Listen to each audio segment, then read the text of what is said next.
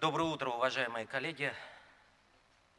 Мы рады приветствовать вас на нашем небольшом симпозиуме, посвященном вопросу доказательств в международных судах и трибуналах.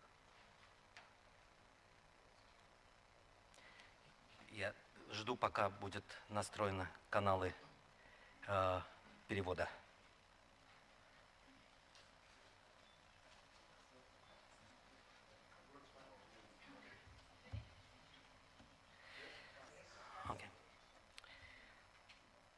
Этот симпозиум организован Российской неправительственной организацией, Центром международных и сравнительно-правовых исследований, в библиотечном зале которого мы находимся, при поддержке другой неправительственной организации Российского арбитражного центра. Современное международное правосудие, к которому широко прибегают государства и другие акторы, разнообразно по характеру и формам. При этом судьи, арбитры, другие участники процессов представляют различные правовые культуры, различные правовые системы, различные правовые школы. Зачастую эти различия в представлениях о праве проявляются в рамках одного международного суда или процесса. Кроме того, нередко одни и те же юристы участвуют в качестве судей, арбитров, юридических советников сторон, адвокатов, в процессах в международных судах разного характера.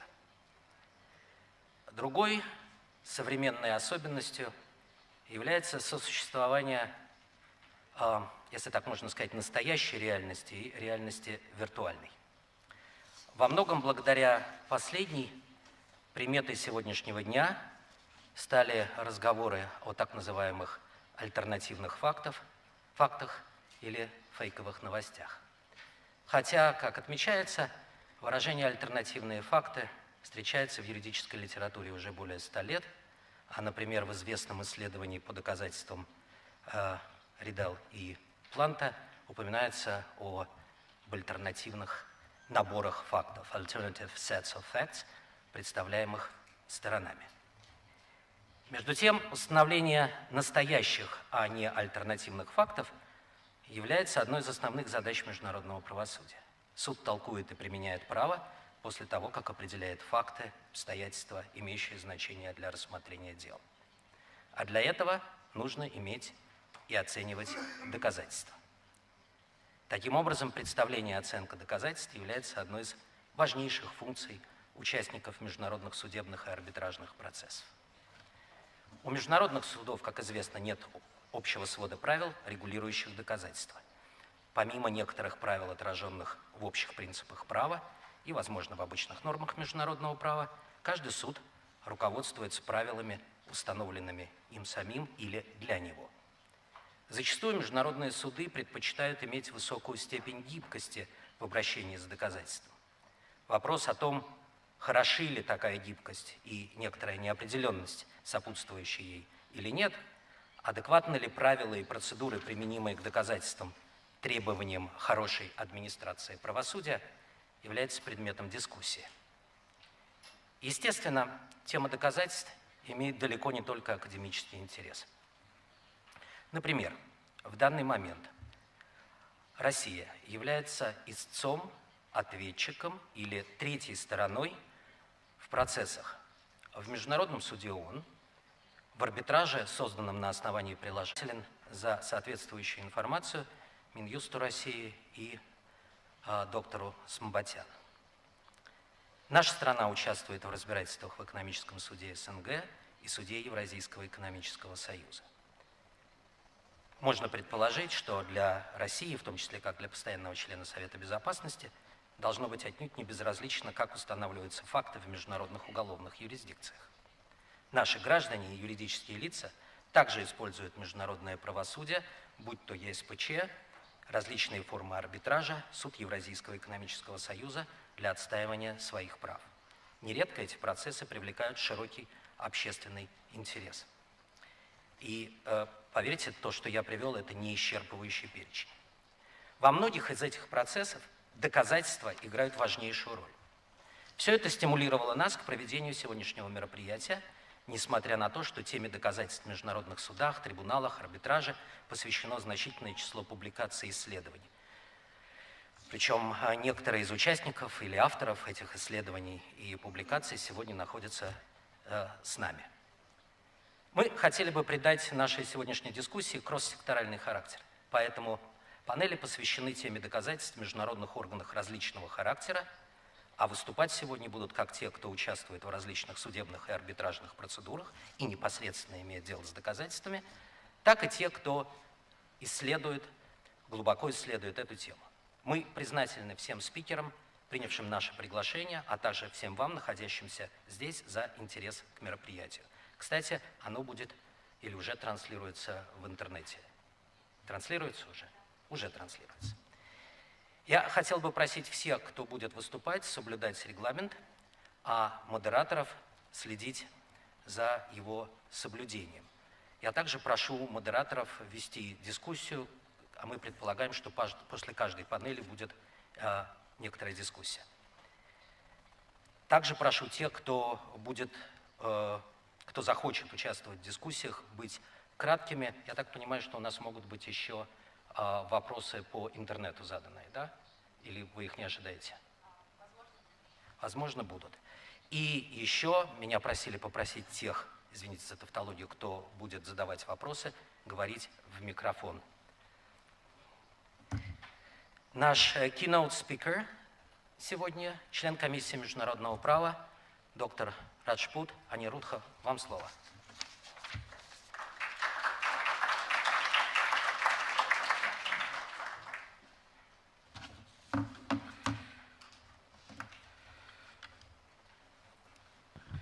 Thank you, Roman.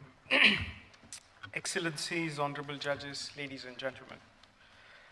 I feel honored to deliver this keynote address on a topic of practical importance and daily utility for the users of international law, by which I mean states, individuals, as parties to disputes, and courts and tribunals which have to apply them. I begin by thanking the International and Comparative Law Research Center for this very kind invitation, and in particular Judge Kolodkin for this invitation, who's a very dear friend and a former colleague from the International Law Commission. I can't resist but saying on his last day in the Commission, I said, Commission's loss is it losses gain.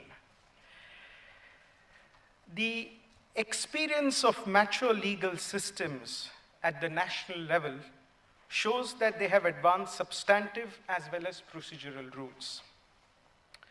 The substantive norms regulate the rights and obligations of parties to a dispute, whereas the procedural norms govern the process of adjudication. A clear set of procedural norms ensures clarity and consistency in the adjudicative process, aptly encapsulated in the phrase due process.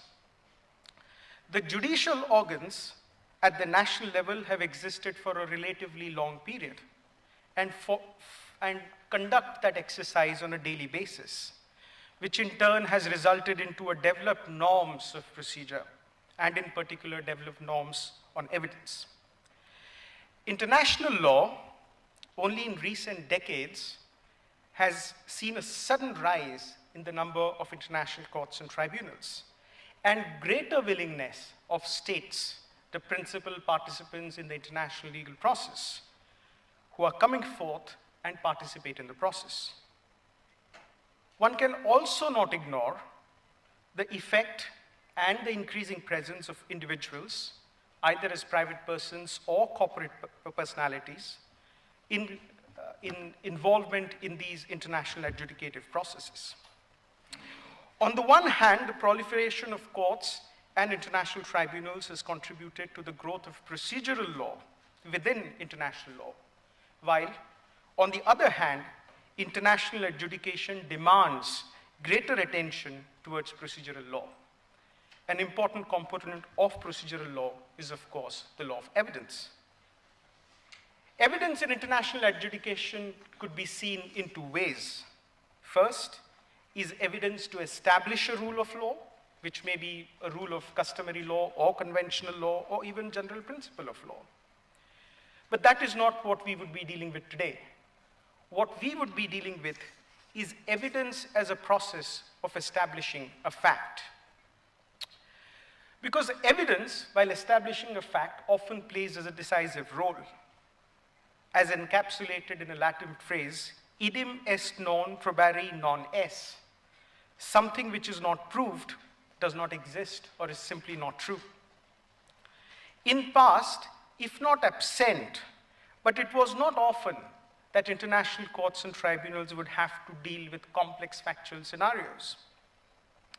The proliferation of courts and tribunals and specialized subject matters of some of them has brought to the fore for greater attention towards issues of evidence.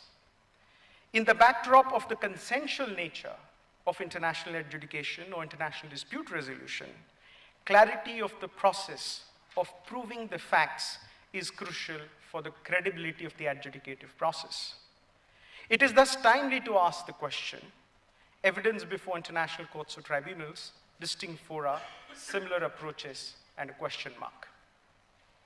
From the title of today's topic, distinct fora and similar approaches, there are two principal and interconnected themes which come to my mind.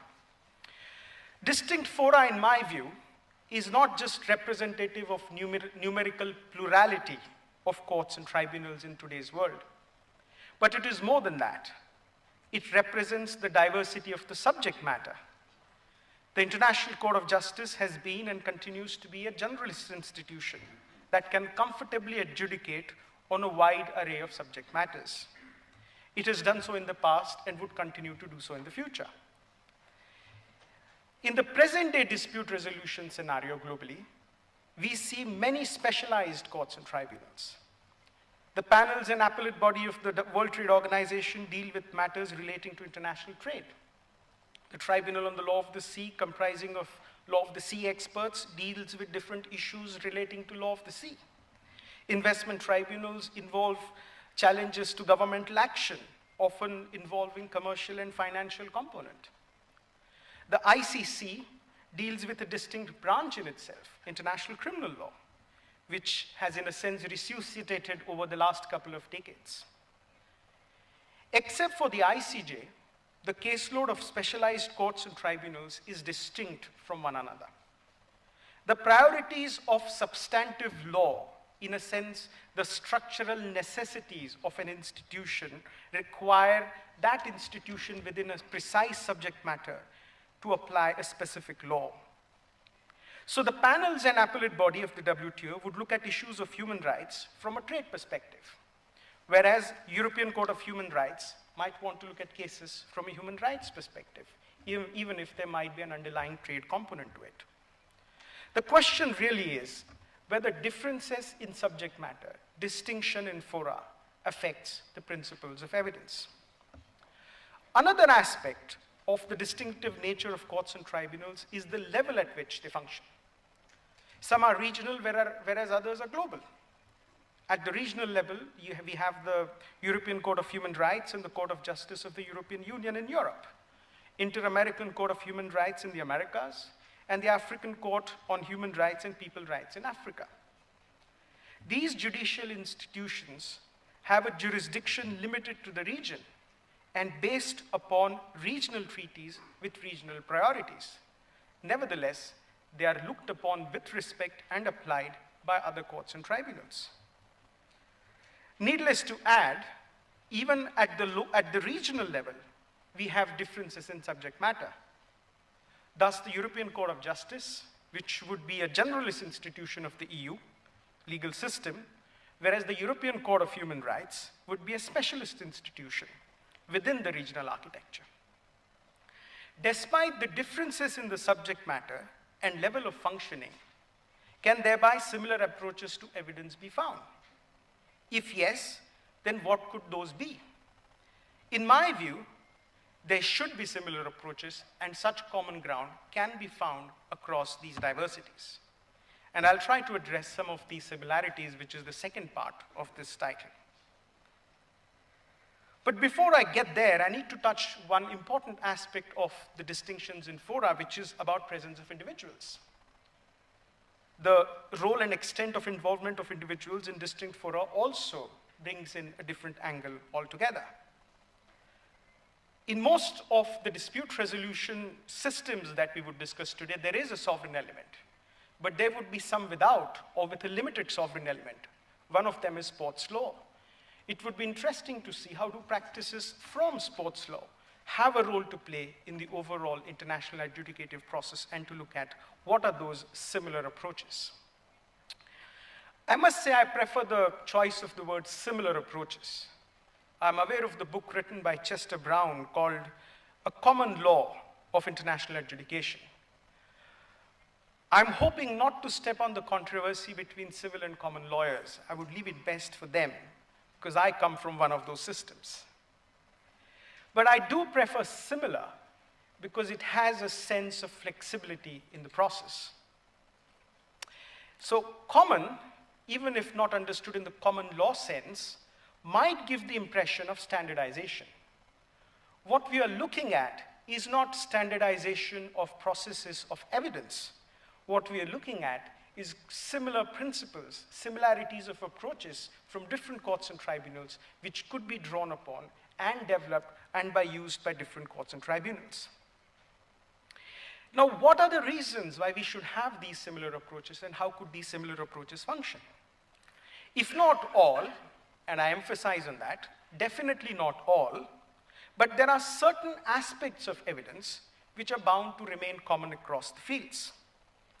At least in the literature, there is consensus on this.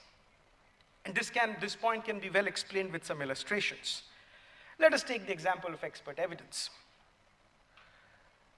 The substantive contents of an expert evidence are going to change not only on a case-by-case basis, but obviously on the basis of one fora than another.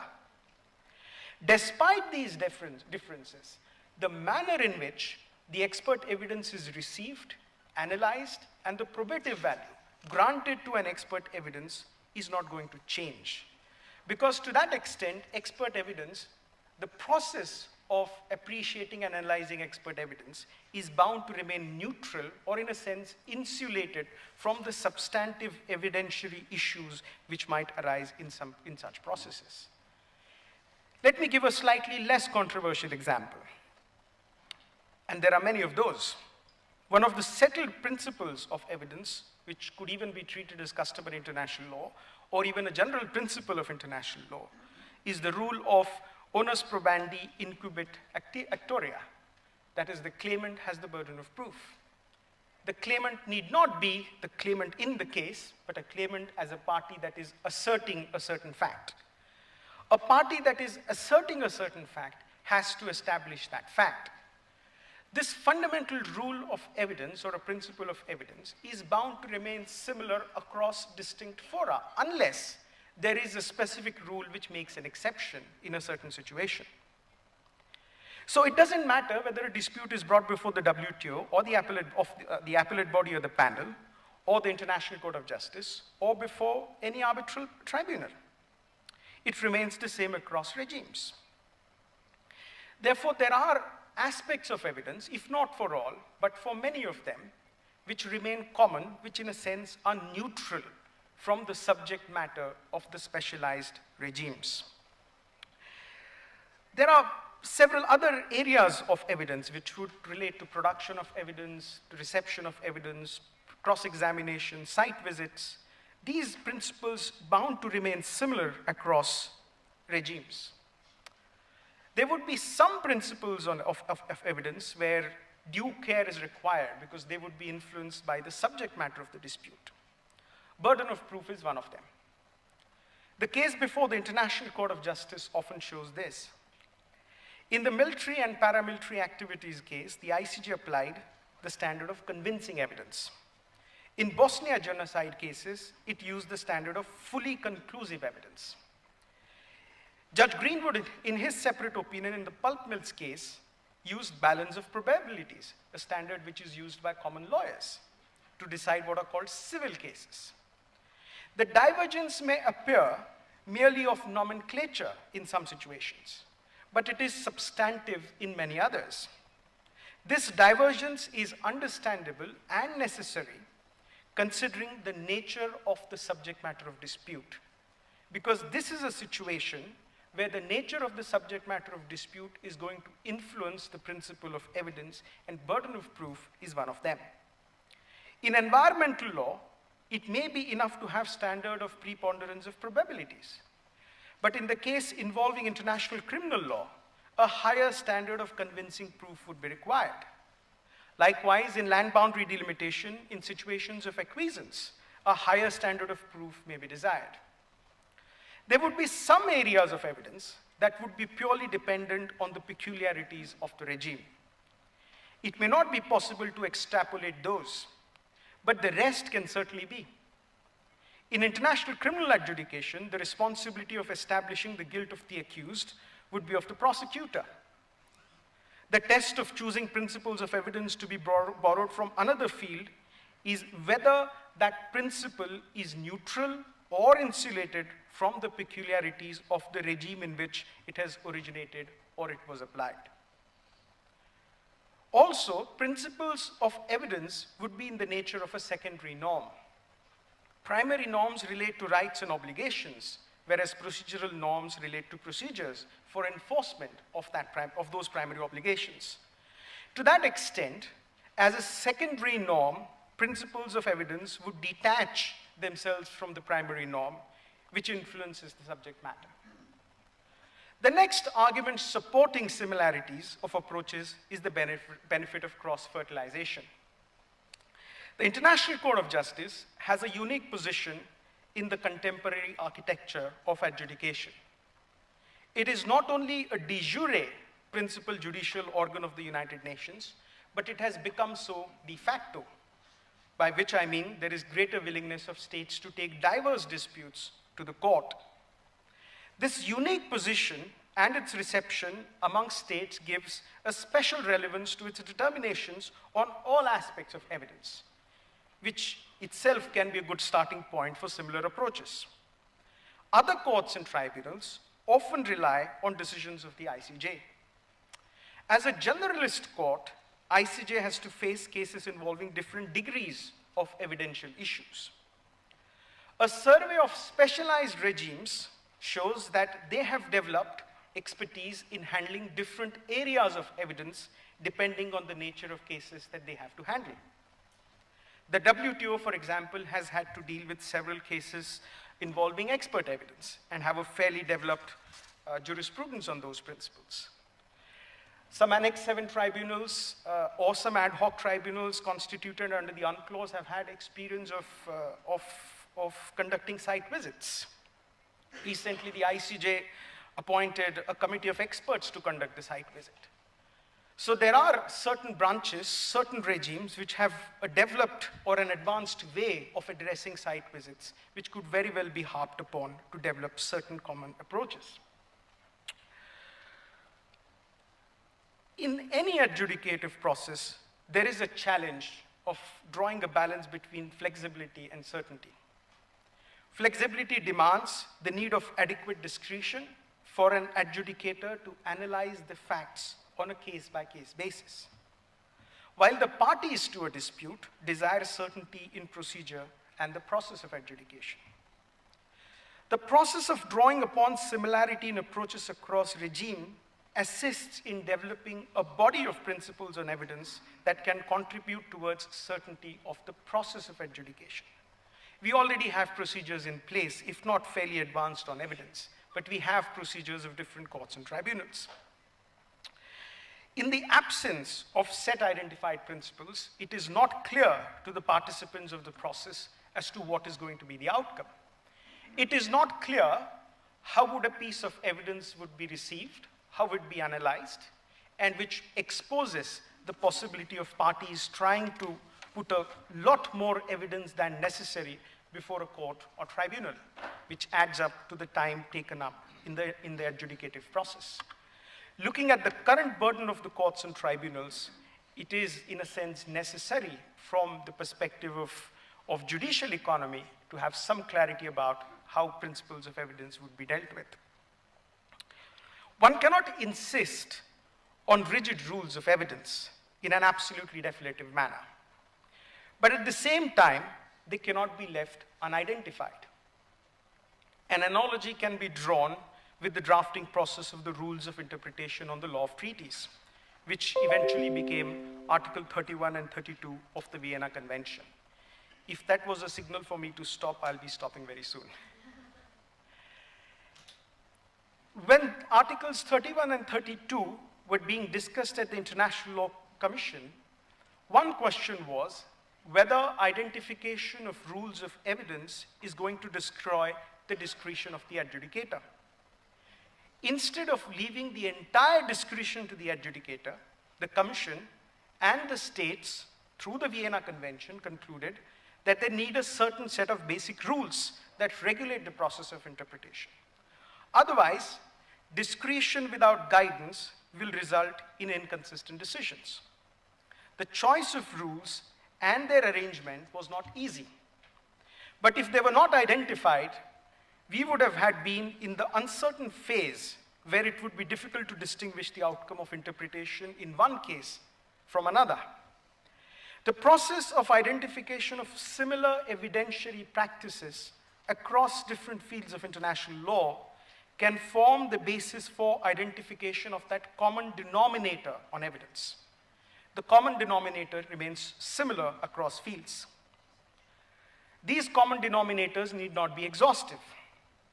It would be a limited set of principles. And some of them can simply not be common. One example was burden of proof, which I gave some time back.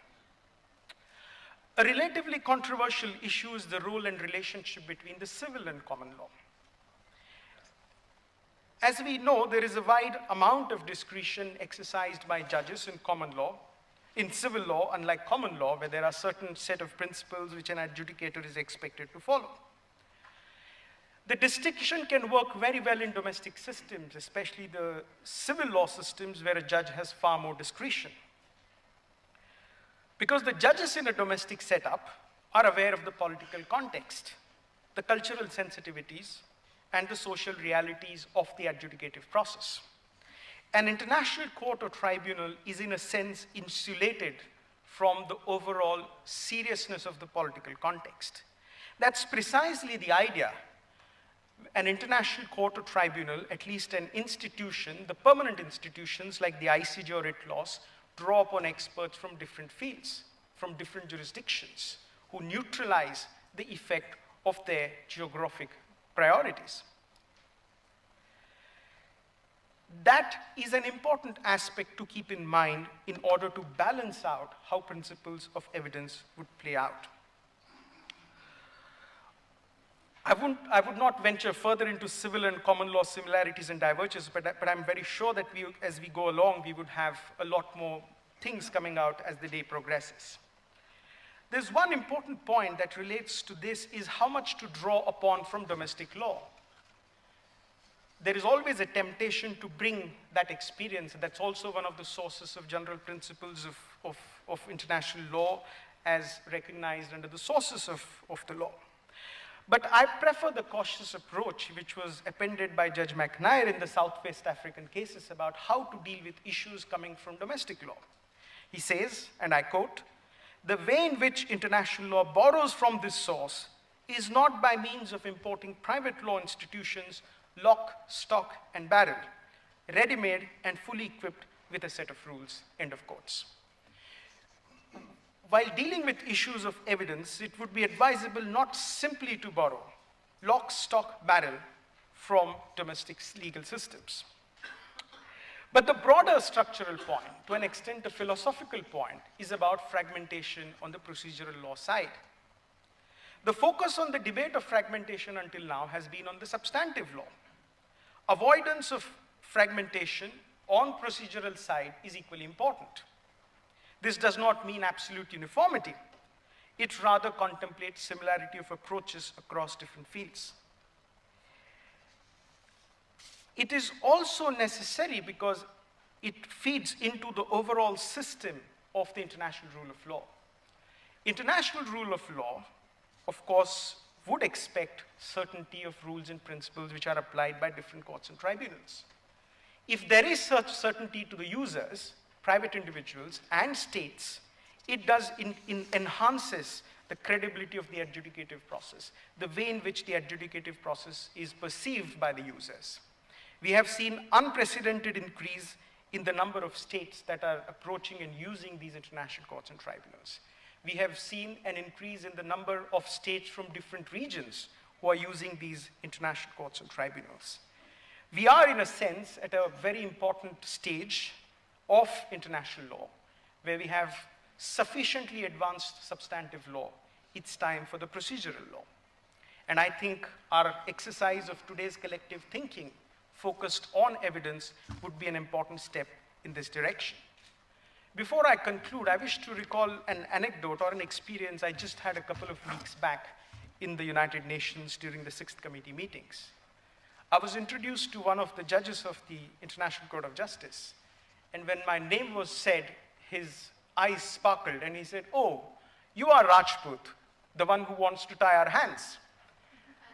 I said, "Far from it, I want to strengthen your hands."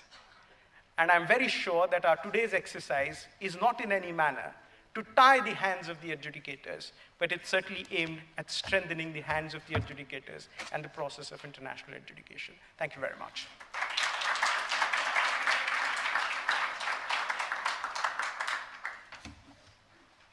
Большое спасибо, Анируддха. Я не знаю, кому вы свяжете руки в дальнейшем, но точно вы развязываете руки тем, кто будет участвовать в сегодняшней дискуссии. Я видел, что люди помечают что-то, и наверняка будут вопросы или комментарии.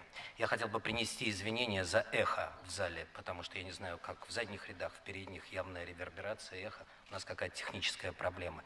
Я очень надеюсь, что когда люди будут говорить в микрофон отсюда, будет лучше. Если же нет, то в перерыве наши специалисты постараются скорректировать ситуацию. Мы переходим к первой панели, и я хочу пригласить в нее, соответственно, ее модератора, судью Эриксона. Куймандур, пожалуйста. Профессора Девани, профессора университета Глазго, доктора Парлет, пожалуйста, и господина Куврера, генерального секретаря или регистра Международного суда.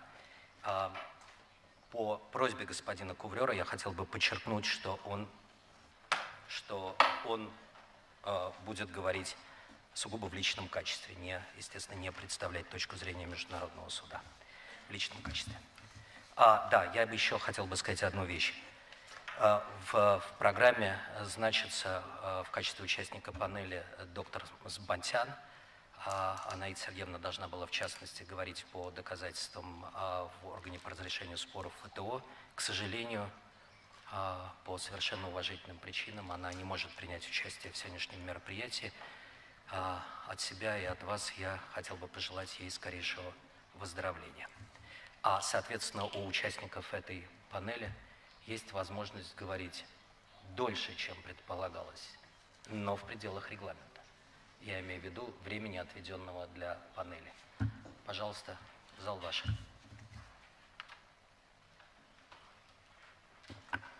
Yes. Thank you, Judge Skolotkin. Well, welcome to panel one, evidence in interstate litigation. I had a mentor who told me that when one speaks on these occasions, one should say three things, no more nor less, no less. But I'm wondering if I'm now saying six things. Is there echo still prevailing in the back of the room? Okay, you have to speak slower than it is.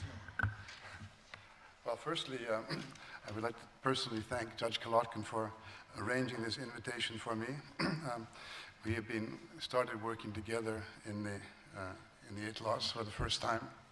But I worked for 7 years with his distinguished father, and I know that he would be proud of him, the way that he's succeeded him in the court. It's been a pleasure working with him. It's also a pleasure for me to return to Moscow. I haven't been here for many years, but for a period I came regularly when I was working from the Icelandic government very closely with the Russian authorities to establish a new order for the fishing regime in the North Atlantic. We enjoyed very good cooperation. I also wish to thank the Center for the excellent organization so far, which I know we will all benefit from through the course of today. Secondly, or thirdly maybe, or is it fourthly by now? I thank Aniruddha for yet your wonderful keynote statement. He had made it available to us before in writing, so we were able to organize our discussion today based on the very fine points that he made. I consider him a worthy successor in the International Law Commission, but I worked very closely with his more direct predecessors from India, particularly P.C. Rao. You should know that in the very short time that he's been on the commission, he's made a significant contribution, including as acting as a chairman of the drafting committee, a very important role in the commission. I'm very pleased that the Indian legal profession is so ably served by him on the commission. And finally, to thank the panelists for, first of all, in advance for their contributions, which I know will be of the highest quality, but also for agreeing on the organization that we work together to be able to plan our session in a way that we get both an overview of the existing situation, some discussion of the challenges, and then, as Judge Kalotkin said, we will leave time for hopefully active contribution from the audience. So these are my 3 points, I think, and I would like to ask Philippe, would you please begin, followed by Kate, and then James will follow.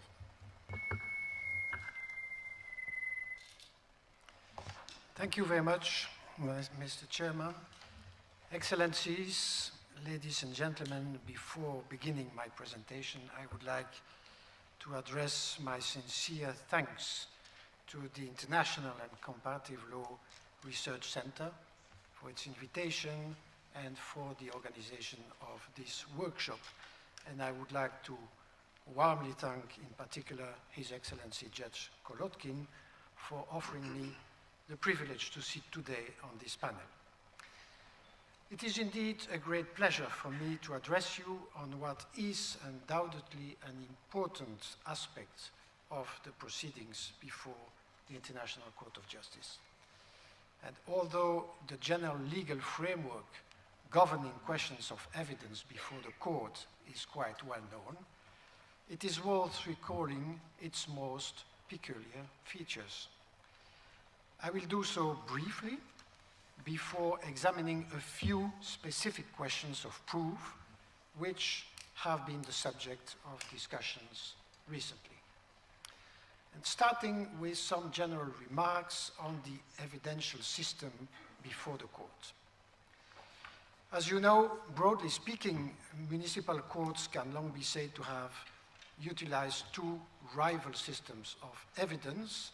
On the one hand, the system in which the parties play a preponderant role, and on the other hand, the inquisitorial system in which the court predominates.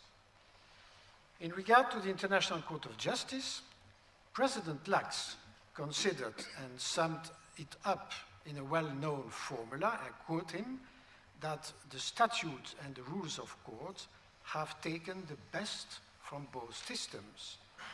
The court, he said, always aims to hold a middle course between those two systems, end of quote. When the first rules of the Permanent Court were being prepared in 1922, it was pointed out that the evidential system created by the statute was broad and liberal, based on the freedom of the parties to present their own evidence. Accordingly, the gathering of evidence by the court itself was purely ancillary, and the court remained fully at liberty to decide what weights should be given to the evidence provided by the parties. Thus, despite the difficulties which arose in a number of cases, for example, in regard to the presentation of certain documents at the hearing, the Permanent Court consistently declined to lay down stricter rules for the production of evidence. The statute of the present court has remained virtually unaltered as regards the issues which concern us here. Although signs have been seen of a somewhat more dirigist approach in this respect, in particular during the 1978 revision of the Rules of Court, and I think in particular of Article 62 of the Rules of Court, there can be no doubt that the taking of evidence in the International Court of Justice continues to partake of a liberal regime. The parties enjoy great freedom in relation to the production of evidence, as does the court in evaluating it. I shall return to selected aspects of this regime in a few moments. Second general observation, another important and general aspect of the present topic has to do with the specific nature of the ICJ as the principal judicial organ of the UN, its universal composition, and the ensuring requirements for the sound administration of international justice. In accordance with the statute, it is the full court which has in principle to perform its functions and exercise its powers in cases submitted to it, including for evidentiary matters.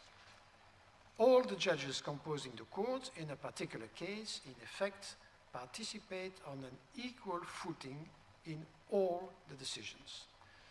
When the first rules of the Permanent Court were adopted in 1922, it was decided not to adopt a rapporteur system whereby one member of the court would be tasked with studying a case in depth and preparing a draft decision to submit to his or her colleagues.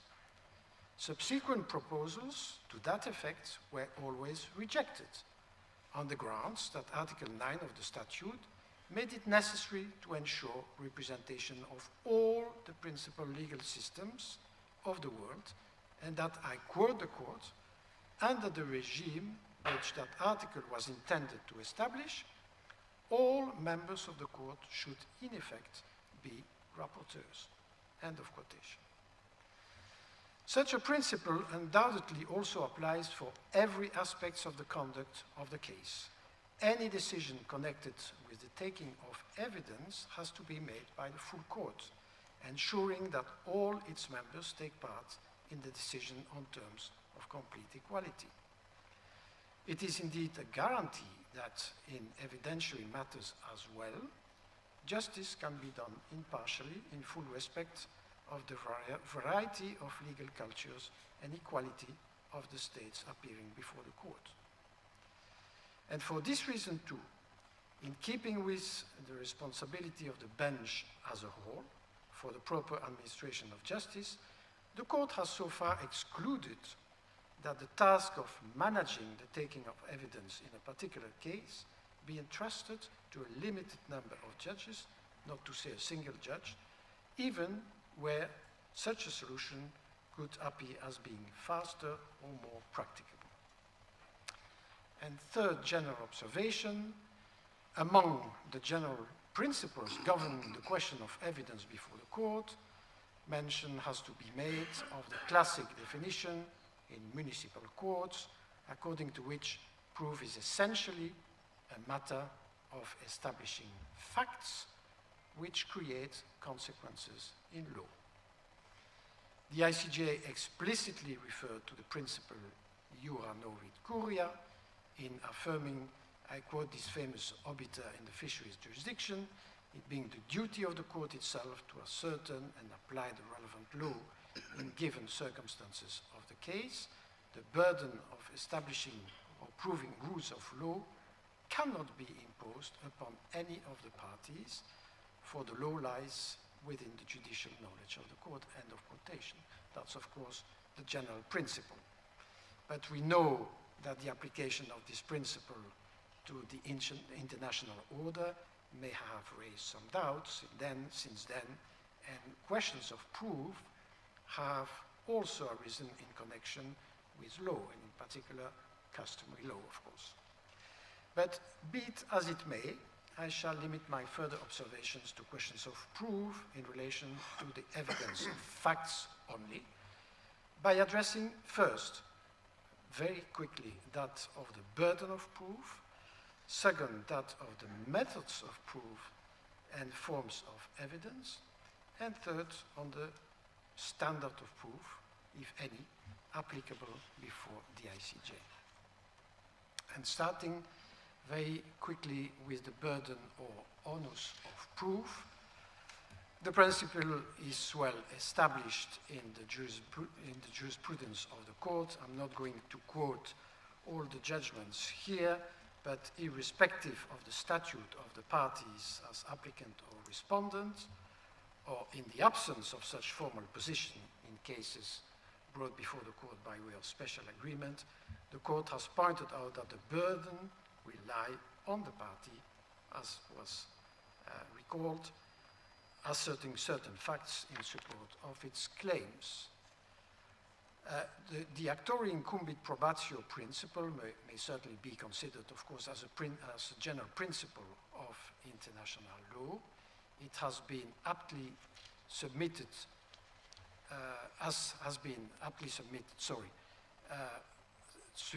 this principle proved to allow sufficient flexibility for the court to cope with the demands of the wide variety of disputes coming before it. And whatever problems have sometimes been raised in connection with the allocation of the burden of proof, a question which is for the court to decide, as the court said several times, the court has developed a pragmatic and effective approach to them.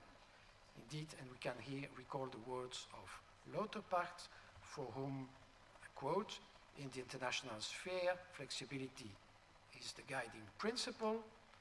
When one turns to the question of evidence and burden of proof, because, he said, the importance of the interests at stake precludes excessive or decisive reliance upon formal or technical rules, end of quote. I shall limit myself to make only two brief remarks on this aspect of the practice of the court. First, the court has adopted a nuanced approach to the principle actori incumbit probatio, stating that, and I quote from Diallo, it's well known, the principle is not an absolute one, since the determination of the burden of proof is in reality dependent on the subject matter and the nature of the dispute brought before the court. It varies according to the type of facts which is necessary to establish for the purposes of the decision of the case. And in particular, the court has recognized that there may be circumstances in which the applicant cannot be required to prove a negative fact.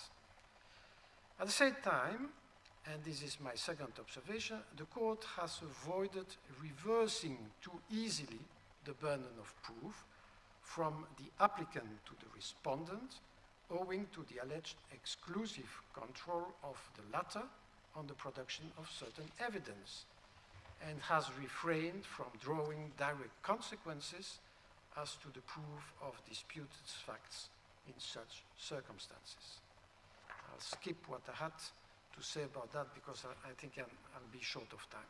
And I'll address now my second point, which relates to methods of proof, forms, and administration of evidence, which I think is more important. In these matters, a question whose solution in the international order reflects the varying choices which have been made in municipal systems concerns the hierarchy of different forms of evidence.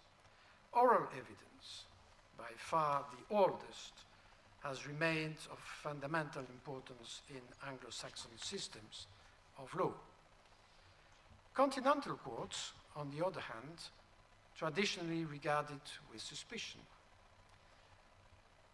As has been said in the context of civil law, of all the various kinds of evidence, it is written evidence in which the law places the greatest trust. It is generally the case that although the court and most arbitral tribunals have been influenced primarily by continental law in this respect, written evidence having been more common in the court than witness evidence, the statute of the ICJ does not, as such, establish a formal hierarchy as to the respective value of these forms of evidence. The greater weight of documentary evidence is also readily explicable by the fact that written pleadings constitute from far the most substantial part of the court's proceedings, and that in practice the bulk of evidence is produced at that stage. At all events, in the liberal evidential regime which prevails in the court, the notions of document and witness evidence must be construed broadly. Their boundaries are not defined with precision, and I'm not going to enter into the status of affidavits before the courts because I have no time for that, but I'm ready to answer questions. It should also be stressed that when, as is the case with the court, the written rules tend generally to confine themselves to certain specific forms of evidence, such as mainly documents, but also witness evidence, expert opinions, investigations, and inspections. Other forms, for example, presumptions, nevertheless remain acceptable in principle, the freedom of the parties to resort to them being counterbalanced by that of the court to assess their value in each case. As I have already recalled in my introduction, in practice, and in accordance with the statute and the rules of court, the initiative with regard to the production of evidence will come mainly from the parties, which enjoy a great deal of freedom to that effect. And that in no way precludes the court from being itself able, in addition, to call for particular evidence. The court stated that in military activities, I quote it, "As to the facts of the case, in principle, it is not bound to confine its consideration to the material formally submitted to it by the parties," end of quote. Indeed, and this is essential to underline, the system of evidence before the court is mainly directed, as is the case in continental law procedure, at the establishment of an objective truth. This system can in no way be assimilated or reduced to a pure contest between the parties, in which the court, exercising a limited and passive role, would appear as a mere referee, whose role would only be to ensure the observance of technical rules of presentation and admissibility of evidence. In this respect, the statute, I refer to Articles 48 to 50, and the rules of court furnish it with ample means at every stage of the proceedings, both of procuring evidence stricto sensu and more generally of obtaining information. I think I have to skip what I had to say quite a lot about some illustrations on the use of experts before the court, but we can come back to that during the discussion. And I'll now go to my last point, which is the standard of proof, quote unquote. It is only recently that the court referred explicitly to such a concept in the case concerning application of the Convention on the Prevention and Punishment of the Crime of Genocide, Bosnia Herzegovina versus Serbia and Montenegro.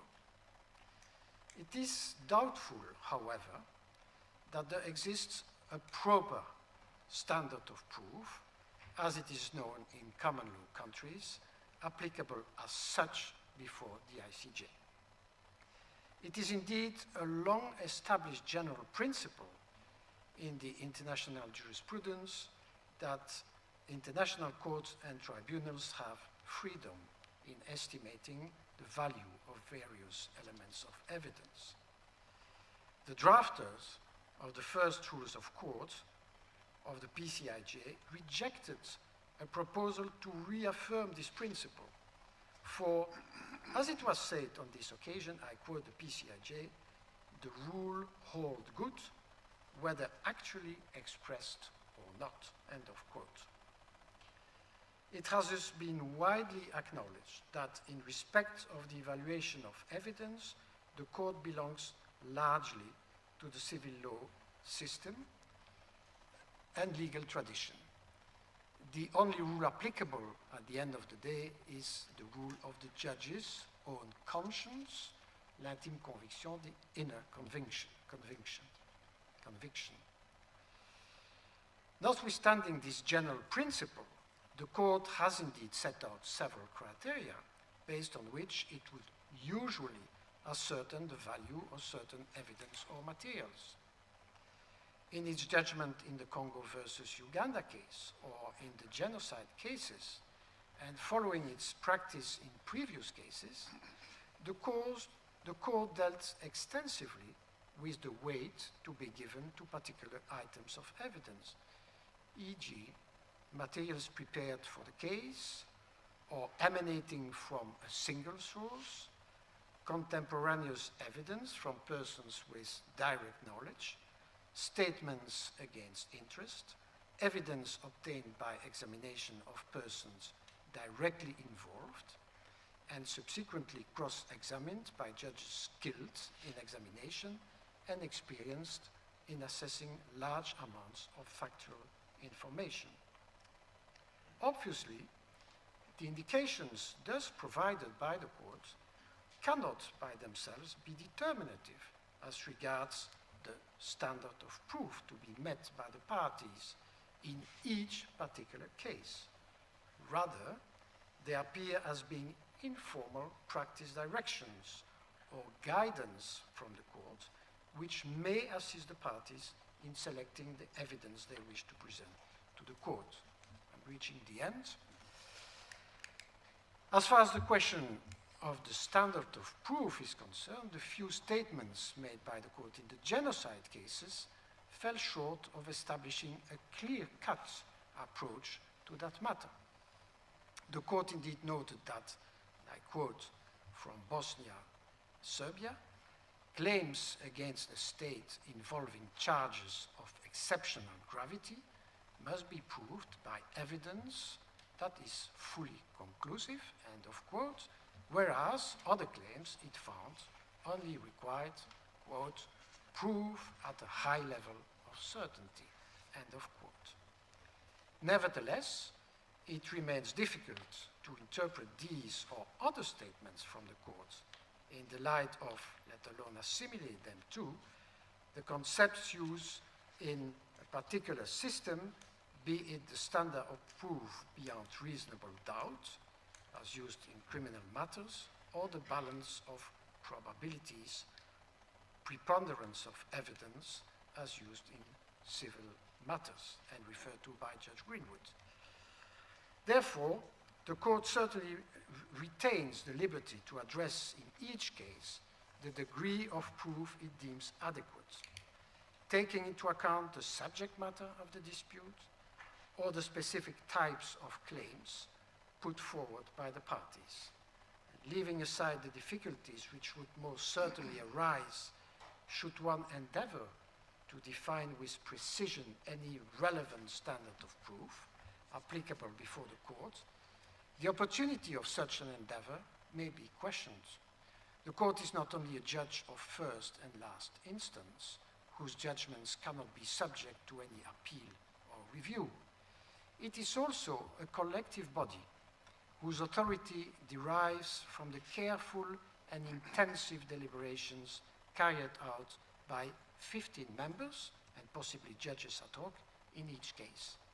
It is for that reason that the system of l'intime conviction, the inner conviction, which has been said to be a tribute to the dignity of the court and the mark of the confidence which the international community places in the judges of the International Court of Justice, has long been recognized as well adapted to the highest judicial organ of the United Nations and to the rich diversity of cases submitted to it. As long as the concept of standard of proof itself entails a degree of subjectivism and discretion of judgment, its comparative advantage with regard to the system of the judge's inner conviction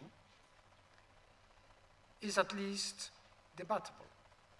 In the end, the real issue might not be that of defining in the abstract clear-cut standards or degrees of proof, but rather of even-handedness and transparency in the treatment of evidence, as put by Judge Higgins in her separate opinion in the All Platforms case.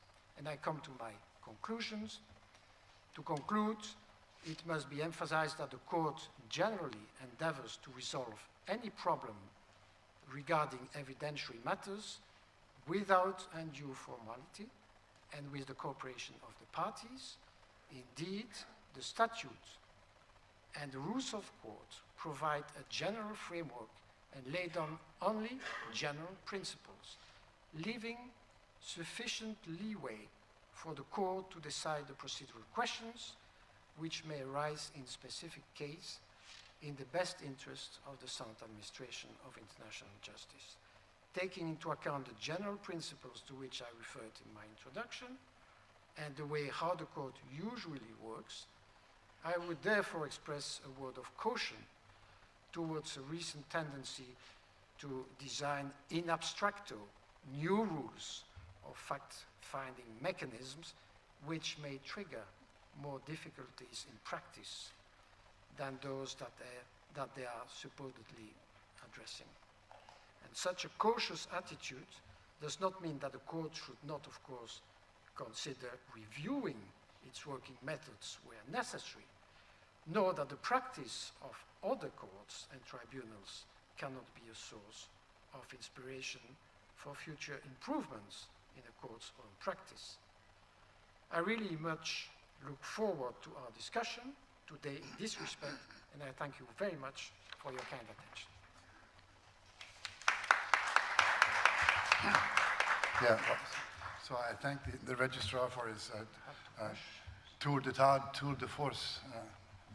And I can't help but thinking as he was speaking, Judge Kalakun, you may have experienced the same thing, how nearly word for word was the way that we were experiencing the case that we sit together, which is a very fact-intensive case. In fact, the first case which I've served on, which was so fact-intensive.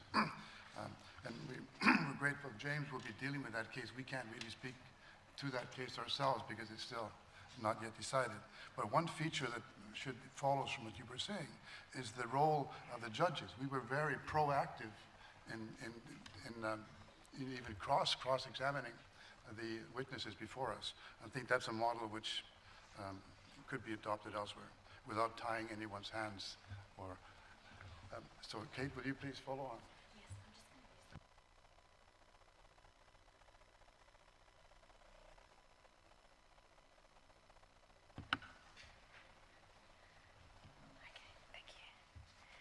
Thank you very much. It's a real pleasure for me to have been invited to this conference. I'm very grateful to the International and Comparative Law Research Center and to Judge Kalodkin for the invitation. And it's an honor to be asked to speak on this panel on investment disputes, on evidence in interstate disputes, and to have been asked to provide some reflections on recent cases before the International Court of Justice.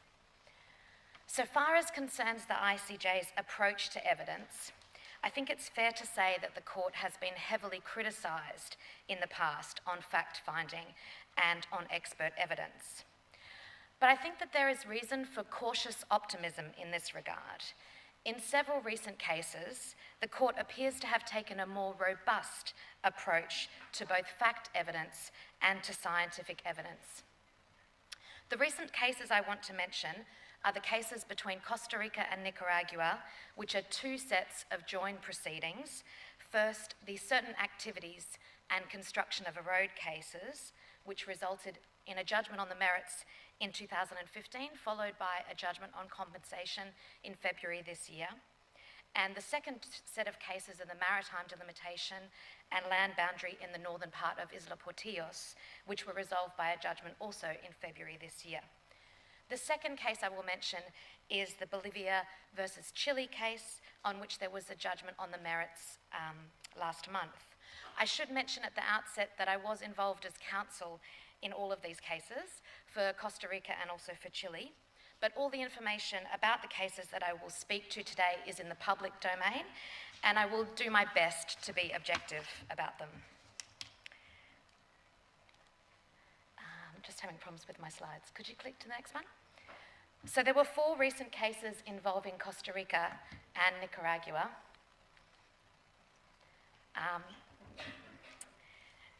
They were dealt with in 2 proceedings, as I mentioned, each involving 2 joined cases.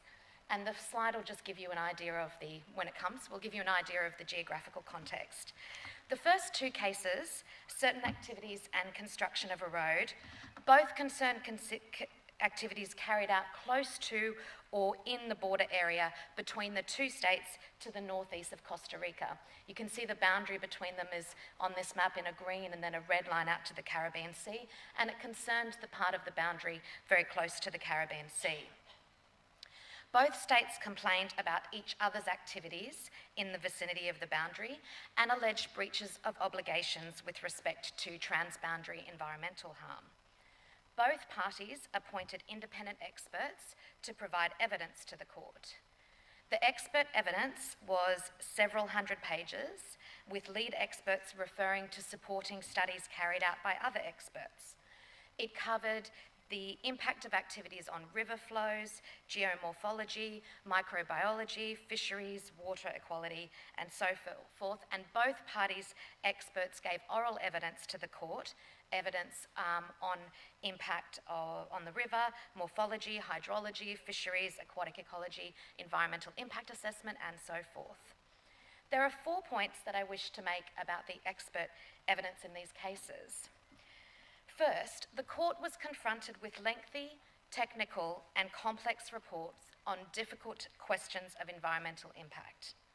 In advance of the merits hearing, the court requested that the testifying experts provide 20-page summaries of their evidence, which effectively replaced examination in chief. This gave the experts an opportunity to distill the significant issues, as well as to cast a spotlight on points of agreement and disagreement. Second, the parties were given an opportunity to cross-examine experts at the hearing, and both parties sought to draw conclusions from the evidence that came out of those cross-examinations. This process is of crucial importance. The parties must have an opportunity to challenge and test the evidence.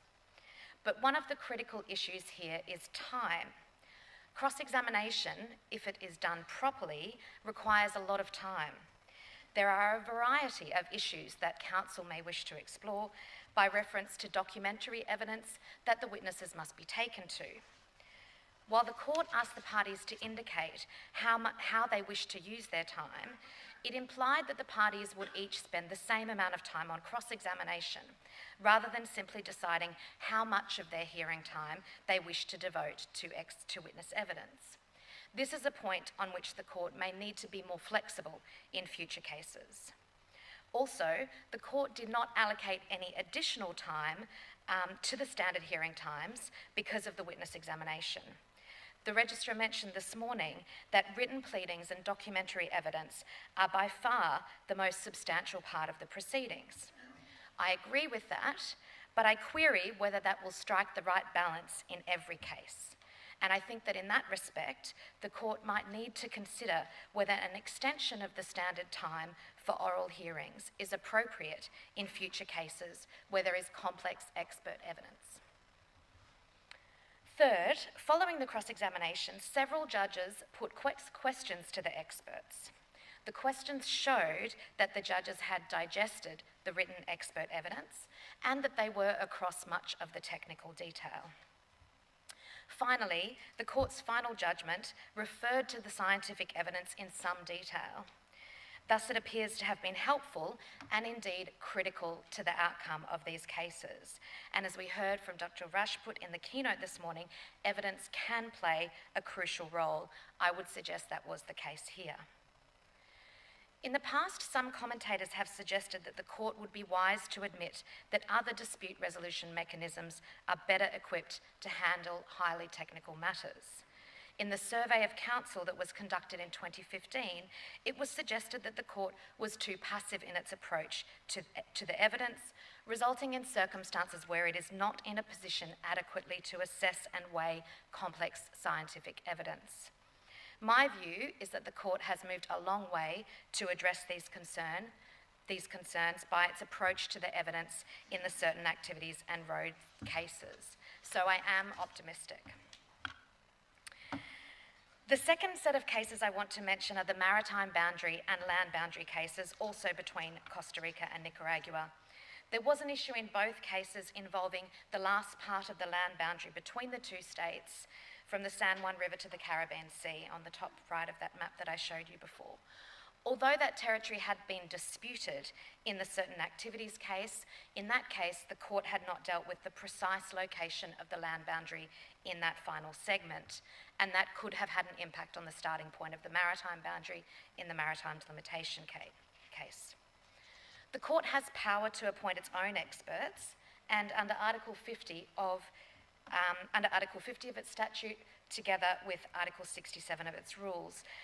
Sorry, this map just shows it's a close-up map from the court-appointed experts' reports, which shows the end of the river going out into the Caribbean Sea. So the court has power to appoint experts, but it had not exercised this power in more than 30 years. But in these two cases, after consulting the parties, the court appointed two experts to provide an opinion on the state of the coast on the Caribbean Sea. The court posed a series of questions to the experts to be answered in an opinion, which followed site visits by the experts. The parties' representatives participated in the site visit. Both parties provided written comments on the expert opinion, and they were given the opportunity to address questions to the experts at the hearing, although neither state elected to do so in this particular case. In its judgment, when it addressed issues relating to the state of the coast, the court relied heavily on the expert's opinion, noting that it dispels all uncertainty about the present configuration of the coast. In the end, it appears that the approach of the court in these cases enabled it to deal with confidence and efficiency with a disputed issue as to the situation on the ground. There are 2 points to be emphasised here. First, when the court appoints an expert, it's essential that the parties be given a proper opportunity to engage with the expert evidence through the provision of comments, through questioning, and also potentially through putting forward competing expert evidence to challenge the court-appointed expert.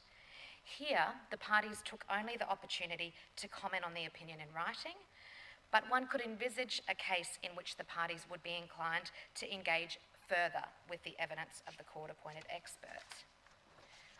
The second point is that an expert opinion solicited by the court will not be the answer to disputed issues in every case.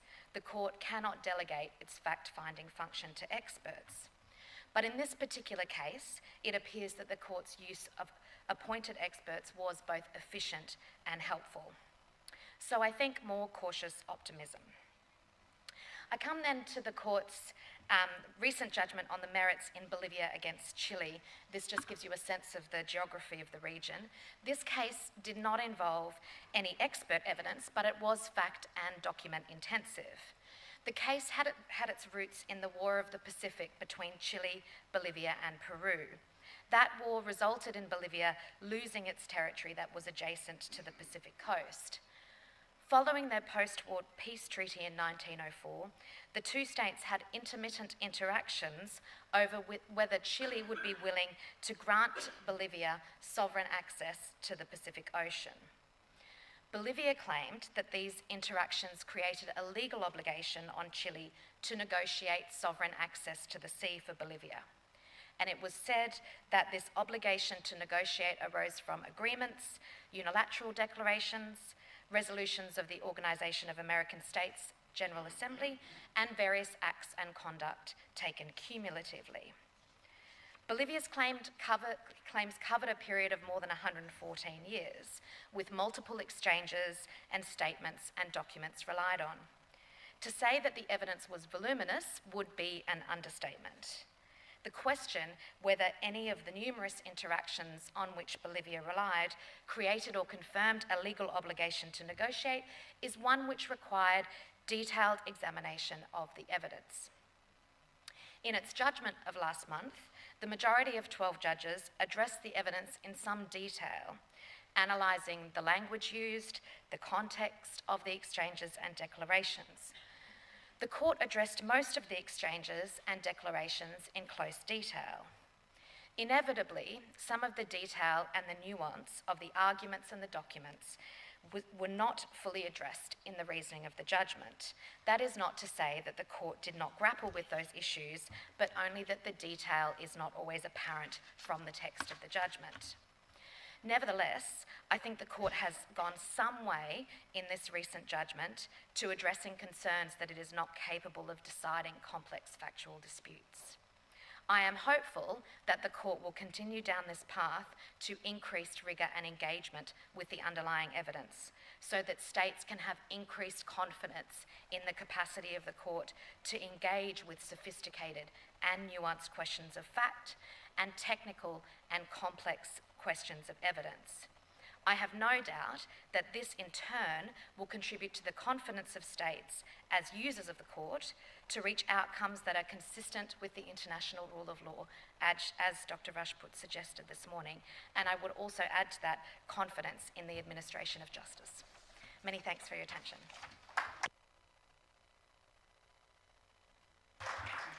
I thank you, Kate, for this very important contribution. At the first question, when we come to that stage, if no one else has something to ask, could I ask both of you to address the question of seeking expertise in-house, in a way, aside from the existing resources in the registry, that the registry hires an expert for an objective opinion? What would the parties think about that, and what is your experience? Please, James. Thank you very much. Although it's repetitive by now, I would like to start off by thanking the organisers, and in particular Judge Colligan, for inviting me to, first of all, be here today, and secondly, to speak on a topic which is really genuinely very close to my own heart. Second of all, as one of the critics that Kate mentioned of the court's approach to fact-finding in the past, although I would of course say a very measured critic, I will start off by saying that I genuinely share Kate's cautious optimism with regards to the direction of travel in recent cases. I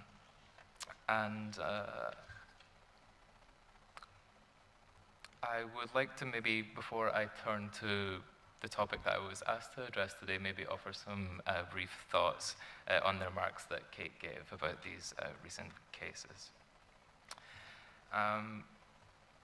So, as Kate said, through cross-examination, today the court is able to see the credibility of and reputation of its experts tested, as well as the substance of that expert evidence through cross-examination and oral proceedings before the court.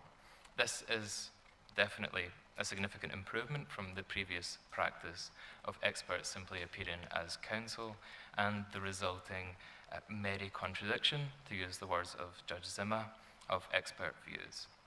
However, I do think that some work remains to be done in this area, and I do think that the court would really benefit from providing the parties with further guidance as to how it would like to see the examination of experts conducted in cases before it, and similarly what those experts are permitted to do in assisting the parties. I think this clarification would be beneficial not only to the parties themselves in knowing how to prepare cases, but also would be beneficial to the judges on the bench, coming as they do from a diverse range of cultural, legal backgrounds. I think the best way for the court to do so would be for it to issue at least one practice direction on a number of fact-finding issues which have arisen in the last decade, let's say. This would achieve the aims of providing guidance to the parties and some sort of predictability, without the arduous task of amending the court statute or rules, which, as the registrar pointed out, haven't really been changed since the days of the PCIJ. So maybe to pick out a few minor points that I would suggest could be addressed in any potential practice direction.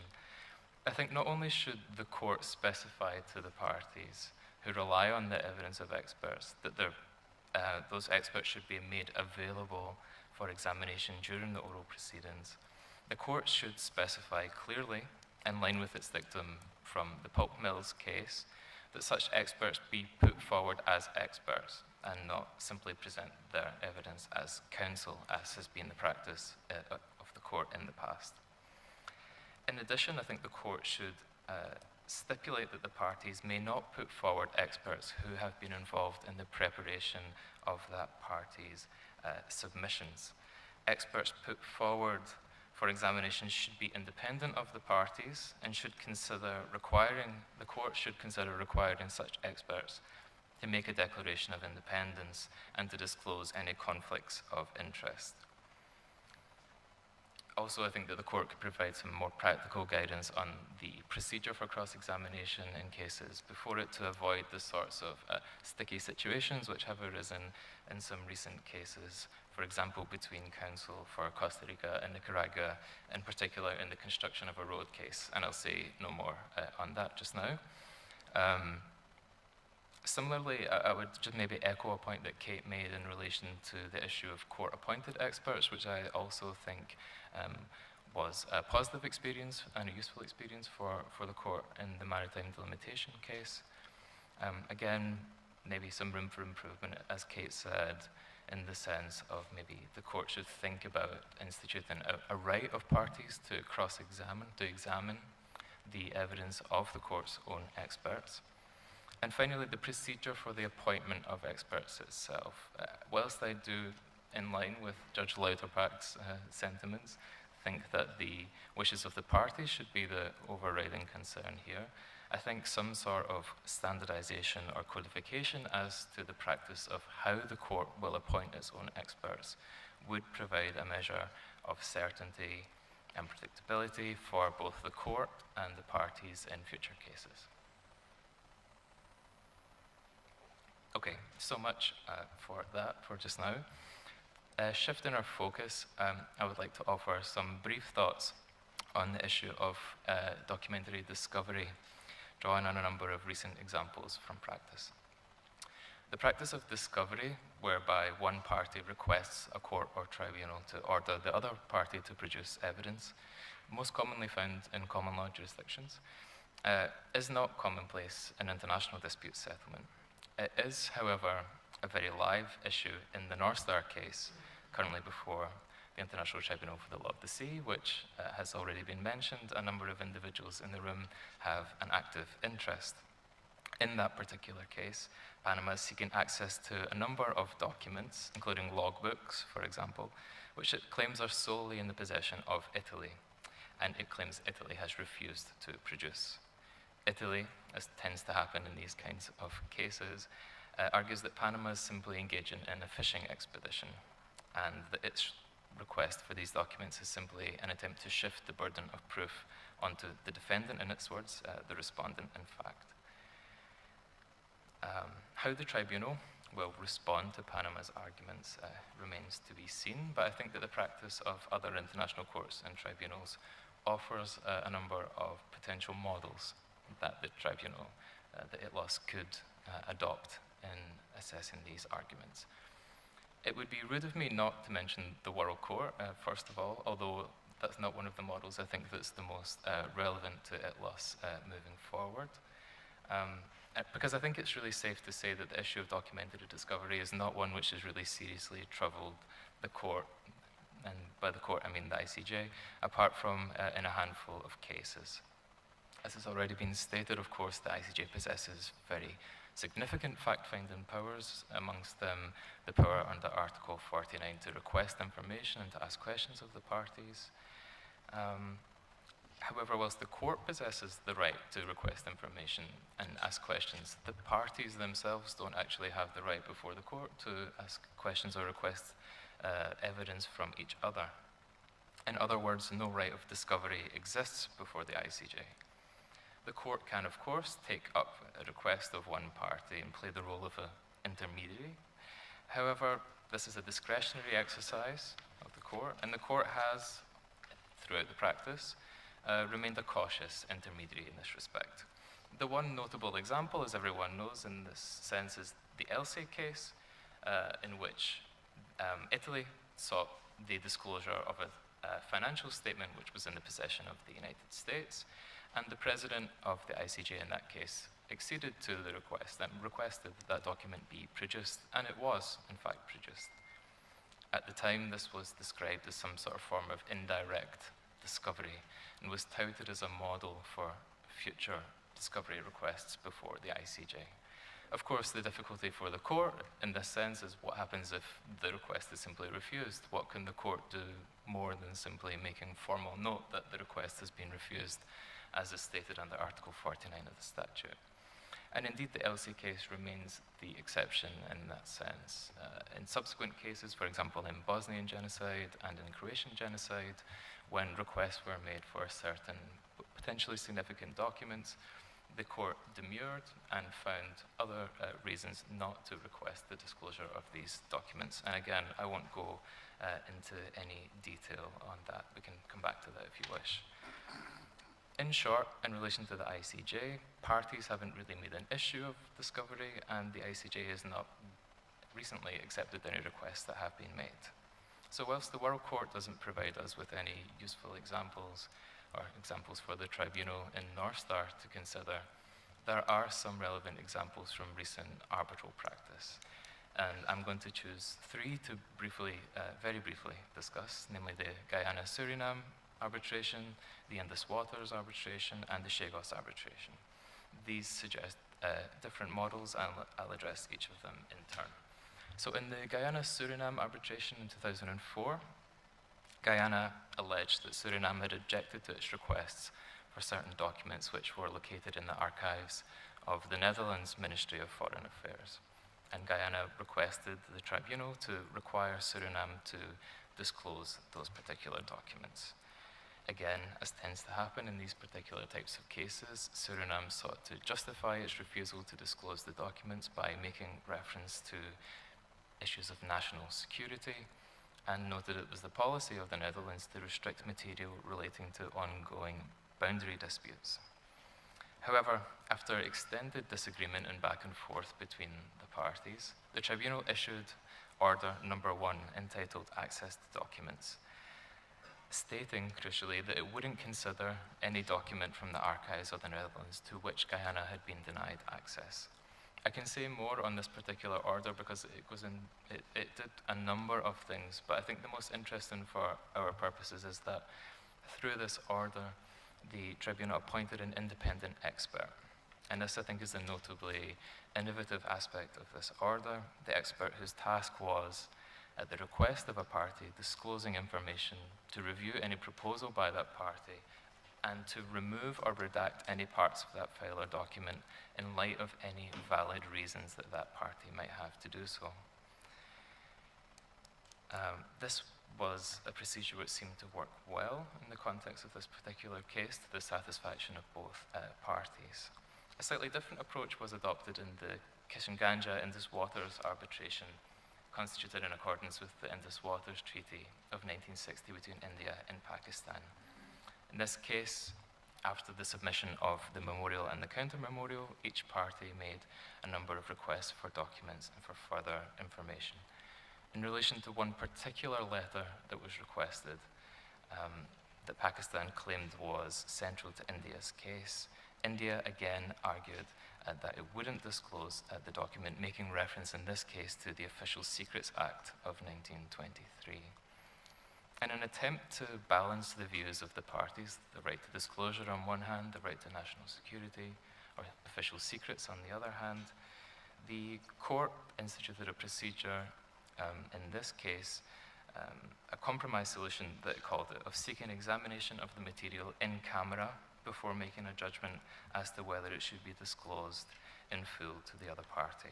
And ultimately, after reviewing the document, the court found it wasn't directly relevant to the issues under dispute, and that the non-disclosure of the redacted passages wouldn't hamper Pakistan's ability to respond to the arguments made in India's counter-memorial.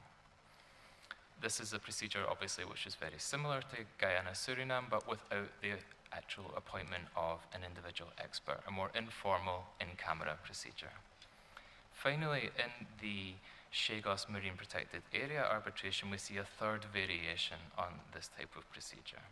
This is obviously the case brought by Mauritius against the United Kingdom before an Annex 7 arbitration. And Mauritius had asked for certain documents which the UK again refused to produce. And ultimately the tribunal instituted, as I said, a third variation, a different procedure, whereby the tribunal asked the UK to deposit the documents in question with the British Consul General in Istanbul, where the tribunal could then inspect the documents.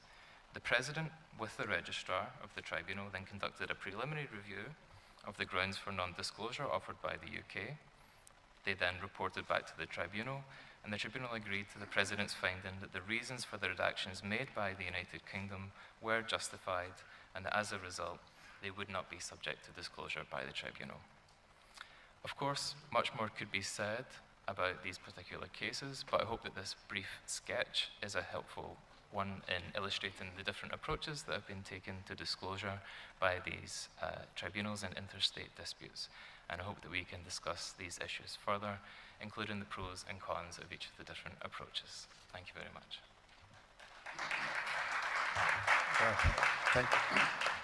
Thank you, James, for another rich presentation. I can say that, of course, we can't say what exactly transpires in the case that you referred to, which Judge Kalutkin and I are on, but I must say that we were aware of all these models that you mentioned, and we were wondering whether we could make a further contribution, because after all, the case we're talking about doesn't involve national security or secrets of that nature. Perhaps we thought we might be able to produce some guidelines without that kind of a heavy burden. But we'll see what comes from the judgment itself. But I have to say that we were very aware of this situation. Well, we have time for questions. Perhaps we could ask some from the floor and then some reactions from ourselves. And please speak into a microphone because this is being broadcast.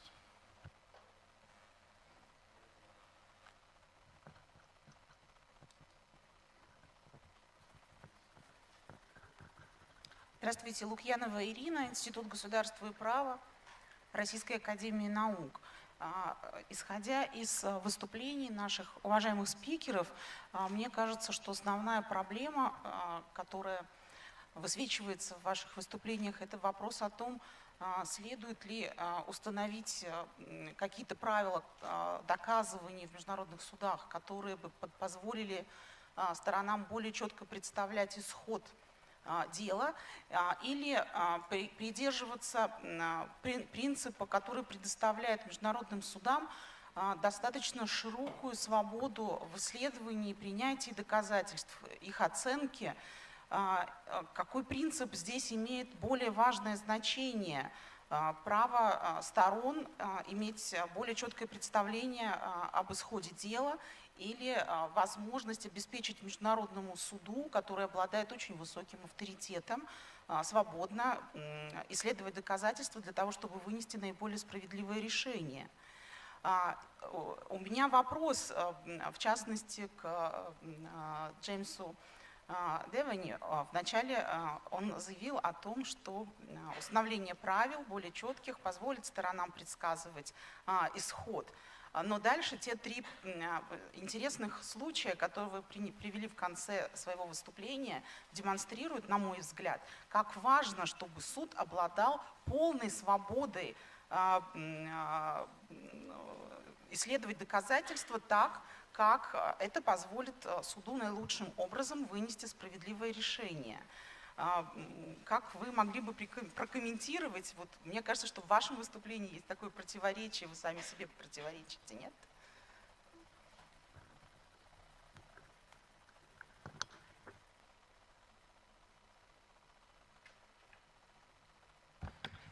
Thank you very much for that fantastic question, which is, of course, a very difficult one to answer in the abstract, right? This idea, maybe I think it's the common theme of this entire discussion, is predictability against discretion or pragmatism in dealing with these types of issues. And again, I think this sort of, I speak, first of all, as an academic. So again, there's a tendency for me to want to put things into nice, neat little boxes, which when I speak to practitioners tell me is unworkable or is not even maybe the best road to go down. I also speak, I think I should say another common theme is this distinction between common law and civil law, and very often run up against accusations that I'm simply a common lawyer who wants to make international law and these wonderful institutions more like English courts. I have a very good get out of those accusations in the sense that I'm actually Scottish, and I have a Scots law degree, and Scotland is a mixed civil common law system, so I have some sort of, maybe not procedurally, I know there's Lord, but people don't know that Lord Bonamy, so that's okay. However, of course, I'm very sympathetic to the view that some sort of flexibility and discretion should be left to judges. However, it makes me uncomfortable to see completely unfettered discretion left to judges, particularly when they come from very different legal and cultural backgrounds. This is once a strength, for example, of the International Court of Justice, but I think can also be seen as a potential problem, for example, in the conduct of cross-examination. If the parties want to have cross-examination, as they increasingly seem to do, they put forward experts, they want them to be examined, we need to do cross-examination properly in that sense. And when you have new issues being introduced on re-examination, for example, this is where cross-examination starts to not really make much sense. And in that sense, the court providing guidance, and that's all I'm suggesting in the sense of a practice direction, providing guidance for greater predictability, what it would like to see, would help to achieve some greater procedural coherence in that sense. I'm not trying to tie the hands of judges in that sense, but merely to, as the practice of states, which states, of course, we should be very deferential to their views. As that changes, as they put more experts before the court, for example, we have to adapt as well. And if we are going to do these things, we should do them properly. That would be my answer to that question. Well, I think you had your summary, the last paragraph of your statement is the answer to the question as well. Thank you very much. What I would like to say is that I don't see any contradiction between, leaving freedom and flexibility to both the court and the parties. I think the solution was alluded to by Kate Bartlett. Confidence, the relation of confidence between the court and the parties is essential. If you have a system like the current system of the court, of freedom, flexibility, everything is possible. Principles, there is certainty at the level of global principles, but part of the job, an important part of the job of the registrar is to discuss with the parties exactly what they want, how they want in every case to see those general principles applied. And I can assure you that this is an important part of my job. I'm in constant discussions with parties, and I'm a kind of, registrar is a kind of go-between between the parties and the court. And the registrar would listen, would advise the parties, and would report to the court. The court would decide or send the registrar back to the parties. There is a constant dialogue, and I never heard any party complaining about you can have the feeling that there was not enough time for this or for that, etc. But all this was discussed, I can assure you, with the parties. And of course the court will not necessarily agree with every suggestion made by a party, because parties can be in disagreement, and the court has to, of course, find a middle way. Within the teams, my experience is that there are also different legal cultures, and some counsel of the same party would tell me cross-examination useless. Others would say fundamental, you know. So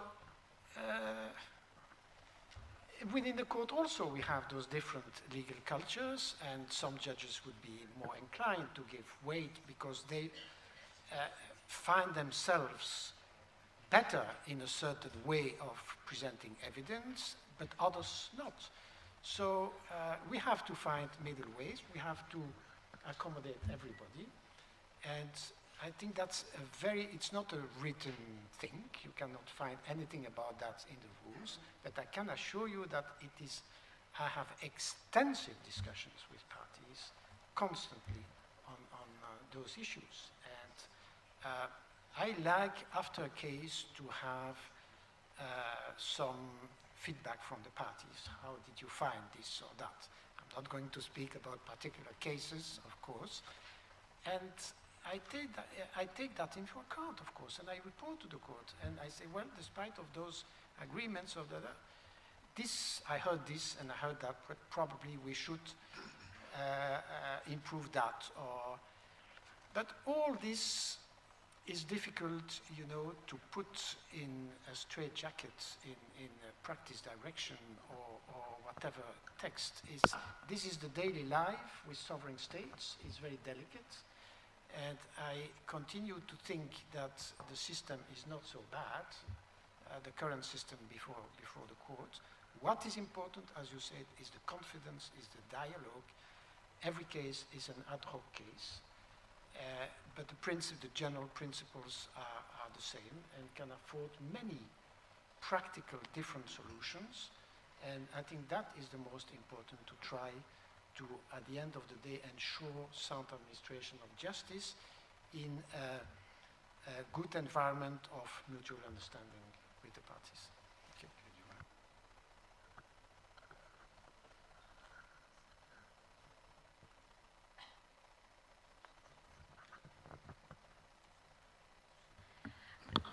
I waived my question myself because this is a more fundamental question. I'm interested in Kate's views as well. And we have one internet question also. Okay. Do you want to proceed with them then? Because I don't mind. Okay, so let's hear can we have the internet question? Because this is the first time I've experienced that. I'd like to see how that happens. Thank you very much, Mr. Eriksson. There is indeed one question from the online audience and from Mr. Alfredo Crosada-Newman, who is currently in Geneva. So the question is, international law, the domestic law of states is often considered to be a fact. And there are and have been many disputes in which the analysis of the domestic law of, yeah, sure. So international law, the domestic law of states is often considered to be a fact. And there are and have been many disputes in which the analysis of the domestic law of a state is needed to demonstrate that there has been a violation of international law. So the question is, how is the evidence regarding such type of facts to be treated? And does the standard differ from how other types of facts, for example, physical facts, are treated? So thank you very much.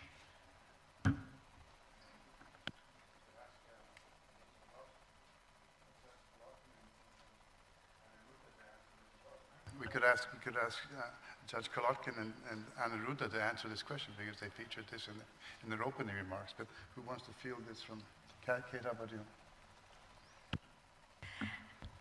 I mean, I think it's a good question, and obviously there are many cases where there are disputed issues of domestic law, and those can affect the international law outcomes of those. I mean, I think it's very difficult to say what the standard of proof is in those particular cases. You've heard comments from the registrar about standard of proof and the flexibility of the court in that regard. So I think it's something which is perhaps the the court hasn't taken a very firm view on what the standard is. This was also referred to in our keynote this morning, the sort of varying terms that have been put forward to describe what the standard of proof is in a particular case. I'm not sure that I can take that issue much further. I mean, I would say myself that any disputed issue of fact should be dealt with in the same way, which is by a proper assessment of the evidence before the court. I don't see why that should be any different.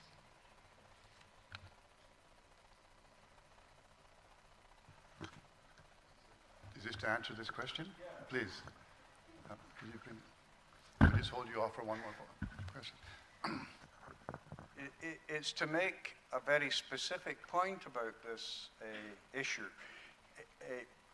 You'll learn later that I can be very critical of the common law, but in this respect, I think we do have an answer, and that is that in all matters civil, the standard of proof is the balance of probabilities, and in all matters criminal, the standard of proof is beyond reasonable doubt.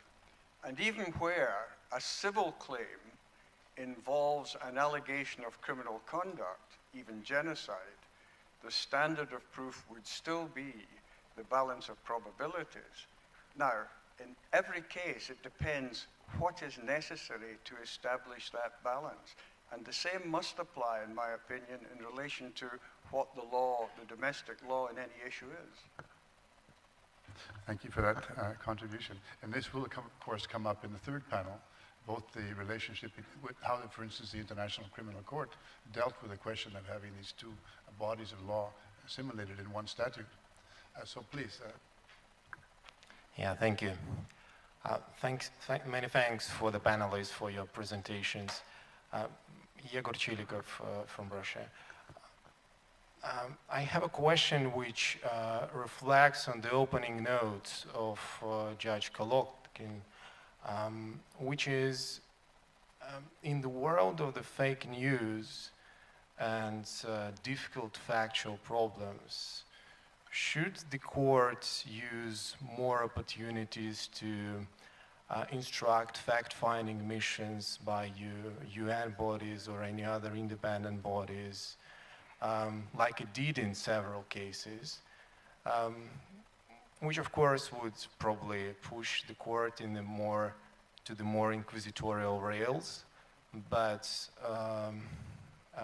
where it tackles certain complex questions in certain jurisdictions, then probably a neutral body appearing locally and studying the situation would probably render the best fact-finding result. That's question one. And a related question is how to best safeguard that the work of these fact-finding missions is actually impartial and delivering the best results, because like there have been voices from various governments that in the current world, even the work of a fact-finding mission may be manipulated to a certain extent or led to a certain extent. So that's the question. Thank you. Well, again, a very comprehensive and very important question. Maybe not so much for this panel, but certainly in the third panel, because gathering evidence of those crimes, the crimes that they deal with, is very important. But James has a contribution to this, please. Yeah, thank you for this question. I think it is a very important question. Of course, as we all know, international organizations, in particular the United Nations, does a lot of fact-finding now. And fact-finding inquiries have been referenced, for example, in the Bosnian genocide case, when they incidentally have come up in the course of proceedings, and the court has actually accorded great weight to these fact-finding inquiries. Whether that great weight is justified is a different question, because there are no reliable standards of proof. For example, fact-finding inquiries are not legal inquiries in the sense that they might be as conducted under the auspices of the court's fact-finding powers. The court has very broad, extensive fact-finding powers, as we mentioned, and under Article 50, not only can it appoint its own experts, it can appoint commissions of inquiry. And I think it can even, under its own statute, although don't quote me on the particular article, maybe 36, 4 maybe, can instruct the international organizations to carry out fact-finding inquiries, although I don't think it's ever done so. It simply made international organizations aware that their interests were at stake in that particular case. This all having been said, I think the answer to your question is a very practical one. I think the court doesn't have the time or the resources to do these types of things, and I think in practice it will continue to rely on the parties to put the evidence before it to a large extent. And the procedure before the court is to a large degree adversarial, and that's why maybe I would invite the registrar to maybe follow on from my particular contribution, because he mentioned that he thinks, or he sees the court's contribution as finding the objective truth rather than being a referee in a simply adversarial process. But in practice, that is the way I think that the court tends to operate, rather than making use of these many fact-finding inquiries that do exist. Very shortly, thank you for that question. Yes, of course, the court and has been referring very often in the past to fact-finding missions reports, UN reports, etc., in different cases. But again, my answer would be a little bit disappointing maybe, but it really depends on the type of case, of the type of problems, on the reliability also of the source. You can have many different kinds of reports, even UN reports, which could be challenged. And so again, it's a question of deciding in every case. Every case is a unique case, and there are general principles, but they have to be applied and interpreted on the basis of the specificities of the case. But obviously, the court has the possibility to resort to that kind of reports, and to itself, we reminded it earlier, itself to appoint its own investigators or experts, although the difference in the statute between inquiry and expertise is not very clear. But the court has done so when it was really necessary, and will not do so if not necessary in its view. Thank you. Well, this then, oh, sorry, Captain. Very, very briefly. I would just say I entirely agree with the registrar that it depends on the particular case. But I think one of the general principles that we do need to bear in mind is that it's very important that the parties be given an opportunity to comment on the evidence which is taken into consideration by the court. So if that is documentary evidence in the form of a UN report, the parties should have, that should be in the case record. The parties will have an opportunity to express their views on it. If there is a court-appointed expert or a court-appointed commissioner of inquiry, the parties should be given the opportunity to comment on that evidence and also to test that evidence. And in that regard, I think the idea that the court could have regard to evidence which is not put to the parties, including by instructing its own experts, which are not court-appointed experts in which the parties are participating in that process, I think is a very problematic question. But I think in any event, the court has moved away from that practice, and what we're seeing more is that the parties are being given a full opportunity to comment on the evidence before the court. I'm afraid you raised a bit of a suggestion requirement. May I very briefly, I'm in total agreement.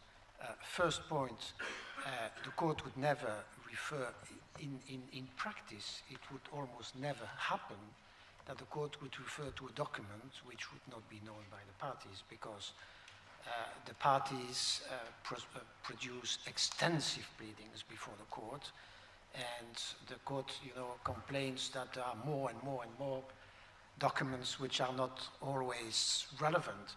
So this discussion, this debate between the parties is put before the court, and there is, in practice, the risk to have a document, an important document, which the parties, which would come before the court without the parties having had the opportunity to discuss, is almost zero, I think. For the second point, it is obvious that the court would never take on board an important element of evidence without discussing it with the parties. Suppose after and despite this long written proceedings, there is an element, an important element of evidence which has not been discussed by the parties and would come to the knowledge of the court. It's obvious that the court would convoke the parties and discuss this give an opportunity for the parties to discuss it. And I'm obliged now to say one word about these phantom experts, because I see that they are behind the scene. There are no phantom experts. I published 2 articles on that, sufficiently clear, I think. Judges, obviously, are assisted by the registry in several ways. For example, the registry provides linguistic assistance to the judges. Nobody would challenge that. In the same way, sometimes judges want to understand a technical issue. What is this problem? What does one party say? What is the position? How can we, what is really the issue technically, in technical terms? There we can hire somebody in the registry who could, in a totally neutral way, explain to the judge, one party says this, one party says that. The problem is that. In science, for example, this means that or this means that. And it would never go beyond that. The expert in question is a consultant, is a member of the registry, and like any member of the registry, is supposed to inform the judge objectively without taking any side and without trying to influence the judge. It's really for the judge to take a decision on the basis of what has been explained to him. And the second element is, of course, that the same way judges must sometimes be helped linguistically to draft something because neither French or English are their native language. The same is true for some kind of internal technical expertise. When the court has decided to draw a particular line and it has to be shown on a map, nobody would believe that the judges themselves have drawn the line, you know. So, of course, they are assisted by, again, internal registry consultants or registry staff with some experience, but that in no way can influence the legal decision the court has taken. There is no risk because the process is extremely strict. And so I want to kill this story about phantom experts because I think it's also dangerous because it spreads, you know, kind of fear that there are mysterious things going on beyond the scene, and that's absolutely not the case. Thank you. This is a good way to end this panel, exactly as we began this morning when Judge Kalot was talking about fakes this and fakes that.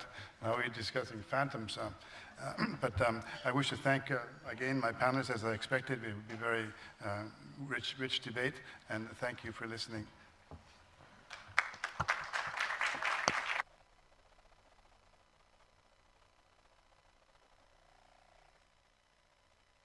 Я призываю всех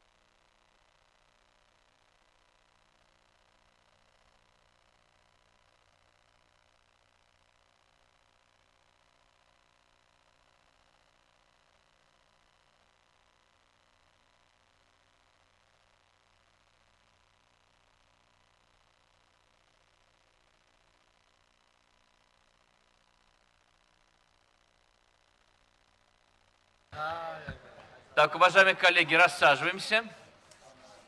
Рассаживаемся, закрываем дверь, иначе нас ветром сдует. Да, холодно, честно говоря. Да. Учтите, что ряд участников приехали из жарких стран, поэтому да, дверь закрываем. Так, уважаемые коллеги, мы продолжаем работу и начинаем наш панель, дискуссионный номер 2, доказательства в региональных судах по правам человека. Ну, вы знаете, что в мире существует более 20 международных судов, из них довольно значительная часть – это суды по правам человека, и их называют региональными судами, европейский, межамериканский, африканский. Сейчас есть проект уже создания Тихоокеанского суда и, возможно, даже паназиатского суда. И, естественно, в этих судах проходит очень огромное число жалоб, и я думаю, что по объему это не меньше, чем у других международных судов, если не больше. И, конечно, в этих жалобах заявители очень часто обжалуют нарушение своих прав, конкретных прав, предусмотренных конвенциями соответствующими, и задача суда определить, было или не было нарушено то или иное право, предусмотренное конвенцией. Здесь начинаются главные трудности. Я могу сделать признание, что вот за 13 лет работы в Европейском суде по правам человека я так и не понял тайный смысл выражения beyond reasonable doubt, выше разумного сомнения. Вот что это за доказательство такое, какой смысл? Это очень субъективная, так сказать, оценка, и вот надо сказать, что это накладывается на другую проблему. Мы все знаем, что, скажем, та же европейская система заявляет о себе как о субсидиарной системе защиты прав граждан, когда основная тяжесть защиты прав лежит на государственных органах, участников конвенции. И суд неоднократно записывал, что национальный судья лучше, is a better placed, лучше располагает возможностями оценивать факты и национальное законодательство. В то же время мы имеем так называемую дискрецию судьи, о которой сегодня уже говорили, который вправе оценивать доказательства, представленные сторонами процесса, либо третьей стороной. И вот здесь возникает как раз вот эта опасность, на мой взгляд, матриц в сознании, когда, особенно ввиду потока жалоб повторяющихся, 60% дел, рассматриваемых тем же Европейским судом, это так называемые клоновые жалобы. И здесь очень большая опасность автоматизма оценок. Вот накладывается канва, и вот тебе готовое решение. А мы знаем, что дьявол в деталях. И вот это очень большие ножницы, и мы сталкивались с этими вот матрицами сознания, ну, в таких, скажем, оценках, как, скажем, эффективный контроль, особенно когда речь идет о так называемой экстратерриториальной юрисдикции. Когда матрица дела Луизиду накладывается против Турции, накладывается на другие ситуации в других регионах мира. Или, скажем, пытки в странах высылки. Вот один раз Amnesty International сказал, что в Узбекистане пытают или в Ираке, значит, суд будет считать любую высылку в Узбекистан или Ирак потенциальным нарушением статьи 3 Конвенции. Вот.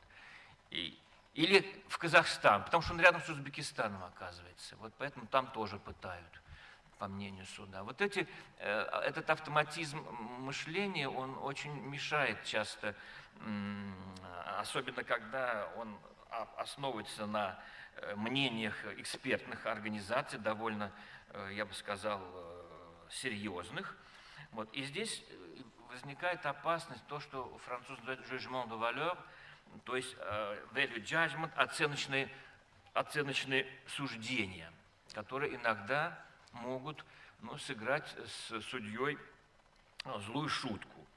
Ну и, конечно, на мой взгляд, лучший выход из ситуации – это учет мнений обеих сторон, и тот же Европейский суд обязательно указывает факты в изложении сторон в тех случаях, когда эти факты противоречия друг другу, он специально указывает. Факты, изложенные государственным ответчиком, такие. Факты, изложенные заявителем, такие. Но это в редких случаях.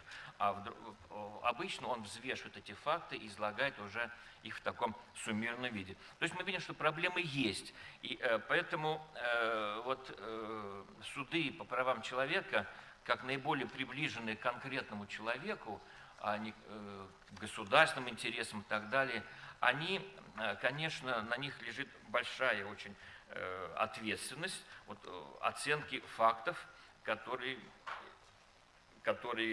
в жалобах содержатся и которые государство чаще всего оспаривает.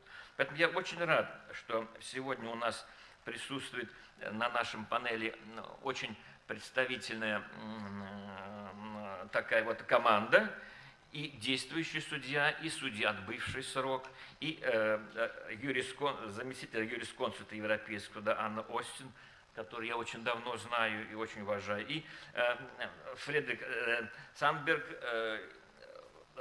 его руководитель департамента исполнения постановлений Европейского суда в Совете Европы, которому я в перерыве сказал, я не знаю, то ли тебя поздравлять с этим постом, то ли выражать сочувствие, потому что это очень неблагодарная работа, следить за исполнением государствами постановлений Европейского суда. Я хотел бы сразу начать, уже без предисловий, с Армена Арутюняна, судью Европейского суда, избранного от Армении. Пожалуйста, Армен. Спасибо большое. Дорогие друзья, во-первых, дамы и господа, позвольте мне поблагодарить за приглашение. Для меня большое удовольствие выступать в Москве, город, который дал мне путевку в большую юридическую жизнь.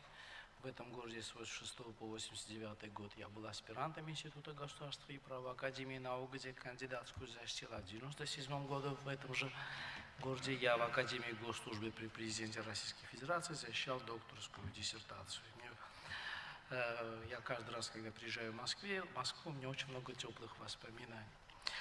Дорогие друзья, мы с вами находимся, и мы должны это учесть с вами, как юридическое сообщество, что все-таки право в отрыве от политических реалий, это, так сказать, мертворожденное. И хотим мы того или не хотим, мы должны учесть, что с вами мы находимся в 21 веке, который, предлагает совершенно новую повестку дня, отличную от того, что было в 20 веке, когда многие институты, в том числе и наш суд, был установлен, идут изменения геополитические, геоэкономические, переосмысления различных ценностей.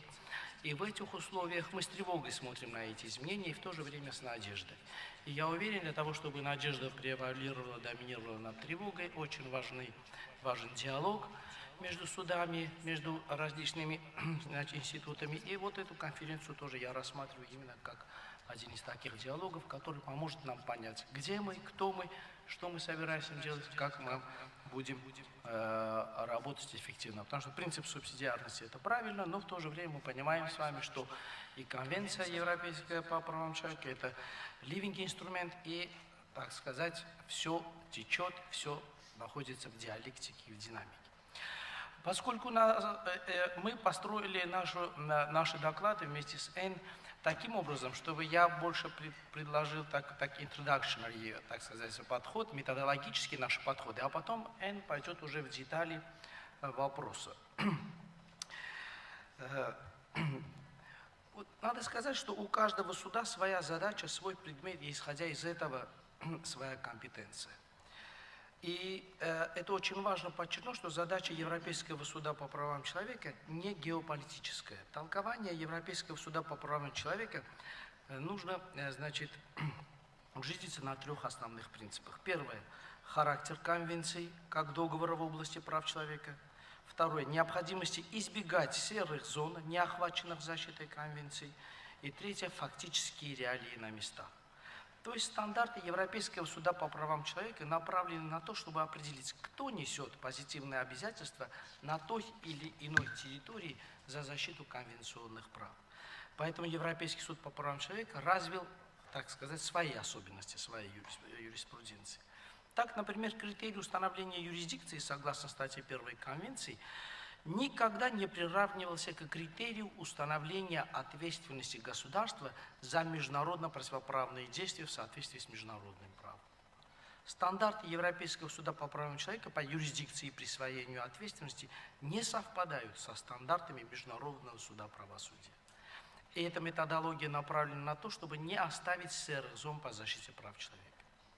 Если бы Европейский суд по правам человека использовал стандарты Международного суда правосудия по признанию юрисдикции и присвоению ответственности, то ряд дел оказались бы вне юрисдикции. То есть все дела, которые подпадают под стандарты Международного суда правосудия, попадают и под стандарты Европейского суда по правам человека. Это Луизидо, Кипр против Турции. Но есть дела по эффективному контролю Европейского суда по правам человека, которые не подпадают под стандарты Международного суда правосудия. Это значит, что термины те же самые, эффективный контроль, но содержание другое. Более того, под эффективный контроль Европейского суда по правам человека могут попадать и действия, никогда международным сообществом не охарактеризованные как незаконные, в то время, когда Международный суд по правосудию эти дела не рассматривает.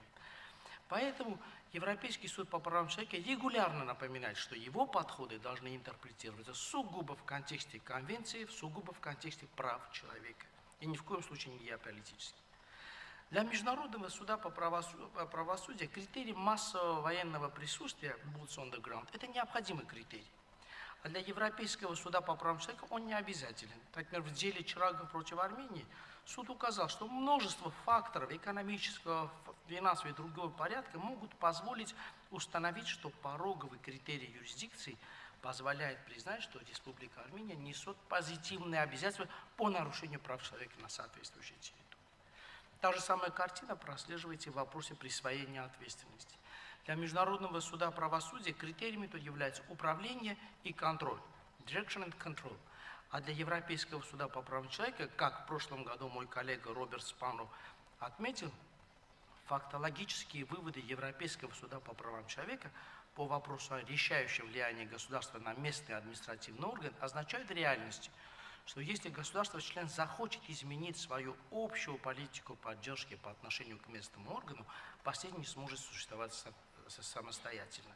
С этим связано использование понятия подчиненность прецедентной практике Европейского суда. Но и этот термин нельзя путать с термином completely dependent, используемым в международном публичном праве. То есть основной, так сказать, месседж, который я хочу послать, Европейский суд по правам человека использует свои стандарты, потому что основная задача Европейского суда по правам человека не оставить серых зон, где права человека не были бы защищены конвенцией. И можно сказать, что де-факто Европейский суд по правам человека создал свой лес специалист в области ответственности членов государств перед конвенцией. Это вот тот месседж, который я хотел дать, и поэтому наши стандарты отличаются. И иногда был такой известный конституционалист французский Марсель Придо, он говорил, термины те же, но содержание терминов другое. Эффективный контроль Европейского суда по правам человека не имеет ничего общего с эффективным контролем Международного суда правосудия. Спасибо. А сейчас я, с вашего позволения, или с вашего позволения, дам голос моей коллеге Носине, и она уже уйдет более в детали доказательств производства. Спасибо.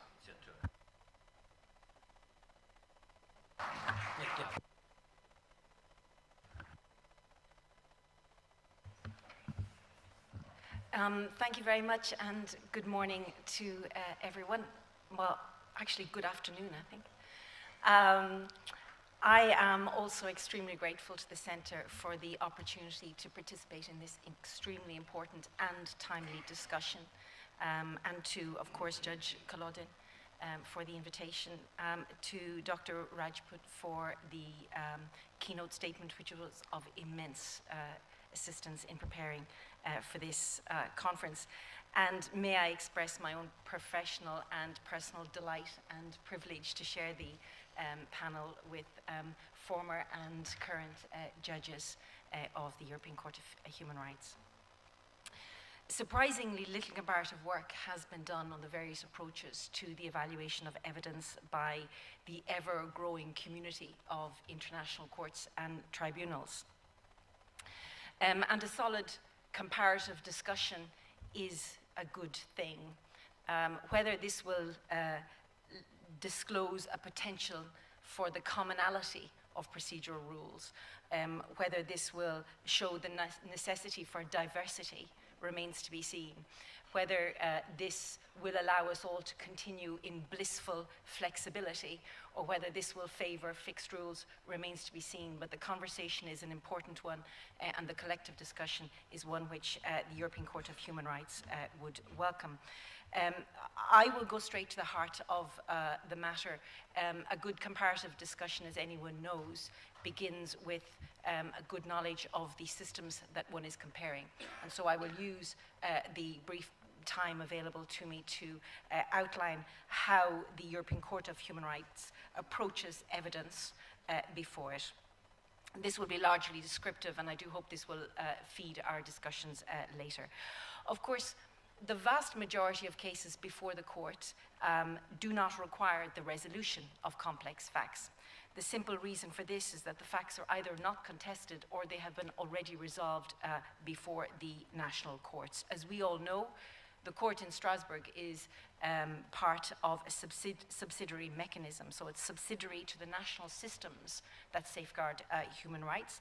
Applicants are subject to the obligation to exhaust effective remedies, and indeed the governments are subject to an obligation to provide those remedies. So the court in Strasbourg can normally rely on the establishment of fact by the national courts, and indeed it attaches obviously great weight to those judgments, requiring particularly cogent reasons to depart from them. So in most of the cases decided by the court, there is simply no reference to issues of proof.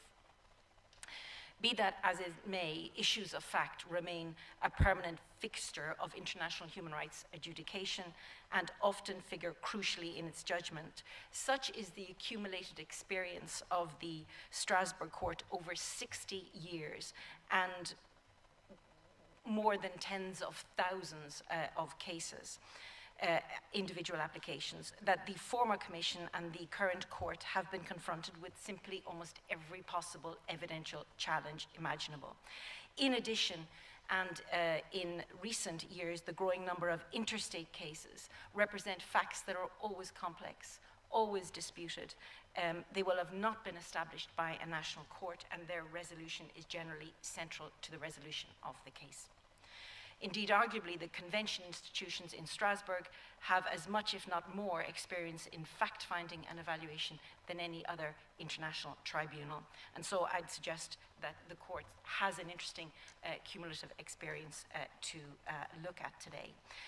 Key to understanding the court's approach to issues of proof is the obvious.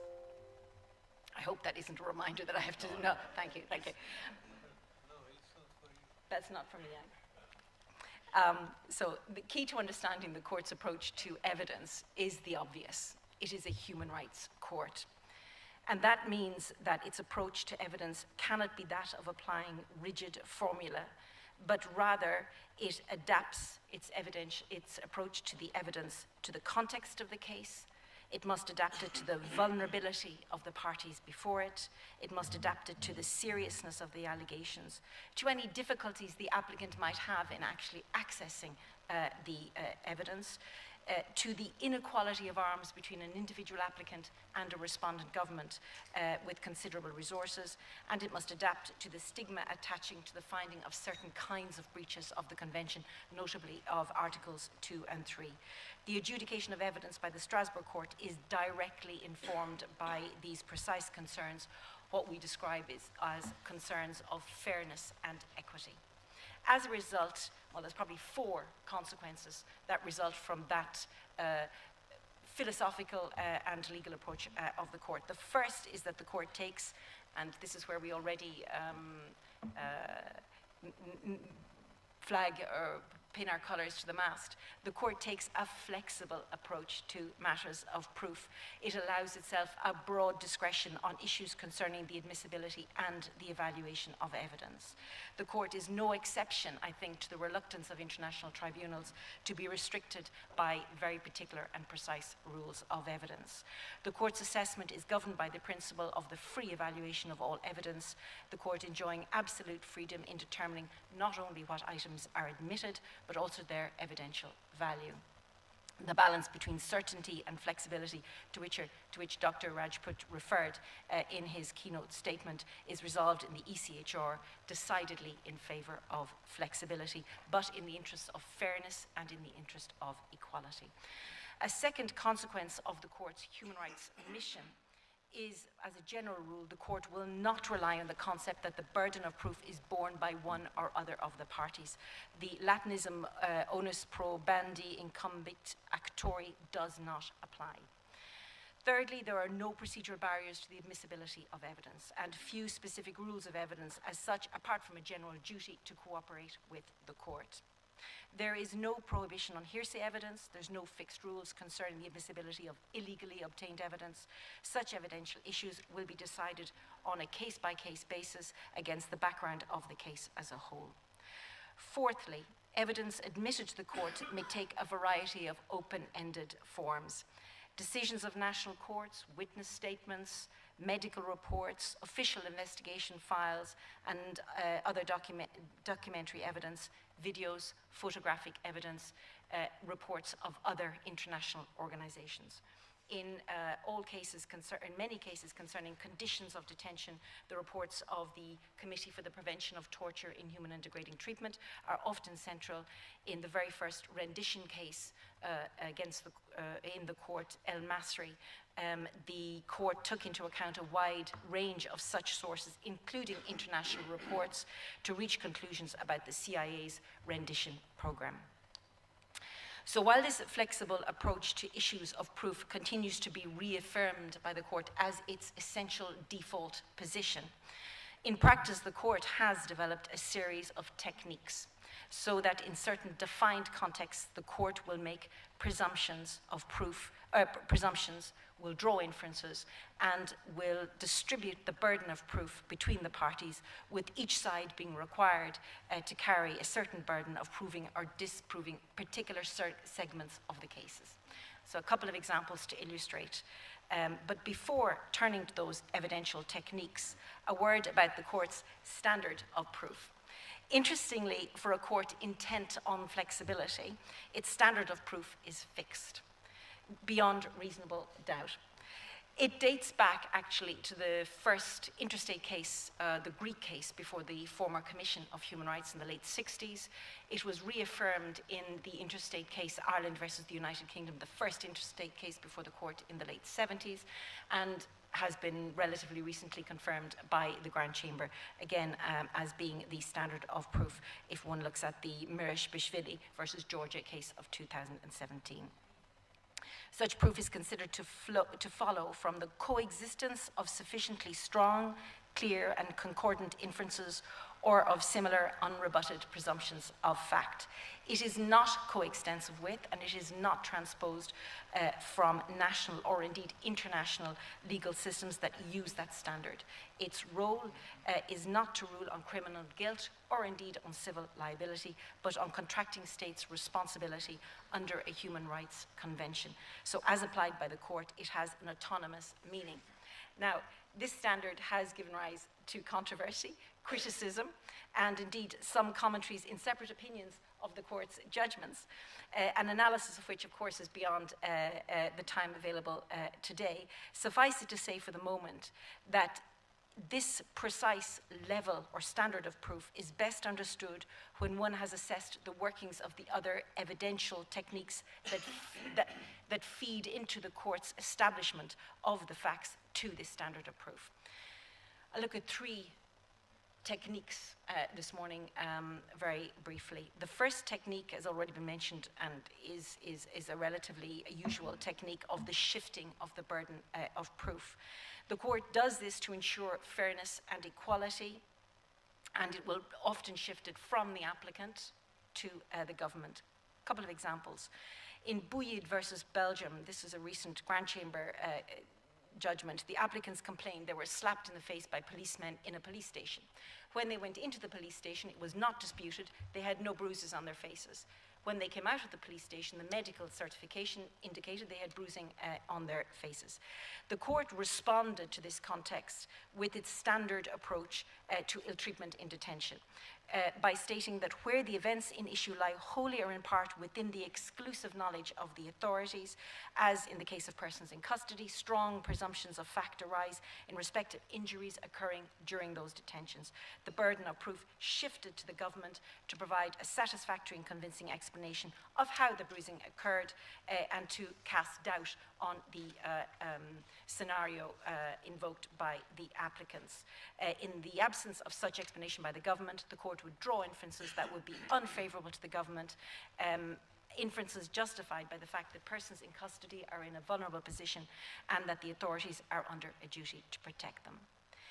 In cases concerning conditions of detention, the court acknowledges the difficulties of gathering evidence in prison, so that the applicant is merely expected to provide an elaborate and consistent account of conditions, following which the burden shifts to the government.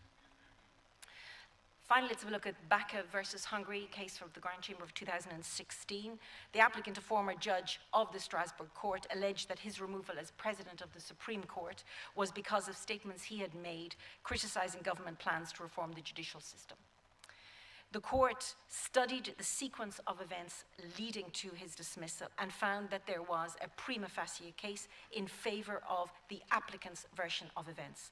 The burden of proof to show that his removal was in fact necessary in the context of judicial reform shifted to the government, since the reasons behind the termination lay within their exclusive knowledge. Having failed to discharge that onus of proof, the court concluded that he was removed for the reasons he alleged. So shifting the burden of proof in this way, one of the most common evidential techniques, reflects the realities of human rights litigation and the differing strengths and knowledge of the parties, and more generally, the objective of the court to be fair and to achieve equality of arms. Secondly, a recent Grand Chamber judgment, J.K. versus Sweden, an expulsion case, demonstrates another technique, the sharing of the burden of proof in accordance with the proofs that will be accessible to each of the parties. This was an Iraqi family who complained that if they were expelled to Iraq, this would be in breach of their rights under Article 3 because they ran a real risk of ill treatment in Iraq. The Grand Chamber considered that the burden of proof of risk in such cases was a shared one, the court basing itself on standards developed by the UNHCR and by the EU. On the one hand, the burden of proof remained on the asylum seeker as regards risk relevant to their own personal circumstances. On the other, the general situation in the destination state, Iraq, including the ability of the Iraqi authorities to protect the individual, had to be established proprio motu by the competent domestic immigration authorities, because those authorities had full access to information in that regard. Third technique, again, a common technique, adverse or negative inferences. It's true that the court cannot force the parties to provide information and materials, but the court can, if the government do not account for their failure to provide that refusal, draw adverse inferences. And I refer here to the rendition cases where the cooperating states had gone to great lengths to keep secret their involvement in a rendition program. The court relied heavily, in order to establish the facts, on well-attested circumstantial evidence and adverse inferences drawn from the government's behaviour. As is well known, the applicants claimed they'd been handed over to the CIA and sent to secret detention centres. The respondent governments flatly denied any involvement. In the first El Masri case, the court reiterated that its approach to the distribution of proof was linked to the specificity of the facts, this was an essentially secret rendition program, to the nature of the allegations made, multiple allegations of torture in incommunicado detention, and thirdly, it had to be linked to the ECHR rights at stake, Articles 3 and 5, considered to be amongst the most important provisions of the Convention. So the court considered that the mostly circumstantial evidence, indirect but multi-layered and multi-sourced, adduced before it amounted to a prima facie case in favor of the applicant's version of events. The burden of proof shifted to the government. However, the government had failed to provide a satisfactory and convincing explanation for the events, and importantly, had failed to provide the court with particular documents which had been requested, and indeed had not even sought to contest an important expert report on which the parties relied. In such circumstances, the court drew adverse inferences from the available material and the authorities' conduct, and concluded that the applicant's rendition allegations were sufficiently convincing and established beyond reasonable doubt. So much for the overall approach of the court, the standard of proof and the techniques applied. A couple of concluding remarks. When the court does have to establish facts, it does not have the same arsenal of fact-finding tools as the domestic courts. Indeed, its own fact-finding missions and on-site investigations, which in my opinion were very successfully deployed by the former commission and in the early days of the current court, they have become exceptional given the court's notoriously long docket of cases. They are timely and financially heavy. The court has maintained its pragmatic flexibility in defense of equality and fairness in assessing evidence. I'll end with just two thoughts. The variety of judgments that have resolved evidentiary problems before the court, they show a recurring good sense and practicality of the court's evidentiary compass. And this is a compass which adapts to the specificity of the cases under examination and reflects the role of the court as a mechanism for resolution of human rights disputes. This mindset is at the heart of the court's approach to the search for truth, and it is especially fitting for the evidentiary challenges facing a human rights tribunal. To answer one of Dr. Rajput's questions, the subject matter, human rights, has indeed directly dictated the Strasbourg Court's approach to the adjudication of evidence. Thank you. Thank you, dear, and thank you indeed. Now I understand a little bit better what does it mean beyond reasonable doubt. We shall continue our job. Спасибо. Я приглашаю Халнара Гаджиева. Он на трибуне уже. Пожалуйста, Халнар. Да, из уважения к Европейскому суду ведь переместились выступления с учетом разделения труда в Европейском суде. Поэтому, может быть, будут какие-то повторения, но тем не менее, когда вы посещаете какой-то театр и смотрите постановку, то новое исполнение что-то вам придает новое. Я хотел бы сказать, что, во-первых, поблагодарить за приглашение и предоставленную возможность выступить. Общеизвестно, что доказательство является стержнем, сердцем судопроизводства. Процессуальные нормы в международном праве разработаны в меньшей степени, чем в национальных правовых системах, что послужило причиной появления не потерявшего свою актуальность утверждения, что процесс в международных судах отличается своей гибкостью и в некоторой степени неформальности. Известно, что Европейская конвенция не устанавливает особенных правил в отношении доказательств. Если обратиться к регламенту Европейского суда, можно обнаружить, что существует положение, имеющее значение для обеспечения его работы. Статья 44А предусматривает обязанность сторон сотрудничать с судом. В рамках своих полномочий суд имеет право предпринимать такие действия, которые сочтет необходимым. Обязанность возлагается также на договаривающиеся государства, которые не являются стороной по делу, когда подобное сотрудничество является необходимым. В регламенте суда указано на возможность принятия любых мер если сторона не выполняет его указаний, или, как предусмотрено в статье 44 регламента, сторона не представляет доказательства или информацию, либо скрывает ее по личным мотивам, или иным образом уклоняется от эффективного участия в производстве по делу. Следует заметить, что упомянутыми нормами по существу исчерпывается круг регламентированных вопросов доказывания Европейским судом по правам человека. С учетом этого целесообразно, на мой взгляд, обратиться к практике Европейского суда, показать, как он в течение многих лет вырабатывает свои подходы, с одной стороны, выводя их из интерпретации статьи 6 Конвенции, а с другой стороны, черпая необходимые элементы из двух систем права, общего и континентального, что в целом обеспечивает осуществление правосудия самим судом. Он учитывает требования статьи 6 параграфа 2 о презумпции невиновности, соотнося свой подход с прочтением данного фундаментального принципа в европейском контексте, суть которого в высоком требовании к уровню предъявления доказательств и бремени доказывания, рассматривая одновременно презумпцию невиновности, как и правило толкования всех сомнений в пользу обвиняемого в качестве важного аспекта любой европейской юрисдикции. Все используемые судом элементы, стандарты доказывания, разумные сомнения, бремя доказывания, презумпции права и факта заимствованы из национальных правовых систем и развиты судом последовательно на протяжении десятков лет. Названные элементы не всегда обязательно совпадают с подходами национальных судов, хотя не существует и фундаментальных противоречий. Конвенция накладывает на государство обязательство проводить расследование и судебное разбирательство путем свободного использования доказательств.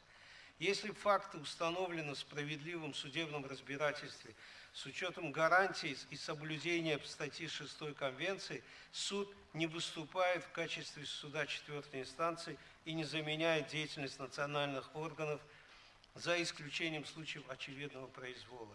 Признавая прерогативу национальных судов в вопросах оценки доказательств, суд одновременно напоминает, что в силу части 1 статьи 6 Конвенции в его обязанность входит должная проверка представлений, аргументов и доказательств, выдвинутых сторонами. В деле Афшар против Турции суд отметил, что в оценке доказательств он принимает стандарт вне разумного сомнения. Такой стандарт доказывания, по мнению суда, может следовать из сосуществования достаточно сильных, ясных и согласующихся выводов, либо схожих, но не опровергнутых презумпций относительно факта. В этом контексте, при таком поведении сторон, доказательства могут быть приняты во внимание. В этом же постановлении со ссылкой на рассмотренные им ранее дела суд подчеркивает, что, уважая субсидиарный характер своей роли, он должен предостерегать себя от роли суда первой инстанции при рассмотрении факта, за исключением случаев, когда это оказывается неизбежным при обстоятельствах конкретного дела. Там, где состоялись судебные разбирательства, это не задача суда переоценивать факты, которые были установлены национальными судами, и, как общее правило, задача именно этих судов оценивать доказательства. Суд одновременно указывает, это дело Класс против Германии, что он не связан с выводами национальных судов, но в обычных обстоятельствах требуются убедительные доводы и наличие важных элементов для отступления от выводов по установленному национальными судами факту. Суд, отражая особенности правовых систем и обращаясь к вопросу стандарта доказывания, использует их достижения. Так, стандарт доказывания, необходимый для выполнения юридического бремени, зависит от характера разбирательства, уголовное оно или гражданское. Требованием для признания обвиняемого виновным являются доказательства вне разумных сомнений. В этом случае стандарт влияет на убеждения судей. В гражданском процессе стандартом доказывания, необходимым сторонам для выполнения юридического бремени, является доказывание на балансе вероятностей. Стандарт доказывания вне разумного сомнения применяется и другими международными судами. Обратимся еще раз к названному делу Афшар против Турции. В нем суд подчеркнул, когда предметом рассмотрения в национальном суде уже было аналогичное уголовное дело, на основании тех же обвинений, следует иметь в виду, что уголовно-правовая ответственность отличается от международно-правовой ответственности по конвенции, на которую распространяется компетенция суда. Ответственность по конвенции основывается на ее положениях, которые должны толковаться и применяться в целях конвенции и в свете принципов международного права. Ответственность государства по конвенции не следует путать с национальными правовыми вопросами индивидуальной ответственности, рассматриваемой национальными судами. В этом смысле суд не устанавливает виновность либо невиновность какого-либо лица. В деле Грузия против России суд основывал свое решение не просто на представленных сторонами документах, но и на показаниях свидетелей, заслушанных непосредственно судом в лице судей, отобранных из состава Большой Палаты. Он также в ходе слушания запросил у государства-ответчика дополнительные документы. Приняв стандарт неразумных сомнений, суд отметил, что он не преследовал цель заимствования подхода национальных судов, использующих этот стандарт в рассмотрении уголовных дел. Особенность его задачи по статье 19 Конвенции – гарантировать соблюдение государственных обязательств по обеспечению фундаментальных прав Конвенции, условия их подхода к вопросу доказывания. В то же время вновь приходится подчеркнуть обращение суда к праву и практике государств-членов Совета Европы. В их числе находится стандарт prima facie, в который суд обращается в разных ситуациях, в том числе, когда между сторонами есть спор относительно самого факта. Суд характеризует стандарт prima facie как стройную, правдоподобную и непротиворечивую версию. Другой стандарт, который применяется судом – бремя доказывания и презумпций. В деле Мерабишвили против Грузии суд постарался прояснить некоторые аспекты своего подхода. Он, во-первых, отметил, что, как указывалось в делах Ирландии против United Kingdom и Кипр против Турции, по общему правилу суд не просит у сторон выполнять бремя доказывания, поскольку он рассматривает все материалы, представленные сторонами, и может при необходимости сам их запросить. Ранее суд в деле Артика против Италии утверждал, что у него единая позиция, применяемая как в межгосударственных делах, так и в других делах, где он опирался на концепцию бремени доказывания. Иногда суд признавал, что строгое применение принципа формате incabit probatio, тот, кто утверждает, должен доказать свое утверждение, то есть бремя доказывания в отношении обвинения ложится на сторону обвинения, как общепринятая формула, не всегда выглядит возможным, особенно когда это связано с конкретными трудностями доказывания, с которыми сталкивается заявитель. Во-вторых, он повторил приведенную выше позицию суда в отношении стандартов неразумных сомнений, добавив, что его применение судом не всегда совпадает с методом использования в национальных судах. По мнению суда, уровень убеждения, требуемый для вывода, неотъемлемо связан со спецификой фактов, характером заявления и самим правом по конвенции. В действительности, хотя суд ссылается на доказательства, которые стороны представили, он может подтвердить или опровергнуть их утверждение. Важным аспектом подхода суда, на который он ссылается в Мерабишвили против Грузии, является свободная оценка не только приемлемости, но и ценности отдельных частей доказательства. В деле Начева и другие против Болгарии суд прояснил, что не будучи связанный с какими-либо правилами при оценке доказательств, он придерживается свободной эволюции всех доказательств. Суд там же ответил, что доказательства могут следовать из сосуществования достаточно строгих, ясных и согласованных выводов или аналогичных неопровержимых презумпций факта. Степень убеждения необходима для достижения конкретного вывода, и в этой связи распределение бремени доказательств неотъемлемо связано со спецификой фактов, характера утверждения и того, какое именно право по конвенции непосредственно под угрозой. Подобное отношение придает, на наш взгляд, некий состязательный характер применяемым судом процедурам, где слушание проводится исключительно в Большой Палате и в редких случаях решением провести таковой палатой. Используемые судом общие процедуры нельзя сравнить с состязательностью процесса в общих судах, что и невозможно и не предполагалось при создании суда. Однако суд стремится к равенству прав сторон, и это обеспечивается знакомством сторон со всеми материалами дела, включая обоюдное комментирование выдвигаемых аргументов. Для достижения надлежащего баланса и в итоге справедливого решения, проявляемая судом гибкость в вопросе бремени доказывания заключается в их сдвигах, которые переходят от заявителя к государству и наоборот в зависимости от характера дела и целей, которые суд преследует. Изложенные презумпции не всегда фигурируют, я по ходу сокращаю, поскольку написано «стоп». Ну, еще 2 минуты, и я стоп. Но их можно классифицировать на обязательные и необязательные. Они могут быть в презумпции основаны на логике, опыте, вероятности, способствовать полностью или частичному справедливому распределению доказательств при их рассмотрении, стимулированию стороны, которой известны доказательства, представить его. Презумпция невиновности является обязательной до тех пор, пока она не будет преодолена доказательствами виновности.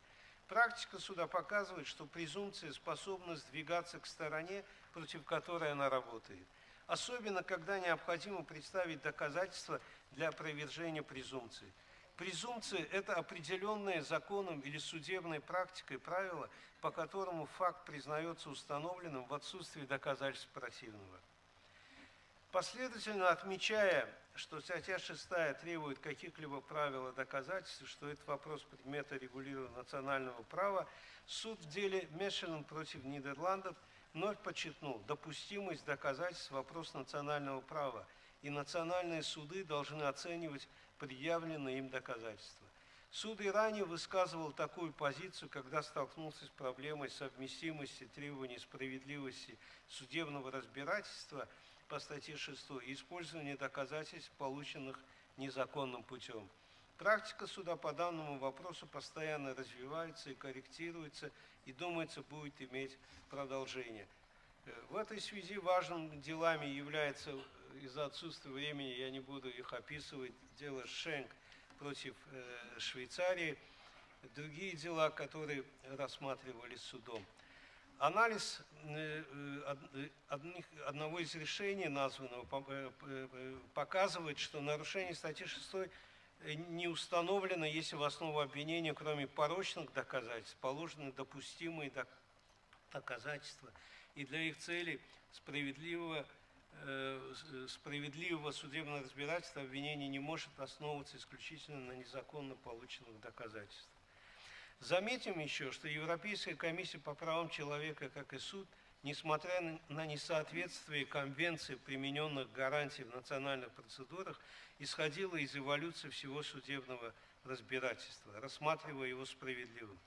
Бывший председатель комиссии Стефан Трексель считал, что такая тенденция не могла быть встречена с удовлетворением, когда предпочтение отдавалось не проверке соблюдения конкретных гарантий, а их соотношению с общим правом на справедливое судебное разбирательство. Он считает, что и отказ суда иметь проблемы с допустимостью доказательств нельзя считать полностью необоснованным. Рассматриваемый вопрос не только один из самых спорных проблем процессуального права, но связан с неодинаковым подходом в различных правовых системах. В завершение хотелось бы сказать, я сокращаю намного мое выступление, что принципы, которые должны применяться в случае, когда свидетель обвинения отсутствовал в судебном процессе и заявления, сделанные им ранее, были допущены в качестве доказательства, обобщены и уточнены в постановлениях Большой палаты по делам Аль-Кавай, Аль-Тайри против Британии и Чашашвили против Германии.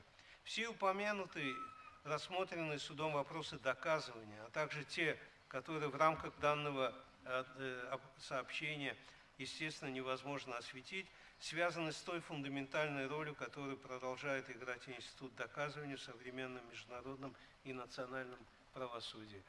В завершение хотел бы просто сказать, что когда мы говорим о доказательствах в Европейском суде, главное, что это презумпции, которые выдвигает заявление, и опровержение rebuttable и unrebuttable, который называется «Может ли государство их опровергнуть?». Суд в условиях Европейского суда, где идет письменная в основном так процедура и в редких случаях устное разбирательство в больших палатах, о которых я говорил, естественно, в судебном заседании, уже имея проект и знакомясь с материалами дела, зависит от того, насколько судьи владеют всеми теми принципами, о которых я выше говорил, которые касаются стандартов доказывания и которые знают, какие доказательства могут быть положены, которые могут быть допустимы.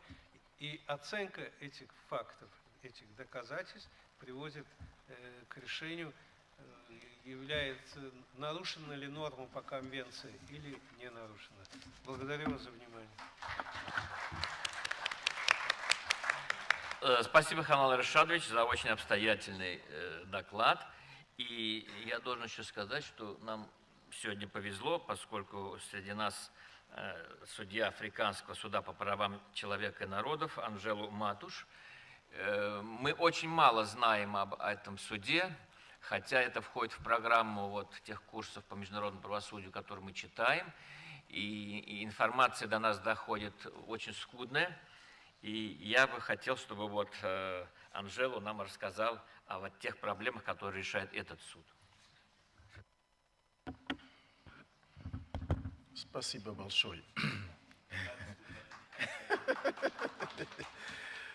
Thank you very much, Mr. Chair. Good morning, everyone. I'm very delighted to be here today. I would like to start by thanking very much the Center for the invitation that I received to attend this very important seminar. I'm particularly delighted to be in Moscow because I remember 20 years ago I spent like 6 years doing one of the first degrees in my life in the former Soviet Union times. So it's like returning to my former home in Moscow, in Russia in this particular case. Now, I'm standing here today to actually give you the African Court on Human and People's Rights perspective on evidence. I'm very happy that my colleagues have already dealt with some of the issues that I would like to tackle in this presentation. And given that, as the moderator said, this court is very little known, I would like to start by giving you a very brief background about the court itself. The court was established by the protocol, which was, well, I'm now wondering how this works. Can someone assist me in putting this in operation?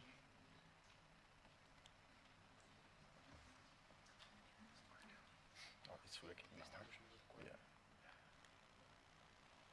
Okay. Now, the establishment of the court was established by a protocol which was adopted in 1998.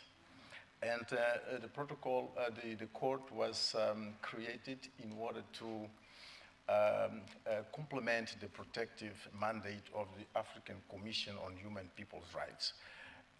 It's perhaps important to note that the African Court of Human and People's Rights operates like the European Court in its early days, whereby the court operated shoulder by shoulder with the Commission. So the African Court on Human Rights operates similarly like that court. In terms of jurisdiction, I will rush actually in this first part because it's just background, and the court operates with 11 judges, the 7 judges being the quorum. And of course, this takes on board representation of the various legal traditions in the world. In terms of jurisdiction, the court has a twofold jurisdictional mandate. On one hand, jurisdiction on contentious matters, as well as on advisor matter. In terms of access, there are some requirements that an applicant has to fulfill. But before entering to that, maybe it's important to say a word as to who can access the court in terms of the protocol. The Commission is state part to the protocol African intergovernmental organizations, as well as relevant NGOs with observer status before the Commission and individuals. These latter can access the court, provided that a state against which they intend to file a case has made a declaration under Article 34.6. This declaration is one that a state files to open avenues for NGOs as well as individuals to file direct actions against them before this court. Now, there is a number of requirements that an applicant has to fulfill. These are the ones. The most disputed requirements is the one highlighted in green, that the application has to be submitted after exhausting local remedies. And of course, the reasonable time, the following one, the sixth requirement, is also disputed a lot, but the requirement on exhaustion of local remedies is the one that almost every time comes up. Now, coming to the issue itself on the evidence, here I think the most important to highlight is the fact that the court is guided by the traditional principle that anyone who alleges a fact shall prove it. And of course, here, mere allegations without substantiations are not allowed, are not valid.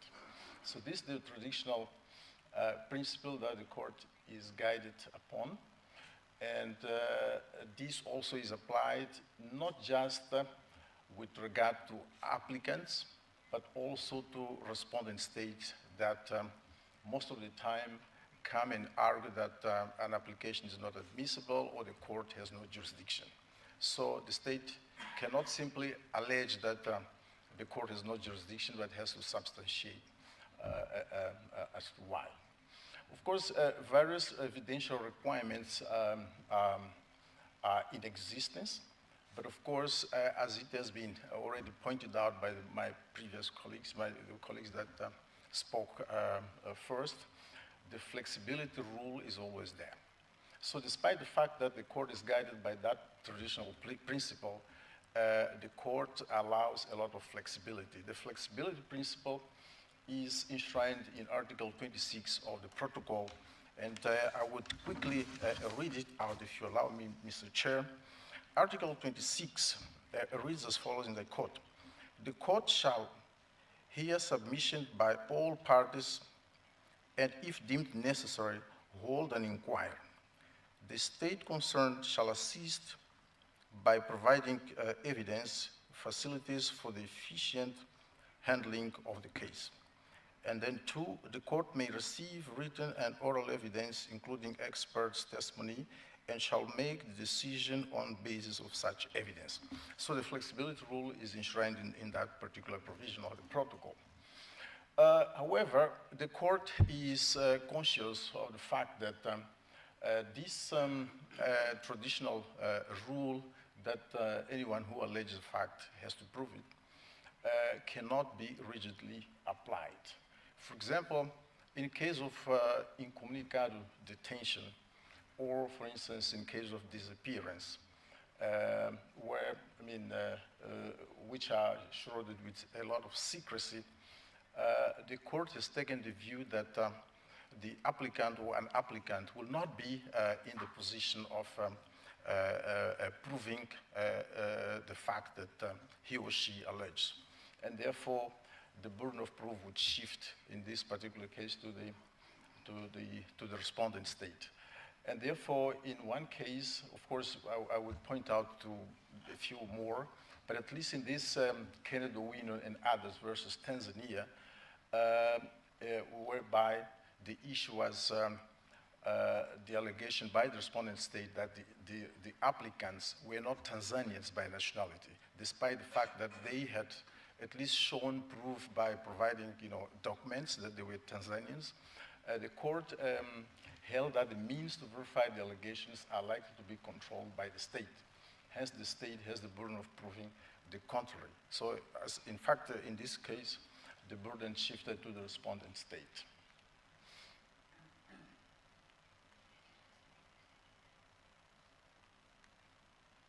It is stuck.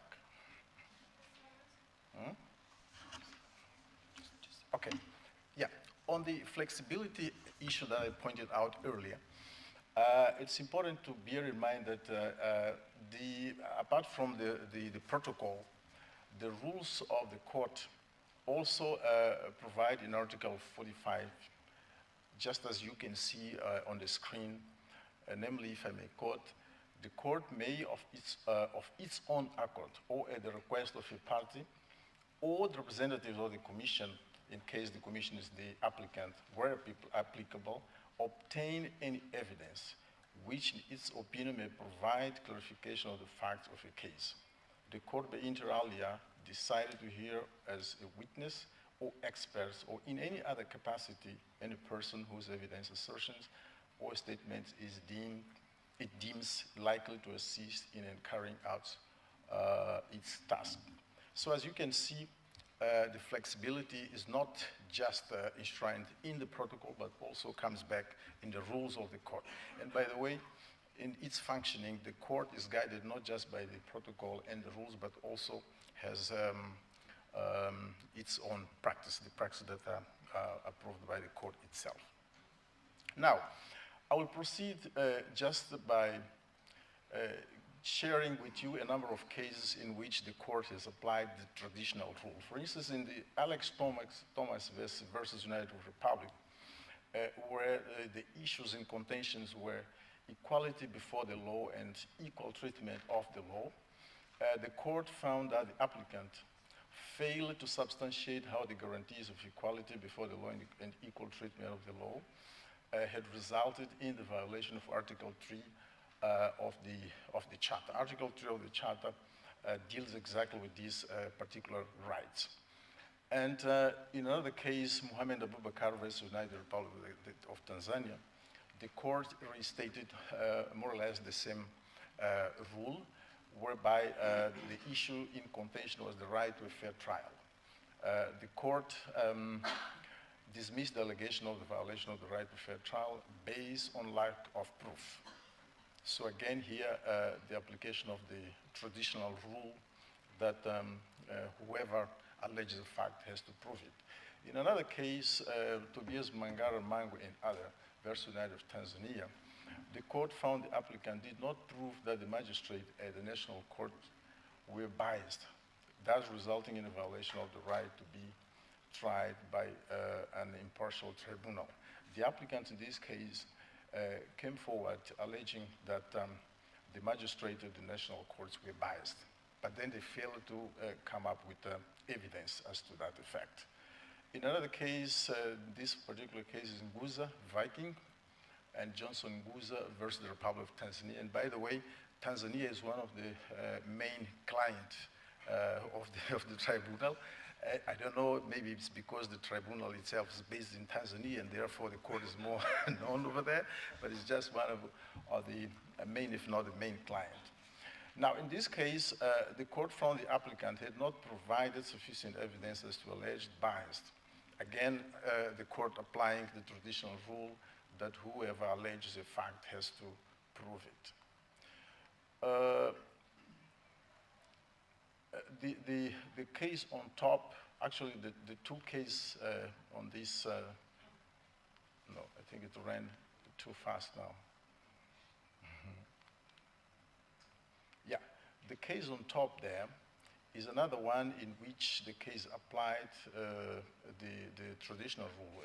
However, in this case, the court went on to affirm that since the respondent state was the party contesting the applicant's nationality, which he held since birth on the basis of legal documents issued by the respondent state itself, the burden of proof lied on the respondent state to prove the contrary, thus shifting the burden of proof. So this is one of the cases in which while applying the traditional rule, the court also reminded that whenever the state will be more in control of the evidence, then in that case, the burden would shift to the respondent state to come up with the evidence. And in the case Issa Onate, again, the court applied the traditional rule. Now, in addition to what they have already pointed out, it's important to take into account that the court, within the flexibility that is enshrined in the protocol as well as in the rules, takes on board documents, interviewing or inquiring witnesses as well as experts. So all this way of dealing with evidence are enshrined in the protocol, in this particular case, Article 26 of the protocol. In conclusion, I just want to highlight the fact that, as I said, the court is guided by the traditional rule, that whoever alleges a fact proves it. And the court, however, applies, takes into account the fact that there will be circumstances whereby this particular rule cannot be rigidly applied. In those cases, the burden would shift to the respondent state. We have seen some of the cases in which the court applied that exception to the traditional rule. And I would like also to highlight the flexibility issue in the aspect of evidence at the African court. So, in conclusion, this is what I wanted to share with you, and I thank you very much once again for the invitation to be here.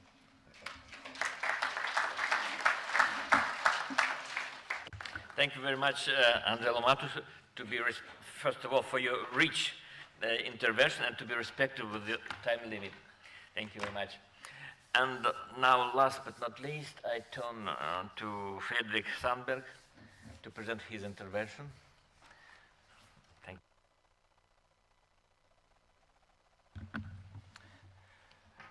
Thank you so very much. And I'm sorry to be last and have to take time away from the lunch break. But it means that you will be comprehensive. I will try to be very comprehensive. The right to a court does not, at least according to the European Court, stop with the existence of a judgment.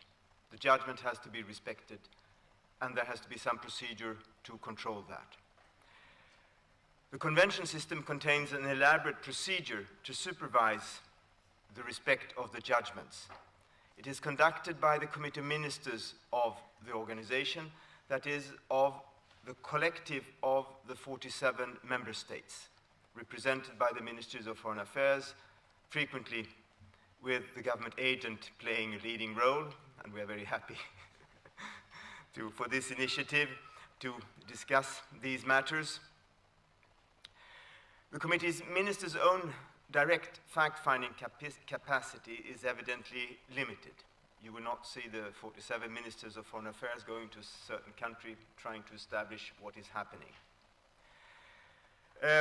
But the committee has developed quite an elaborate procedure to assess how respect is ensured.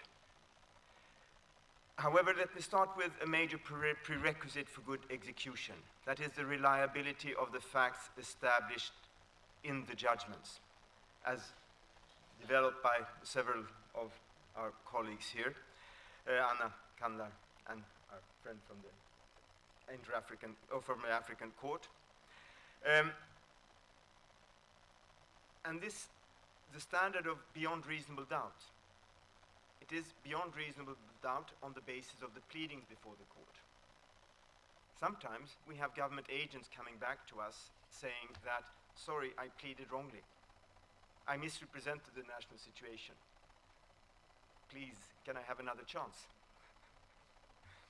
Obviously, the committee is sensitive to this because you cannot draw major consequences from such a judgment, even if evidently you have to pay minimum respect to the obligation to pay just satisfaction, costs and expenses and such things. But wider consequences need not necessarily be addressed. We have the same problem or a similar problem when it comes to presumptions. When the play of burden of proof leads the court to use a certain presumption to solve the case. At the execution stage, new facts may emerge in good faith, which rebut the presumption. Of course, that poses very important problems for the committee ministers, which we try to overcome by constructive dialogue with all involved. But it's truly very difficult situations. We inform the court about this, and we hope, trust that the court will adapt its procedures and its responses in subsequent cases, so that the judgments will truly reflect the reality as it is commonly accepted. With these initial comments, let us look a bit closer at the wider consequences of the court's findings of violations and the existing fact-finding practices in the committee ministers. Abiding by the court judgments basically have two aspects. One is to provide redress to applicants, but here the judgments usually simply declare that a past situation in a very well established judgment violated the convention. But what has happened since? What are the consequences at the time of the European Court's judgments? What procedures exist? There are plenty of new fact-finding which has to be done before the Committee of Ministers.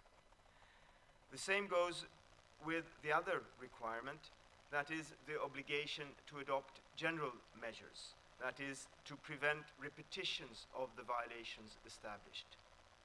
This may require very complex fact-finding procedures to establish what were the root causes. How can we prevent such violations? And we have had countries who have gone through years of internal reflections before they have found why things go wrong and what can be done about it. It's very extensive in some situations, and the committee ministers will assist in all ways, and possibly even by putting up special programs to help the state understand why things go wrong and what can be done. We have just finished a big group of cases against Albania concerning the nationalization or the problems caused by the nationalization of properties during the former communist regimes. It has taken 12 years, and of these 4 were devoted to try to understand how the problems had arisen, what went wrong, and do a lot of preparatory work. But it was closed in September last, and so after all these years, a very complex and difficult problem received a credible solution, and we hope the court will receive no more complaints about it.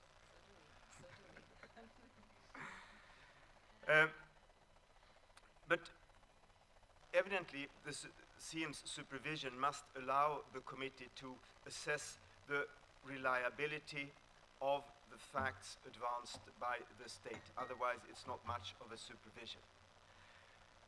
To facilitate this work, the committee ministers has, since 2010, asked states to present comprehensive action plans with all the different measures they intend to take and the reasons why they should be taken.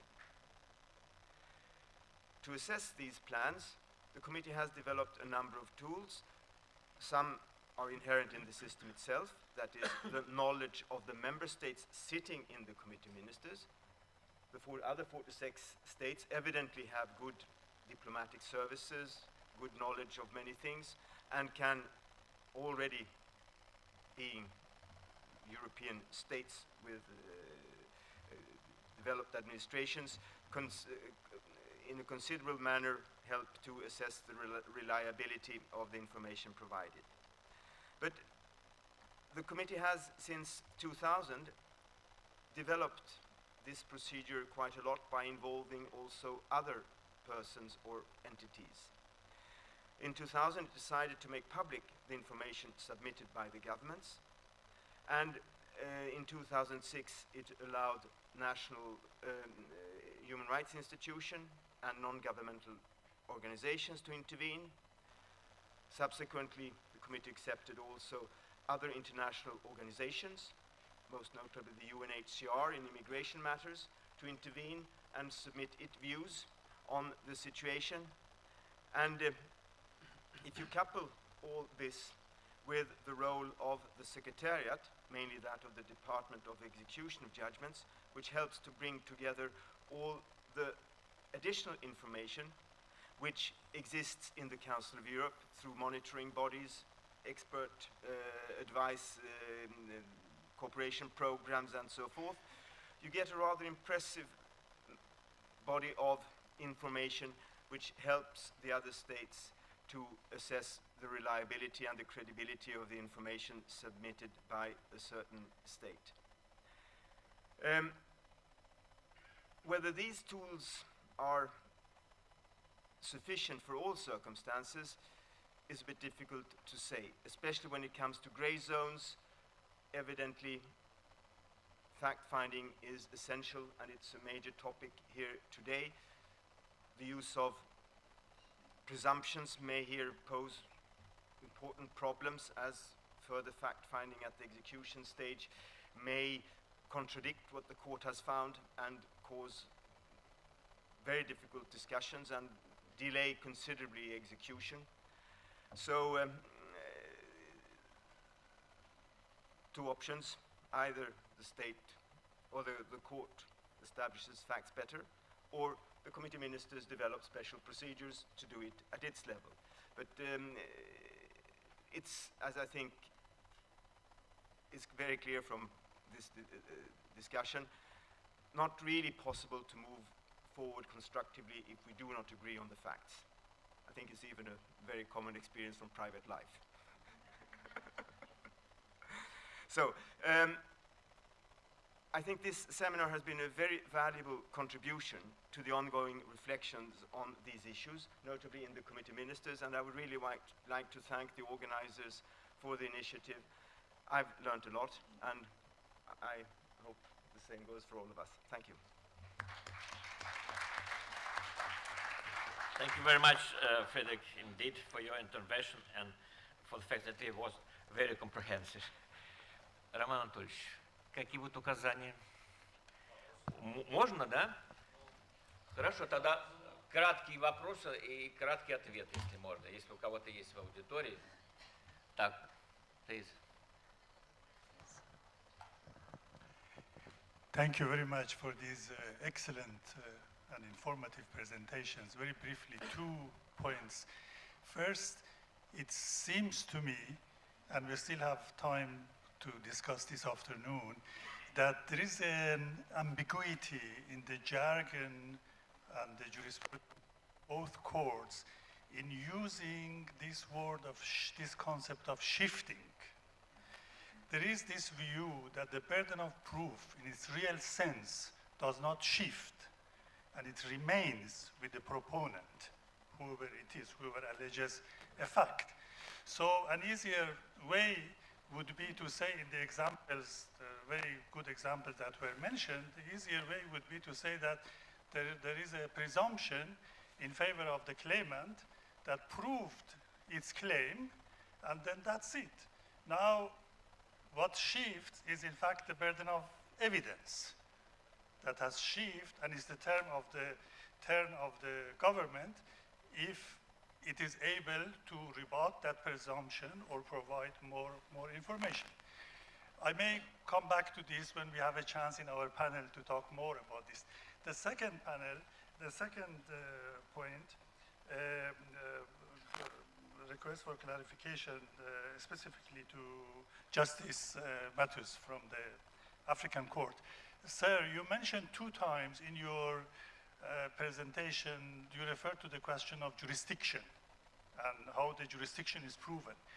You said that whoever objects to jurisdiction has to prove. which is, I don't have any issue with that. That's correct. But what happens after that? I mean, because even if someone who objects to jurisdiction is not able to prove, still the court has to establish the jurisdiction. That doesn't mean because someone objects to jurisdiction and is not able to prove it, then the court has jurisdiction. No. And we remember that, in fact, the jurisdiction of the proven conclusively is not enough to have it at the level that is enough for others. Thank you very much. Yes, I leave and Marcus to reply. Yes, yes, yes. Who will start? Ladies first.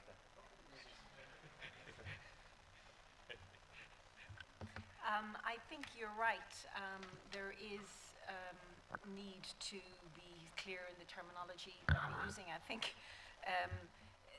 there's one distinction which I didn't have time to get into, but it's a distinction, and I think it's probably the same in the African court, between admissibility and merits. And everything I spoke about is essentially merits.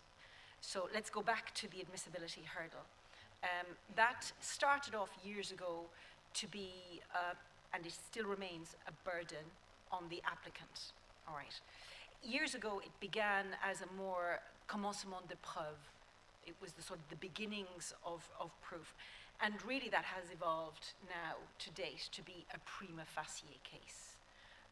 Whatever, of course, that means. But that would be the principle. The reason it has evolved is very, very pragmatically, we're obliged to put on a very tight filter. At a certain point, the court had well over 150,000 cases pending, and that requires a filter. And one of those was the prima facie case to admissibility. So once you get over that, then you really do get into the freer, flexible approach to things. So everything I've mentioned about flexibility is really post-admissibility. Post-admissibility probably representing 5 to 10% of the cases, on the basis that a lot of the admissible cases are simply repetitive cases that, as Frederick mentioned, we hope never to see again, but they do come back.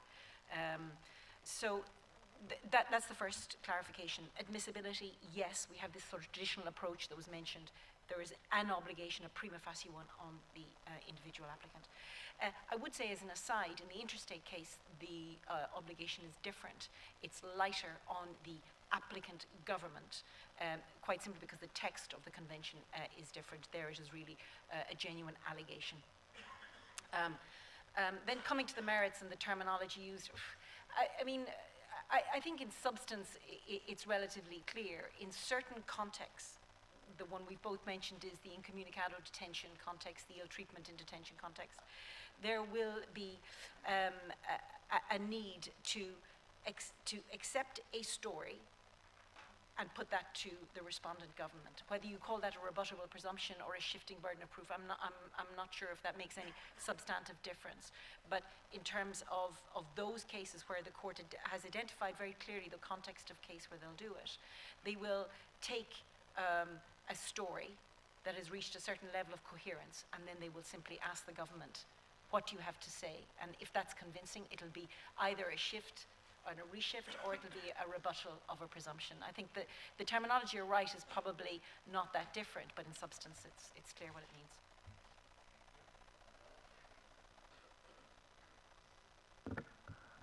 Thank you. Mr. Chen, thank you for the question. Actually, the first was a comment, and I fully agree with you in saying that perhaps it's not the burden of proof that shifts, but rather the burden of evidence. I think it was more a matter of fine-tuning the words. So you got it right, and thank you very much for having clarified that. Now, coming to the issue of jurisdiction, yes, I refer to the fact that whoever alleges has to prove it, and that happens many times when a state comes and argues that the court has no jurisdiction. And of course, the state has to substantiate as to why it believes that the court has no jurisdiction. But of course, it is up to the court itself to then assess whether it has jurisdiction or not. And it is always the court that, at the end of the day, takes the decision as to whether it has jurisdiction. And to that effect, let me quickly point out to Article 3 of the protocol, which deals with jurisdiction. And if I may quickly quote Mr. Chair, it says the jurisdiction of the court shall extend to all cases and disputes submitted to it concerning interpretation and application of the Charter, this protocol, and any other human rights instrument. But the most important is subsection 2, which reads, in the event of a dispute as to whether the court has jurisdiction, the court shall decide. And that comes back to the rules as well, but I'm not going to quote it. I think it suffices to have quoted the. So basically, the court ultimately takes the decision as on jurisdiction. Thank you.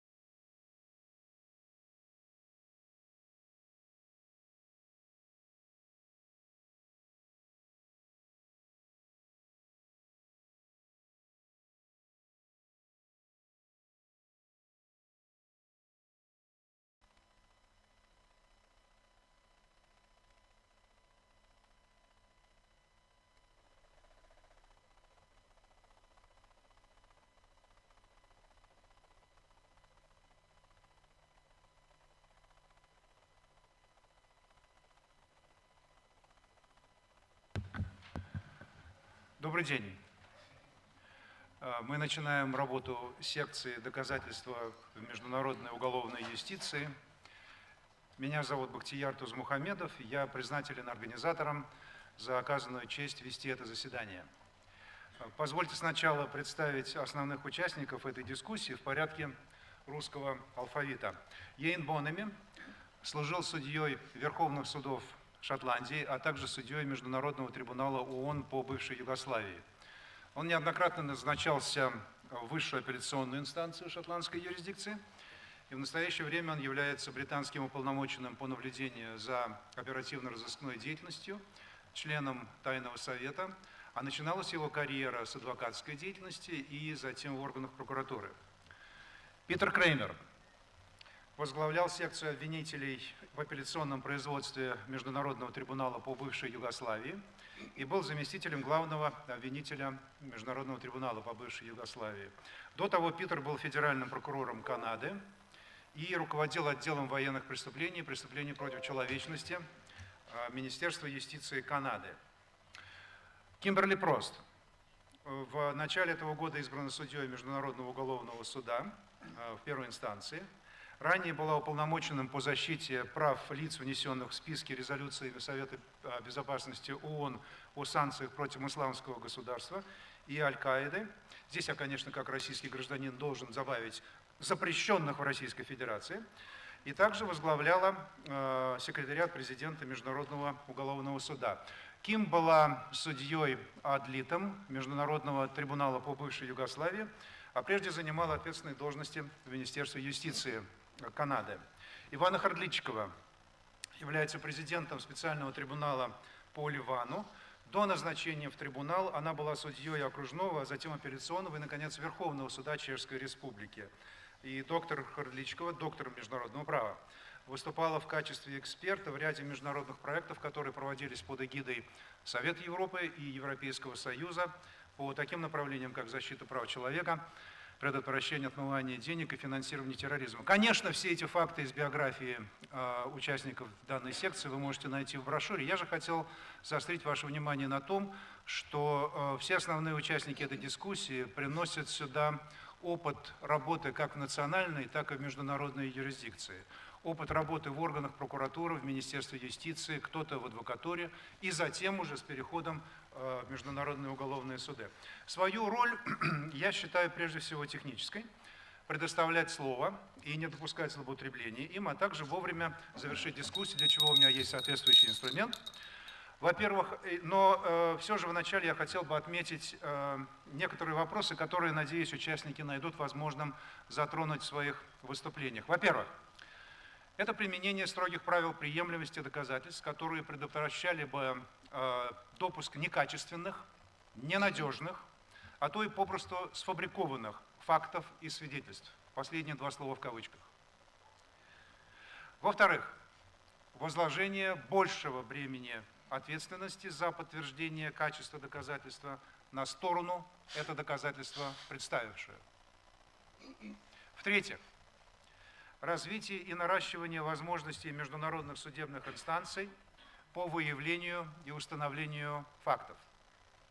В-четвертых, установление приоритета между процедурами рассмотрения межгосударственных споров, индивидуальных жалоб и международного судопроизводства по делам, основанных на фактах и событиях, близких по времени, пространству и кругу затронутых лиц.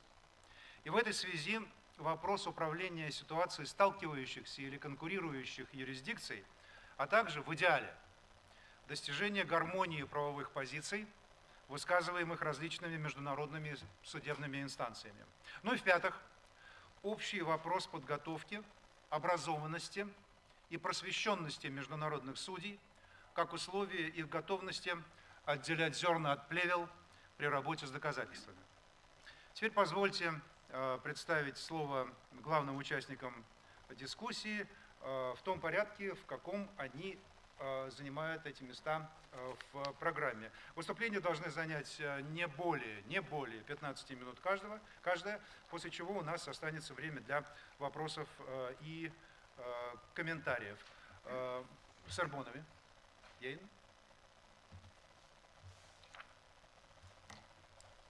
Good afternoon, everyone. Good afternoon, everyone. For me, it is quite simply a privilege to be here.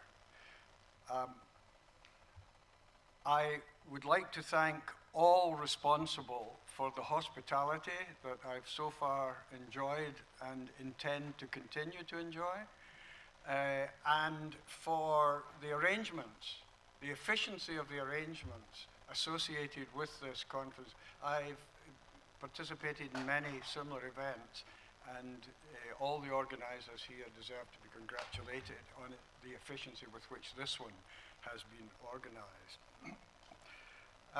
It is important that in spite of political tensions which seem every day to increase all over this world, that experts in international law and procedure are not deflected from our work towards building an authoritative and respected international justice system.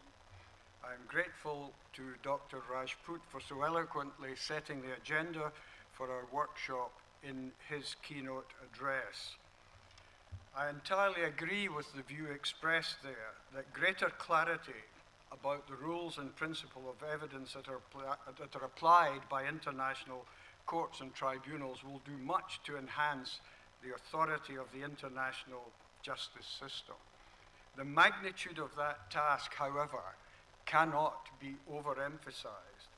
This workshop is a significant but inevitably small step along the way. In trying to identify these principles, I suggest the first step that must be taken is to identify and address the faults and weaknesses in each of the tribunal systems that exist at present, to ensure that these are removed and not carried forward. That would involve stating principles and rules to establish the practices and procedures that are most likely to produce fair and expeditious hearings before the whole range of international tribunals. And I now want to mention some faults and weaknesses in the international criminal justice system, the system with which I am familiar. In doing so, I am expressing only my own personal opinion, and I want to be very clear on that. The first of these weaknesses is this: the common law adversarial system of conducting proceedings is not well suited to the conduct of war crimes trials of the nature of those conducted since 1995. Excuse me. That system leaves control of the proceedings in the hands of the parties, that is, the prosecution and the defense. The volume and complexity of the evidence involved in these cases is such that it is not realistic to explore every detail of the evidence in court in real time, leaving it to the parties to conduct their live examination and cross-examination of the witnesses as they wish. Our lives are too short for that. The generous time limits of some of the rules of procedure can contribute to the impression of a general lack of urgency in the conduct of proceedings.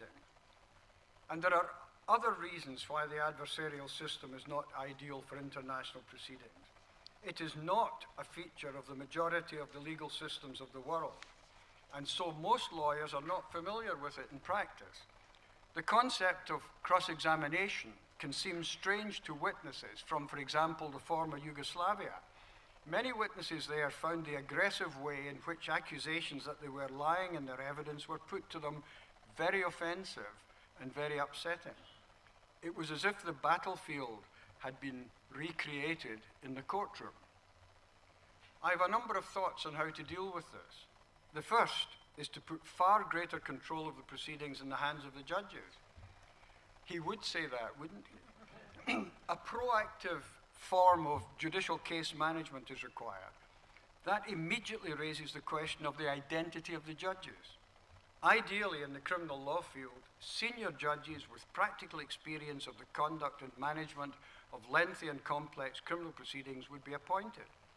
It has, however, been a feature of international criminal tribunals that a substantial number of those appointed as judges have had no judicial experience, with a good number being former diplomats who happen to have a legal qualification and experience of international law. That is not an ideal qualification for the job that is required. Professional judges know well how to challenge witnesses, and parties can put the challenges that they want made through the judges. So I acknowledge the role of cross-examination that was relied upon earlier this morning, but at the same time, it seems to me it can be satisfactorily conducted in a different way from that certainly practiced at present in international crime. The judges would require the tools necessary to ensure that the proceedings are both fair and expeditious. That may mean making procedural rules that are more demanding than the current rules, but which allow discretion to the judges to make concessions to the parties where appropriate to ensure the fairness of the proceedings. And a mandatory scheme for prosecution disclosure of relevant evidence backed up by sanctions for non-compliance would be a desirable development. The second weakness I wish to highlight is the right of the accused to represent themselves, or as one of the former judges of the ICTY described it, the right to pretend to represent themselves. There are well-known examples of that right being abused. At the very least, it should be possible for the judges to withdraw the right if it is abused. However, I would go further and remove the right for a number of reasons. In my experience, lawyers, often in quite large numbers, have been involved behind the scenes in all the prominent cases of so-called self-representation, often paid for from the legal aid budget of the tribunal.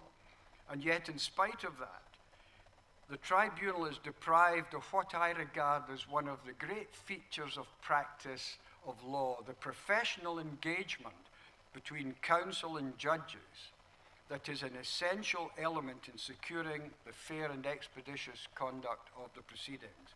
Self-representation is also an inevitable cause of significant delays in the cases. And the third weakness that I believe should be addressed is the failure of states involved in the conflict to cooperate with the investigation and prosecution of the alleged crimes. The problems encountered by the Office of the Prosecutor of the ICTY in securing essential documentary evidence are well documented. Reliance was placed on cooperation by the states of the former Yugoslavia with the prosecutor and the tribunal in terms of Article 29 of the statute establishing the tribunal, which obliged those states to comply without undue delay with any request for assistance or an order issued by a trial chamber. There was no effective sanction. The only available sanction to the tribunal was to report any failure to comply to the UN Security Council. The weakness of this system is compounded by the absence of a United Nations police force. Now, this is a particularly important issue for criminal tribunals because they differ from the other tribunals we've been discussing here in this way, that all the parties are individuals, and the states from whom assistance is sought are not parties to the proceedings. I think that all the others involve one or more of the states party to the issue being before the tribunal, which should increase the prospect of the tribunal being able to secure state cooperation.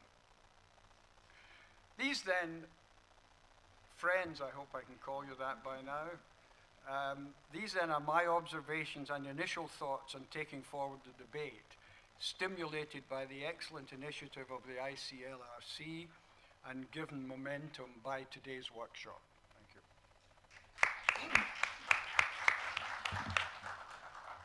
Кто говорил, что шотландцы скупые?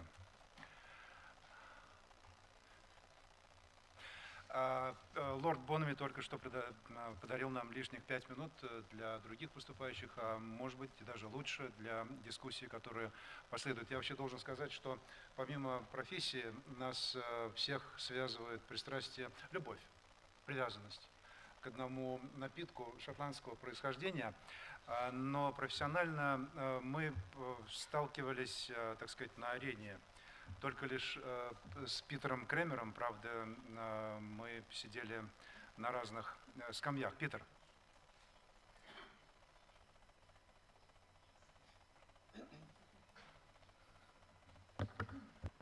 Thank you, and I would also like to thank the organizers for the invitation and to compliment the organizers for a job extremely well done from the beginning and I'm sure to the end. It's been remarkable for me to see how well organized the Russian system of doing things is today compared to my last visit here 25 years ago. Everything didn't work as efficiently and as effectively as it has on this visit, and my compliments. I'm going to give a bit of an overview on ICTY and how evidence has been dealt with by the judges. Everything that Ian Bonamy has said about the difficulties that confronted the ICTY, I agree with, and I agree with the changes. My basic lesson, having been at the ICTY for 10 years and coming entirely from a common law background as a prosecutor for 32 years in Canada, is that the ICTY made large steps forward in terms of finding ways to make international criminal justice work, not being locked into an adversarial system, although its problems are still there because the system is too adversarial, not having enough judicial control over the proceedings, and in wasting time and resources by not getting to the point. For the purposes of this discussion, we won't deal with those issues, but I think the suggestion to look at your tribunal internally before you get into a broader discussion of are there similar rules of evidence that can be applicable to all tribunals. There may or may not be, but I have confidence that if the study is done, there can be some unanimity found in terms of giving at least guidance to all of the tribunals. My main message here is that the International Criminal Tribunal for the former Yugoslavia has a number of cases, particularly super large, most recent ones of Karadzic, Mladic, Milutinovic, etc., which dealt with a large crime base, a substantial amount of evidence, witness evidence, document evidence, and other types of evidence, diverse crime bases, and very, very complicated. And they've managed to come up with fair and reasonable decisions based on a fair and reasonable interpretation of the facts and decisions on the law. Expeditious, the cases weren't, and that is a big problem in my mind, and I've been a prosecutor all my life. The prosecution cases were too long. They weren't focused enough. And part of the problem is there are controls by the prosecutor who wants to see everything, every crime prosecutor. But rationally speaking, there are layers of severity. The prosecution can and probably should look at the most serious of the violations, look at the strength of the evidence that is possible, and put everything else in the dustbin and leave it for another day if there is to be another day. The crimes are so serious, the sentences should be equally serious so that the offender, if proven guilty, serves a proper sentence and the justice is done, and we have to balance time and cost at the end of the day. And whether that's possible, I don't know. I've already taken up too much time. I'm going to short circuit my comparative law discussions a bit. International criminal procedure has evolved, in my mind, over the past 3 decades into a harmonized set of procedural and evidentiary rules. Starting in 1993 in the ICTY statute, in most instances the ICC accepted the judges were entrusted the power to adopt and revise the rules of procedure and evidence in their court. Article 15 said the judges shall adopt, this is the ICTY, shall adopt rules and procedure and evidence for the conduct of the pretrial phase of the proceedings, trials and appeals, the admission of evidence, the protection of victims and witnesses, and other appropriate matters. They had a carte blanche to deal with it. And they didn't go at the beginning far enough, and as a result of the trials getting too long, when they were dealing with the lower level cases, there was an inquiry headed by Judge Bonamy into what changes were possible to make the trials more efficient. And steps were made, during the course of the 20-odd years of the tribunal to make the proceedings more efficient. They could have gone further. There could have been more aggressive trial management by judges. They could have put the prosecution to the task of making sure that the disclosure for all of the evidence supporting the affidavit was done before the trial starts. And there's always new evidence coming in, but there would have to be a special motion for that. There's a lot of thinking to be done to make these trials more efficient. The defense is another problem, and there is too much time wasted during cross-examination and on motions that bring nothing to the table in terms of the proof of the case. And how to manage that is something the judges may have comments for. The positive thing, I think, in terms of the development of the international criminal law system is it was done by the judges coming from different legal backgrounds, not only from the inquisitorial system or the accusatorial system, but other systems, whether it's from Asia, from the Soviet Republic. It brought insights and other legal traditions into the mix, and the ultimate goal, of course, was to have fair and expeditious proceedings, to have a fair trial. And the judges had the common goal, and the procedural rules developed to permit the rules of procedure and evidence to give good direction. The basic guiding statutory principles for the international tribunals can be found in international human rights law. Article 20 sub 1 of the ICTY statute states, the trial chamber shall ensure that the trial is fair and expeditious, and that the proceedings are conducted in accordance with the rules of procedure and evidence, with full respect for the rights of the accused, and due regard for the protection of victims and witnesses. The rules of evidence section in the rules of procedure and evidence at the ICTY, unfortunately, contains only 10 rules, many of which are procedural in nature.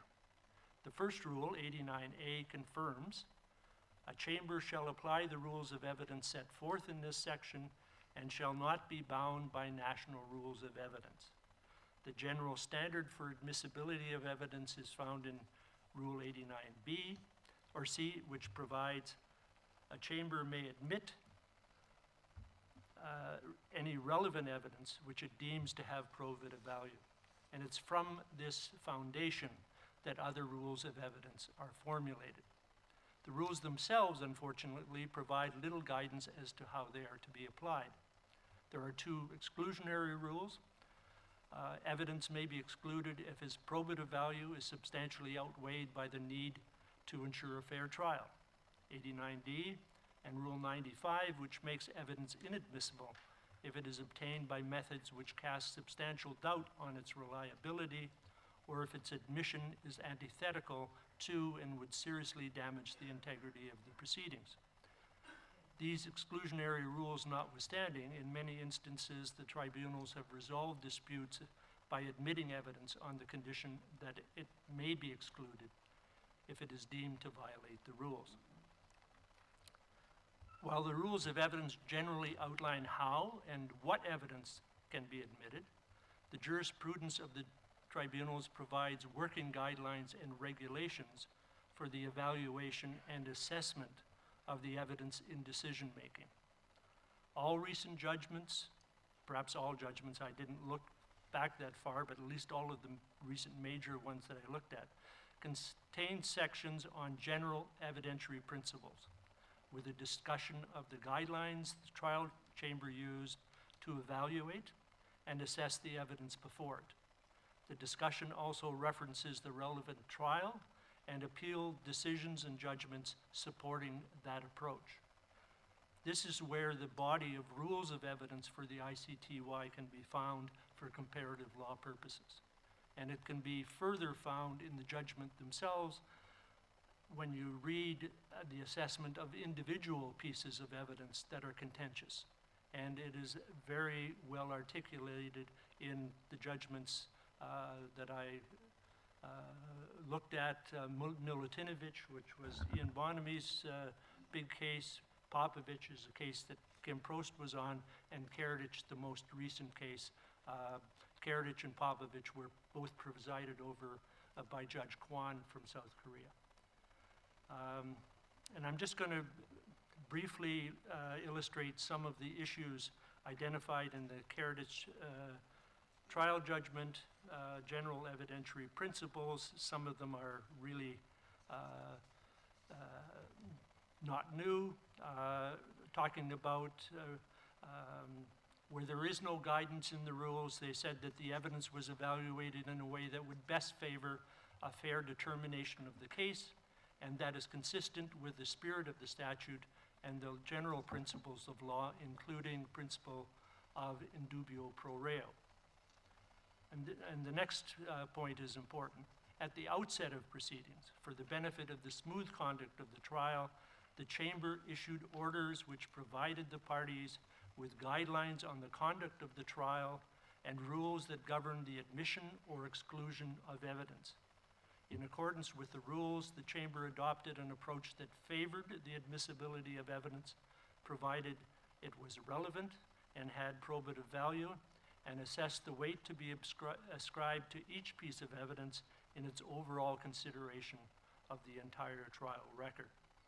And regarding documents, this is in the footnote. There's a lot of good material in these big judgments hidden in footnotes. So one can't ignore footnotes when reading international criminal tribunal decisions. In addition to relevance and authenticity, the chamber must be satisfied as to the probative value of a piece of proposed evidence, and this requires the witness to whom it was shown is able to confirm its content or make some other positive comment about it.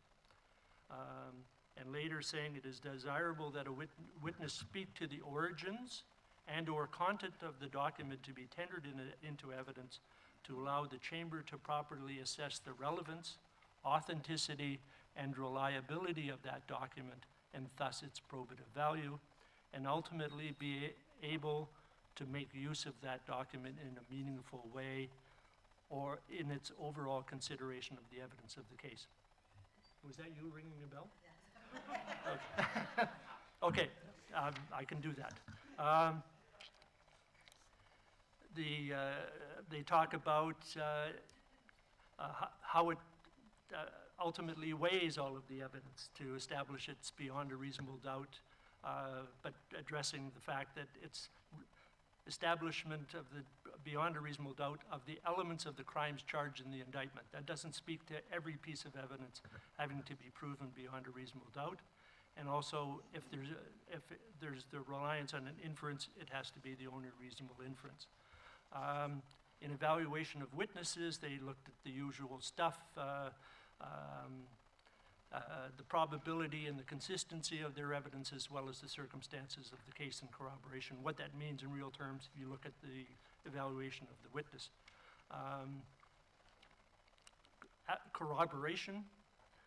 ICTY didn't, as a matter of law, require corroboration. However, where there was no corroboration, the chamber examined the evidence of the witness with the utmost caution before accepting it as a sufficient basis for a finding of guilt, and says insignificant discrepancies between the evidence of different witnesses and between the evidence of a particular witness in court and his prior statements in general have not been regarded as discrediting the evidence. It goes on to talk about hearsay. It goes on, and all of this stuff is rich with information, circumstantial evidence, categories of witnesses, persons associated with the parties to the proceedings, individuals, 30 seconds. Individuals convicted of crimes arising from the events charged, individuals whose trial is currently ongoing, source documents, third-party documents, media reports, intercepts, evidence admitted in writing, and the issue of corroboration, a judicial notice of adjudicated facts. There's a wealth of evidentiary possibilities described, the tests or the tools used to deal with that evidence, and even examples of how these tools were used. And with that, I say the International Criminal Tribunal law is rich with opportunities to advance this project. Thank you.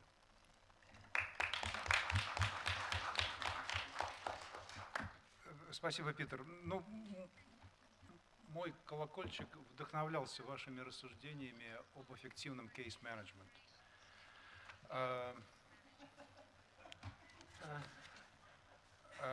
Kim? Took me by surprise. To save time, I would just like to simply second the comments which have been made about the organizers. My thanks to them and for the invitation to be here. Not unsurprisingly, I'm going to focus my remarks on the International Criminal Court, but I do so very mindful of the broader discussion we're having here, because I think the ICC is a very good case example of trying to deal with this question of bringing similarity to the approaches to evidence, because unfortunately the court struggles not to do so with reference to other tribunals. The court itself is still struggling to bring similarity into the courtrooms of the International Criminal Court. From chamber to chamber, we have very different procedures which are applicable. And to get the sense of the problem, we have to go back to the negotiation of the Rome Statute. And when we arrived in New York for the preparatory work, there was a gauntlet thrown down on the table by many civil law jurisdictions. We will not see a repeat of the ICTY, ICTR, which was essentially a statute that was premised almost exclusively on the principles of the common law. And so the battle was drawn, and it was a fierce battle during the course of the negotiations, particularly in the area of procedures and general principles of law, to ensure that what we created was a hybrid court, drawing on the major legal traditions and not in any way associated to one system or another. That battle had overwhelmingly a positive effect on the Rome Statute, because that system truly is a hybrid system. We have many innovative provisions. In particular, I give the example of the pretrial division, which is not a common law concept. It's not a civil law concept. It is a unique concept suited to the Rome Statute system. So that's an example of where the merging was very successful. There are also many principles where we found commonality and agreement between the various legal traditions, and those were reflected. But the cost, the victim, if you will, in this battle was ultimately trial procedure and management of evidence, because we simply ran out of time in Rome in order to try and come to some kind of agreement on what the procedures should look like. So the provisions, Peter, they make the provisions in the ICTY statute on evidence and on procedure look like a Napoleonic code by comparison. They are so sparse. And unfortunately, I think one of the biggest mistakes, personally speaking, I would say this as a judge, is that the rules of evidence are in the control of states parties and not in control of the judges. So we can't even advance it through rule changes. And to give you a sense of what we're working with in terms of guidance from the rules, on the trial procedure, there's basically there's a rule and there's an article in the statute. The article says, at the trial, the presiding judge may give directions for the conduct of the proceedings. That's it, including to ensure that it's fair and impartial. And then, subject to those directions, the parties may submit evidence in accordance with the statute. That's the trial procedure. You'll admit that's a little vague. The rule attempted to try and add something to that procedure. So it says if the presiding judge doesn't give directions on the conduct of the proceedings, well, then the parties can agree on how the proceedings are going to. Have you ever been in the courtroom? Is there going to be agreement from the parties on how the thing's going to be conducted? No. It doesn't happen, so then it goes back to the presiding judge again with no further input. And there couldn't even be agreement reached on the order. There's no mention of the order. So who goes first? That the prosecution it's not mentioned. Fortunately, in practice, that does happen. The prosecution is going first. And even with witnesses, there's no detailed procedure on how to deal with witnesses. All we know from Rule 140 is if you can call witnesses as submitting evidence as a party, you get to question that witness, and the other side gets to question that witness, and the trial chamber can question the witness, and the defense can go last. They have the right in the questioning. That's it. And the rest is discretionary. And practice has, of course, filled in some of those gaps. We do have an order of proceedings generally in practice. Interestingly enough, despite comments that I totally agree with from Lord Bonamy about cross-examination, all of the chambers, even those being presided upon by judges from civil law jurisdiction, do have the process of examination in chief and cross-examination from the common law context, albeit I agree it's run in ways that doesn't look anything like examination in chief and cross-examination to me coming from the common law. But the area that has suffered the most is the evidence area in terms of getting some kind of consistency. And that, again, is because of a sparsity of any kinds of rules on evidence itself. So in terms of the statute, the division between the common law and the civil law, that the heart of the division is on the questions of evidence in a criminal context. So in the common law system, as was discussed this morning, you have these rules of admissibility, which were basically there because of the role of the jury in the common law system. So to assure that you can have the exclusion of irrelevant material, of matters that shouldn't be given to the triers of fact, and you have the adversarial system check.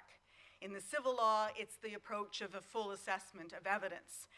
So all of the evidence basically going in, and then the judges having control of the proceedings and doing the assessment. And those two systems, it's the challenge for the ICC to try and merge them in our procedure without any rules that tell us how to do that.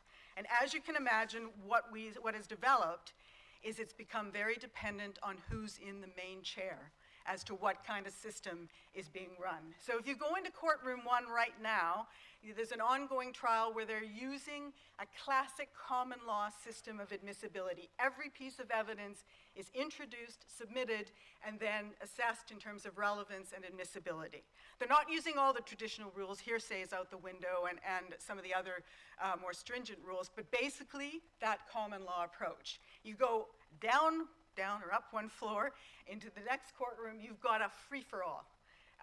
Basically a full-flowing case with everything going in and no admissibility rulings except for the one that is provided for in the statute, which is where there's a challenge that the evidence was obtained contrary to the statute or in violation of human rights.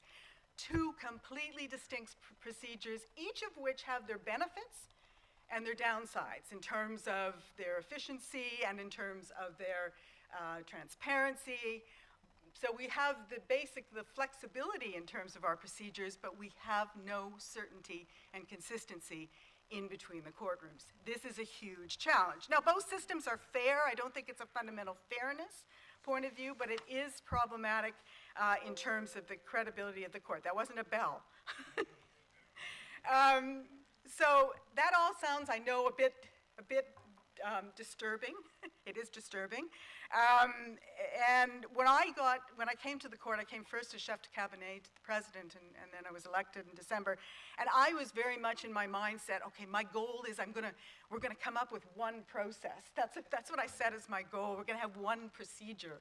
Well, I've since wakened to a reality, and I do think there's some comfort. I liked very much the term similarity, because I think what we can achieve is not the same process, not an identical process, but we can achieve similar in principle, if I can put it that way, in terms of the processes. And there are some good signs. We've had a very interesting decision from the appeals chamber on the first case that was run. Most of the early cases were done in a common law tradition. First case run by Judge Schmidt, coming from the German system, and Judge Schmidt's directions were very, very clear. And he set the process that we are not going to do an individual assessment of admissibility on each piece of evidence. So everything is going in, and then we will weigh it ultimately in the deliberation phase. But all of the admissibility questions related to, obviously, the exclusionary rule that's in the statute will be decided, plus some others, where it will give clarity to the proceedings, where there are specific challenges not related just to relevance or those classic rules of admissibility. So it was a pretty clear middle ground, if I could call it that, and that has been upheld now by the appeals chamber, saying that's an appropriate system. And when I look at that system, and when I was reviewing for this, it struck me how similar it is to the system we used in my chamber, in the Popovich chamber, at the ICTY, which was using the classic common law admissibility test, but our basic approach was admissibility, everything's going in, unless there's a specific objection, and it basically wasn't going to be objections about relevance, specific objection, and we had some, for example, on authenticity of wiretaps or logbooks. So basically, and in the end, we just weighed everything and gave our determinations, not even at the time of submission in some instances. I think both systems, what was used in Bemba et al., which I call civil law light, or what was used at the ICTY in Popovich, and I'm sure other proceedings, common law light, gets us pretty much to the same place, albeit perhaps the path is slightly different. So my hope is that in trying to move forward at the ICC, we're going to be able to do that, to move into the center, to focus not on common law versus civil law, which has been the downfall, and instead respecting the traditions, understanding the two traditions, and drawing from them both to find that place, exactly what Peter was talking about, to find that procedural system which is best suited to the kinds of cases we're dealing with, to the scope of these cases, and is practical and pragmatic. And I agree entirely with Ian, the classic common law system, every piece of evidence, that's not going to work in some of the larger cases. But there again, we also do need some guidance on what's going into the evidence and what's being excluded in these massive cases. So I think we can draw from that in terms also of similarity between tribunals, of some of the challenges we have to all be thinking about our international work and drawing from the various legal traditions to develop those procedures that can then be applied similarly across the board in the various tribunals. But first, I'm afraid we have to deal with the daunting task at the ICC, and I hope you will wish me luck in trying to promote that similarity of system within the ICC context. And I look forward to discussing some of these points as we go forward with the panel.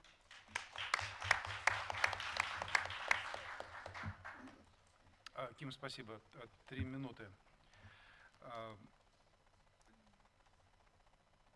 Мне кажется, я просто короткий комментарий, мне кажется, что в моем первом трибунале, во всяком случае в то время, когда президентом его был сэр Деннис Байрон, вот этот баланс удавалось достичь путем сочетания в одном судейском составе не просто представителей различных правовых систем, но и людей с различным предшествующим профессиональным опытом. Кстати, среди них были и дипломаты.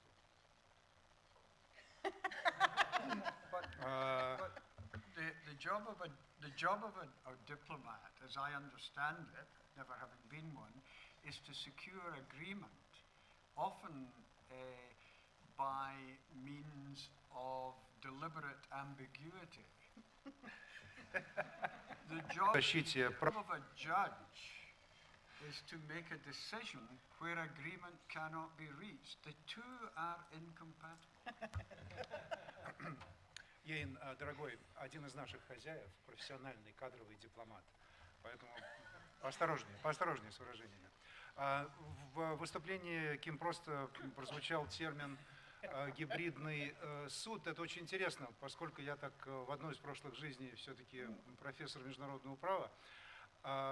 Мы употребляли термин «гибридный суд» несколько в ином значении, как суд, который черпает право из международной национальной системы, ну и в кадровом отношении тоже таковым является.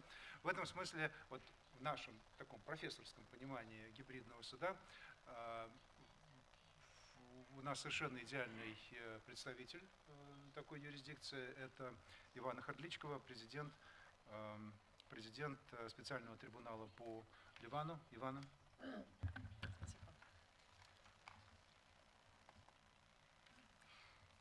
Господин председатель, судья Колодкин, дамы и господа, позвольте мне начать по-русски и продолжать на английском языке.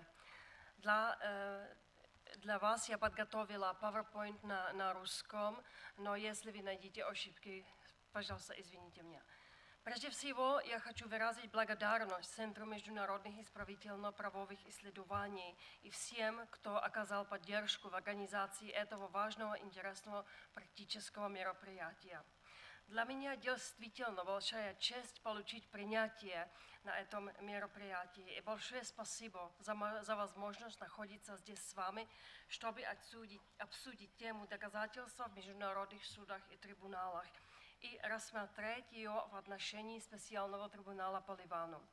Сегодня уделю особое внимание опыту специального трибунала по Ливану, который занимает уникальное положение даже среди современных ему судов. И сейчас я буду продолжать на английском. Спасибо вам. Спасибо. So, before I move to the evidence before Special Tribunal for Lebanon, as I mentioned, is special indeed, not only according to the name, but with all the features.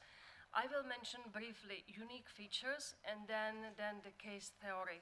The tribunal was established as unique as immediate reaction on assassination former Lebanese Prime Minister Rafik Hariri. And it is the only international tribunal having jurisdiction on terrorism. And this is one of the main and first differences between the other international criminal tribunals. You don't have any other jurisdiction, no war crimes, just terrorism. And the tribunal is ad hoc tribunal and is hybrid in all the levels you can imagine. It's personal level, we have judges from Lebanon and also international in jurisdiction having terrorism, and also in applicable law, because in substantive law we apply Lebanese criminal law, and also if there are some other conditions met, we apply international customary law. Rules of procedure and evidence, however, are created by judges inspired by some other tribunals, plus Lebanese, which is civil law, French-based jurisdiction. And it's combination of civil and common law principles, which brings all the challenges already mentioned, plus I would say more challenges because it more depends on people who interpret the rules than the rules themselves. I would like to raise three issues with you. First is the very specific evidence which we are dealing with, and this is different than other tribunals. It's very technical evidence, and of course it raises, and that's the second point I will mention, a lot of legal issues. Some of them were expected in the beginning, most of them were not. Then, finally, if I have time, I will mention the role of victims and also the evidence concerning victims before special tribunal. But before I move to evidence, I just very briefly mention the case theory. As I mentioned, the rationale behind establishment of the tribunal was assassination of former Lebanese prime minister, and then 4 accused, later 50 accused were charged with conspiracy to commit a terrorist act, along with a number of other related charges. And at this point, I would like to highlight that we don't have any final trial judgment yet, and I am presiding judge of the appeals chamber.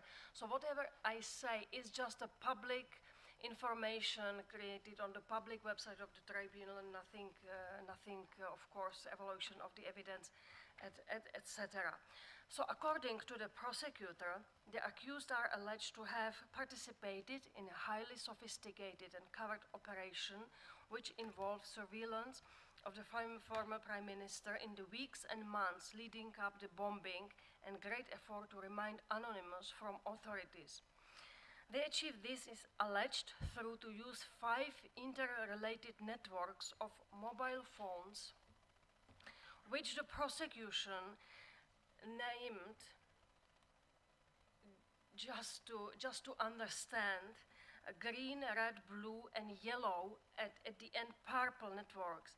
And this alleged conspiracy had 2 principal aspects: the surveillance, planning, and execution of the attack on the hand, and also the coordination and execution of a false claim of responsibility.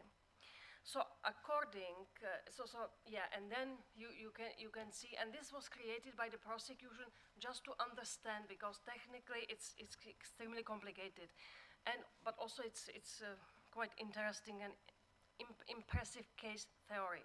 So according to the prosecution, both components on the conspiracy were coordinated through one accused using a dedicated phone network, so-called green network of phones, which sat atop of the hierarchy of networks and linked with this accused to 2 other phones which were designated to prepare and carry out the attack and execute the false claim of responsibility, which the prosecutor contend can attribute it to 2 other accused.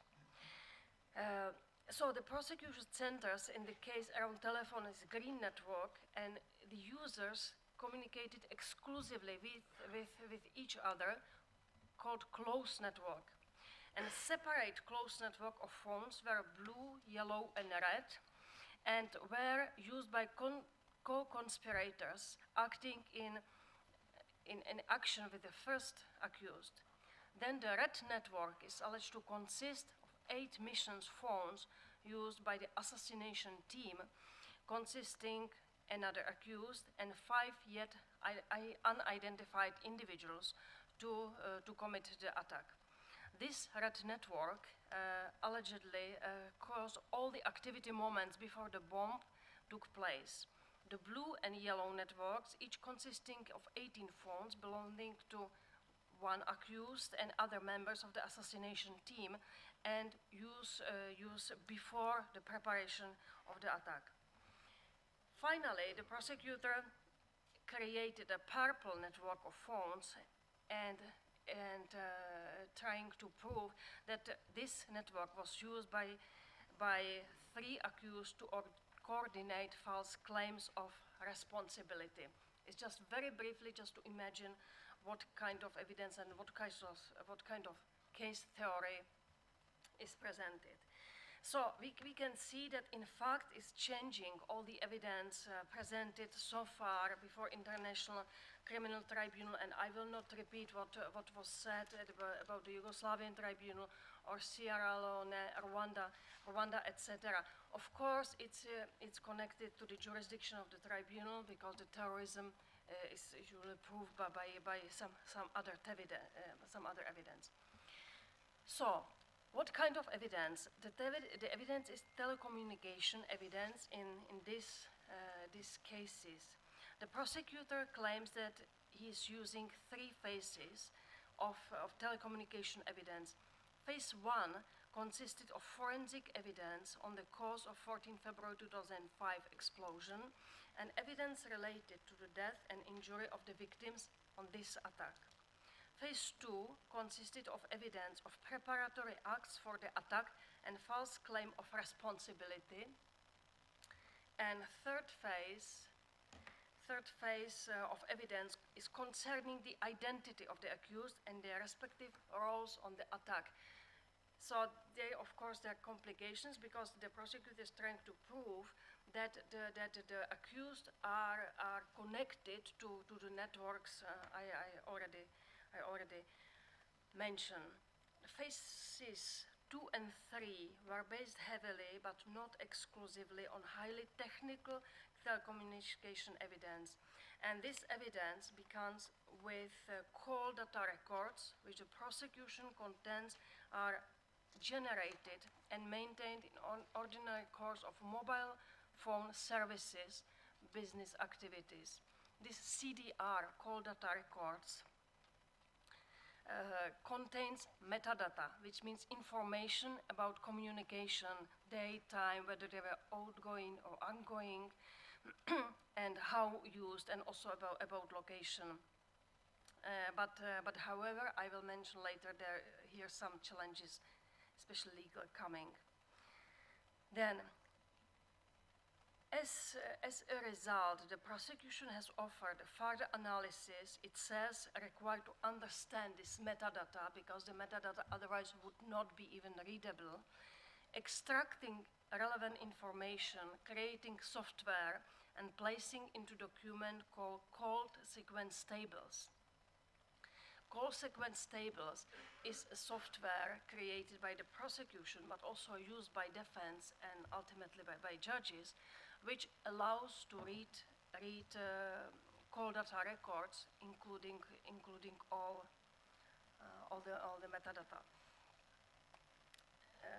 So far, the prosecutor relies upon various types of evidence, linked the different colors network phones to particular users.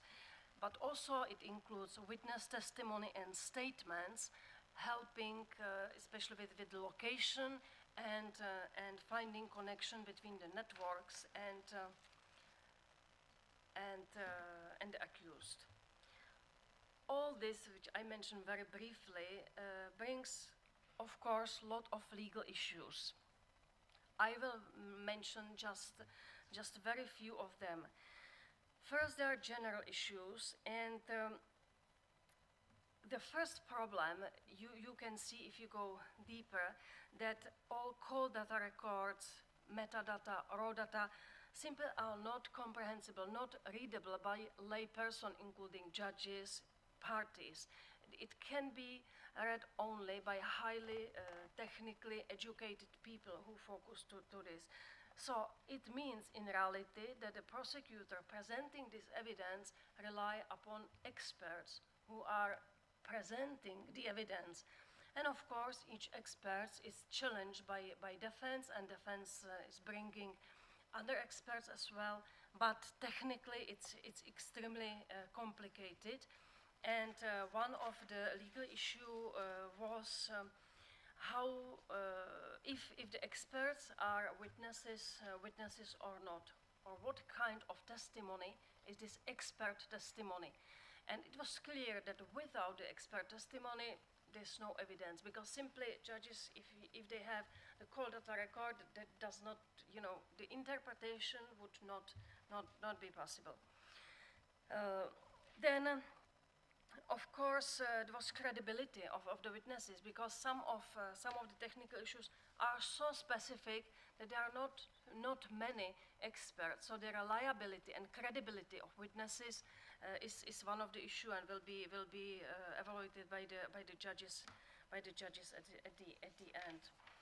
Then the other legal issue, and I think this is something quite important for the future, if we think about the right of privacy, was the question, before the tribunal was established, the United Nations established United Nations Investigative Independent Committee who collected all the evidence after the crime from telephone companies and then transferred to the tribunal. So defense counsel challenged the admissibility of such evidence. They challenged the admissibility of transferring all this evidence, the data, from this committee to the tribunal. And the trial chamber dealt with that, appeal chamber dealt with that with two primary issues. If the transfer without specific judicial approval was admissible, with long story shortly, was said yes. The second question was whether it was, if it was possible, if it violated human rights or not. And in very, very long decisions, then the appeals chamber said that in this specific case, not, because it was created to prevent some other crimes. But it was complicated, was very complicated legal issues, and I don't think it's solved. I think this issue will come later if we will using this similar evidence. Then legal issues coming with trials in absentia. I will not bother you with that, but one of the accused was reportedly dead, and the judges had to decide what standard of proof should be required to decide about decision if the procedure should be terminated or not, because it is trials in absentia, so the accused was not present. Then victims, I just skipped that because I wanted to mention two. I see almost the bell. Conclusion. 3 points in to conclusion. First, we can see that we are dealing with technology. It's not the first time. If we see Nuremberg films, there was technology as well, but we see development, which raises the second point. I think we will not be able to avoid using technology in courts, because in our technological era, it could be used in a positive way, but we have to deal with the right of privacy and potential violation of human rights. And I think it's a big topic, which happened first before International Criminal Tribunal, and I think probably we will have to find a solution. And the third, the relevance of the victims, which I believe it's one of the purposes of international criminal law. I'm happy I almost reached the time. Thank you very much for your attention. Иван, это было время, оставшееся от Йена.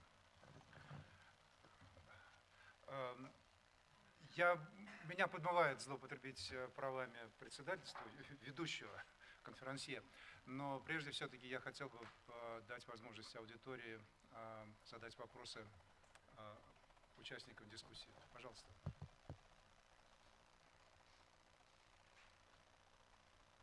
Тогда, пожалуй, я начну. Вопрос, который все-таки он технический, и он возник в связи с некоторыми замечаниями, которые сделала Ивана Хардличкова. Ивана, в практике твоего трибунала, и, может быть, граждане-судьи поделятся опытом своих трибуналов, возникала ли проблема нежелания раскрывать источники информации и методы их добывания? Просто я задаю этот вопрос, потому что в нашей практике, в практике Международного трибунала по Руанде мы сталкивались с тем, что, как предполагала одна сторона, могла существовать информация в виде фотографий, сделанных со спутника. Правда, вот здесь меня подводят мои собственные технические познания и память. Были ли это старые пленочные снимки, или же это уже были цифровые снимки? Когда компания, которая могла предоставить такую информацию, отказывалась это сделать, поскольку контракт с правительством не позволял ей этого делать, а правительство со своей стороны не желало компрометировать те самые источники информации и способы их добывания, которые впоследствии могли быть использованы в процессе как доказательства. Yes, of course we have a lot of very similar and many other challenges. It's problematic. So source of information, it's problematic. But in this, I would like to what I said about the software which was created by the prosecution to be able to read the evidence, the data, and defense simply had to accept because they were not able to find another. So they claim that it's unequal, and then the prosecution can manipulate by the software. So then was created like kind of independent group compiled both prosecutor and defense, and with expert they created together was still more prosecutor the evidence to be able to read it. But with that were a lot of other problems. Yeah, we had similar. Well, the ICTY has a rule, or had a rule, that the prosecution could disclose material to the defense which could not be used as evidence in the case, but could be used for the purpose of identifying other evidence which might be presented in the case. So that preserved the situation, for example, in the United Kingdom, where telephone intercepts are not admissible in domestic courts as evidence and would not be permitted to be admitted in any other court. But the material within the intercept might then be used as intelligence with a view to developing the obtaining of other evidence. And that gets round the problem without affecting other potential evidence in the case.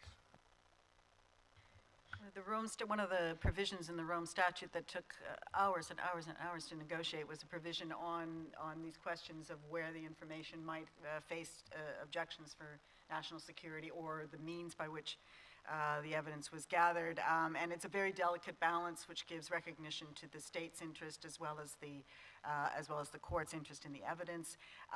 To my knowledge, I don't think it's ever been used so far, and I guess that goes to the nature of the cases that we're addressing. But there's certainly that issue, which had been flagged in a number of the tribunals previously, was something that was addressed, at least in the Rome Statute.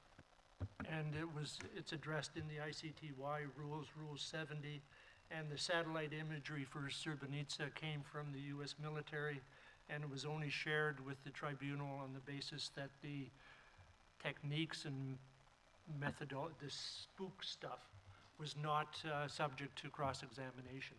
And the chamber dealt with it, and the evidence was admitted. Спасибо. Вопросы из зала? Я бы просил задающих вопрос представляться, даже если ваша личность очевидна.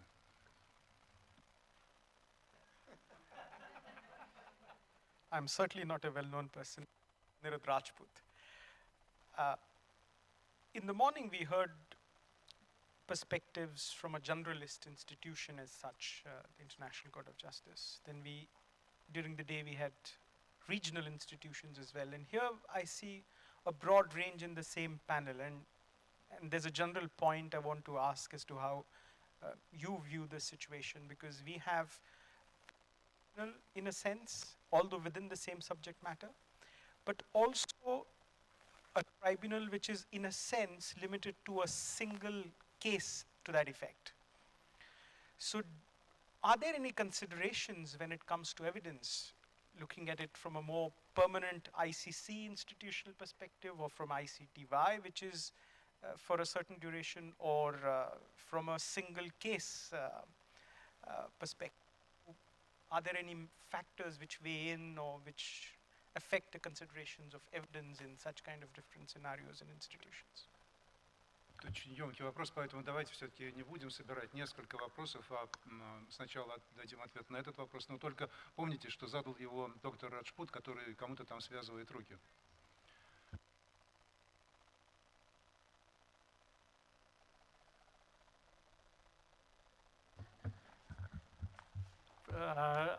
I think it's more likely that the principles applying to international tribunals are more portable and usable to other international criminal tribunals, are more portable and usable, notwithstanding that we've got the individual case, we've got the ICTY that dealt with a particular region, and we've got the ICC, which has a broader geographical jurisdiction, although it's based on a different set of rules and different set of thinking. I think once you get away from the concept that this is a hybrid court, my thinking, the weakness of international procedure and rules of evidence is the fight between the common law system, the professors in England and Australia and the United States who can't let go, and the continentalists who are fighting for their life in their eyes. We have to say, we want a system that is the best system for international law, and we're going to look at what's out there and make it work. We can experiment. If it doesn't work, we'll try something else. That's the only way to move forward. But talking about common law and civil law and which system works better and the adversarial system and so on, the problem is that the system is full, or almost full, of lawyers from both those systems. Maybe we have to be drawing in more people from other systems to maybe give more impetus to an evolution into the next phase. Anyway, that's my view. May I address directly the point you make about the difference between a one-issue court and a generalist court? Bearing in mind the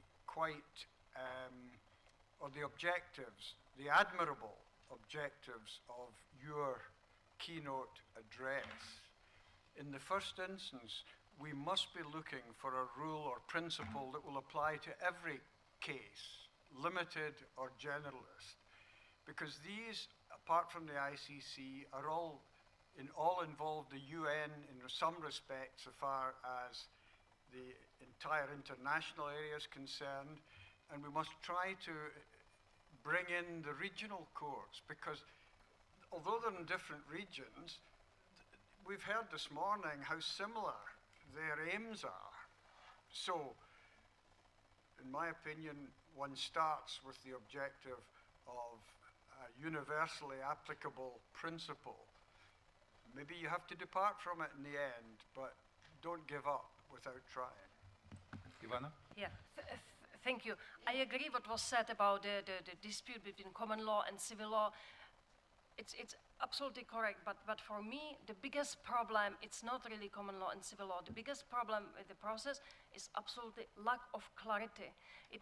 At the end, it doesn't matter if you apply civil law or common law, but it must be clear in the beginning for everybody, and it is not. You can see, and we are not the exception, that judges, parties, victims, they have no idea which rules they will apply. It's a matter of interpretation, and so for me, it must be clear in the beginning to everybody.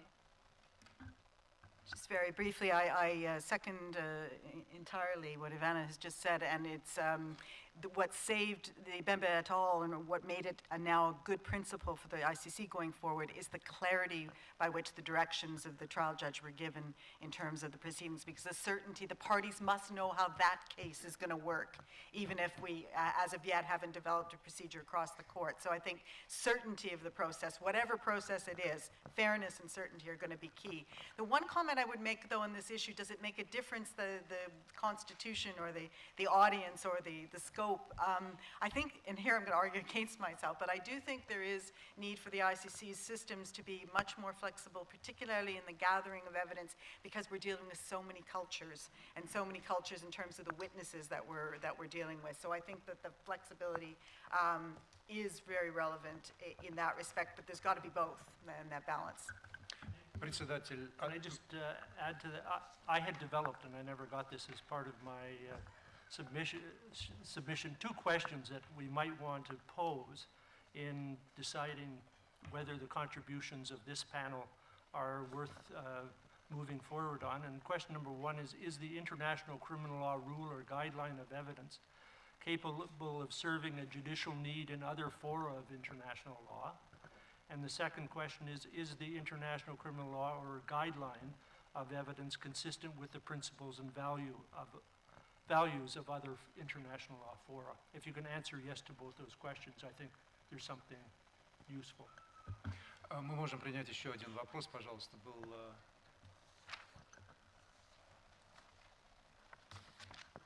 Roman Kadykин. Brian K. Flayton Paisner. My question is about, do criminal courts have any standards to apply to illegally obtained evidence? And what we see now more often than ever is WikiLeaks type resources, Paradise Papers, and other leaks of confidential information. And this question has arisen recently in an investment case, Karatuvian, where the tribunal decided that they have two competing duties. One is to establish the truth, and the second one is to protect legitimate expectations of the parties, one of which was to protect privileged materials.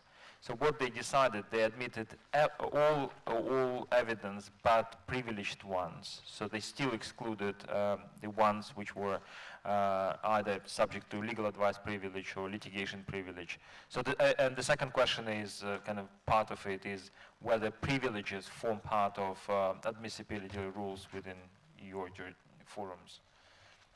Прежде чем кто-то ответит на этот вопрос, я хотел узнать у посла судьи Колодкина, можем ли мы взять время, которое было зарезервировано у советника Хадыкина в его собственной секции. Да, мы забираем его время, берем себе. Нет? Так, ну хорошо, быстро. Ким, что-то было? So just on those points, the ICC statute has very specific rules on privilege, starting with your last point, very detailed provisions. There was especially question of spousal and family privileges because of the cultural context that can be different cultural contexts. So we spent a lot of time developing those rules, so we do have a lot of guidance in that area. And the exclusionary rule would address illegally obtained evidence, and we have had arguments on that, but it's not automatically excluded if it's illegally obtained. So the test is that the judges can exclude evidence if it's in violation of the statute or internationally recognized human rights, if the violation casts substantial doubt on the reliability of the evidence, or the admission of the evidence would be antithetical to and would seriously damage the integrity of the proceedings. So it's very much, I think it's a very good rule, that one, because it's very much a balance. It's not automatic, but you weigh all these different factors in making the determination. Два слова. Okay. You have to ask the question, torture under any circumstances, should the evidence be admissible? There's some debate about it. I think the right answer is no. And you also have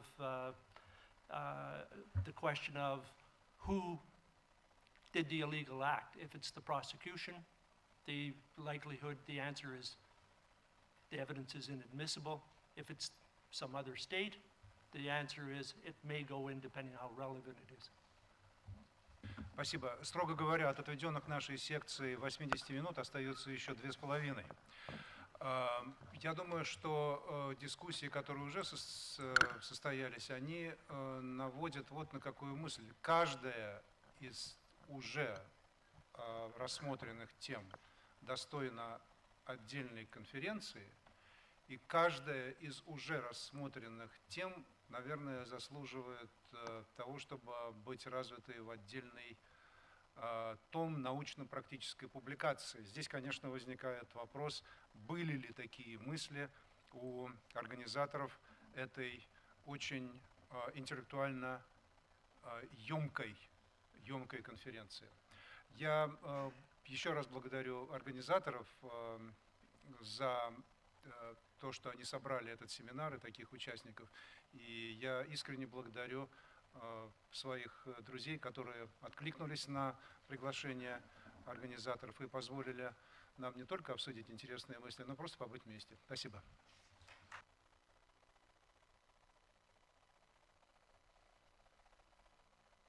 Спасибо большое. Я смотрел на реакцию участников секции на колокольчик модератора и думал, что одним из продуктов нашего сегодняшнего семинара будет выражение «go to bell».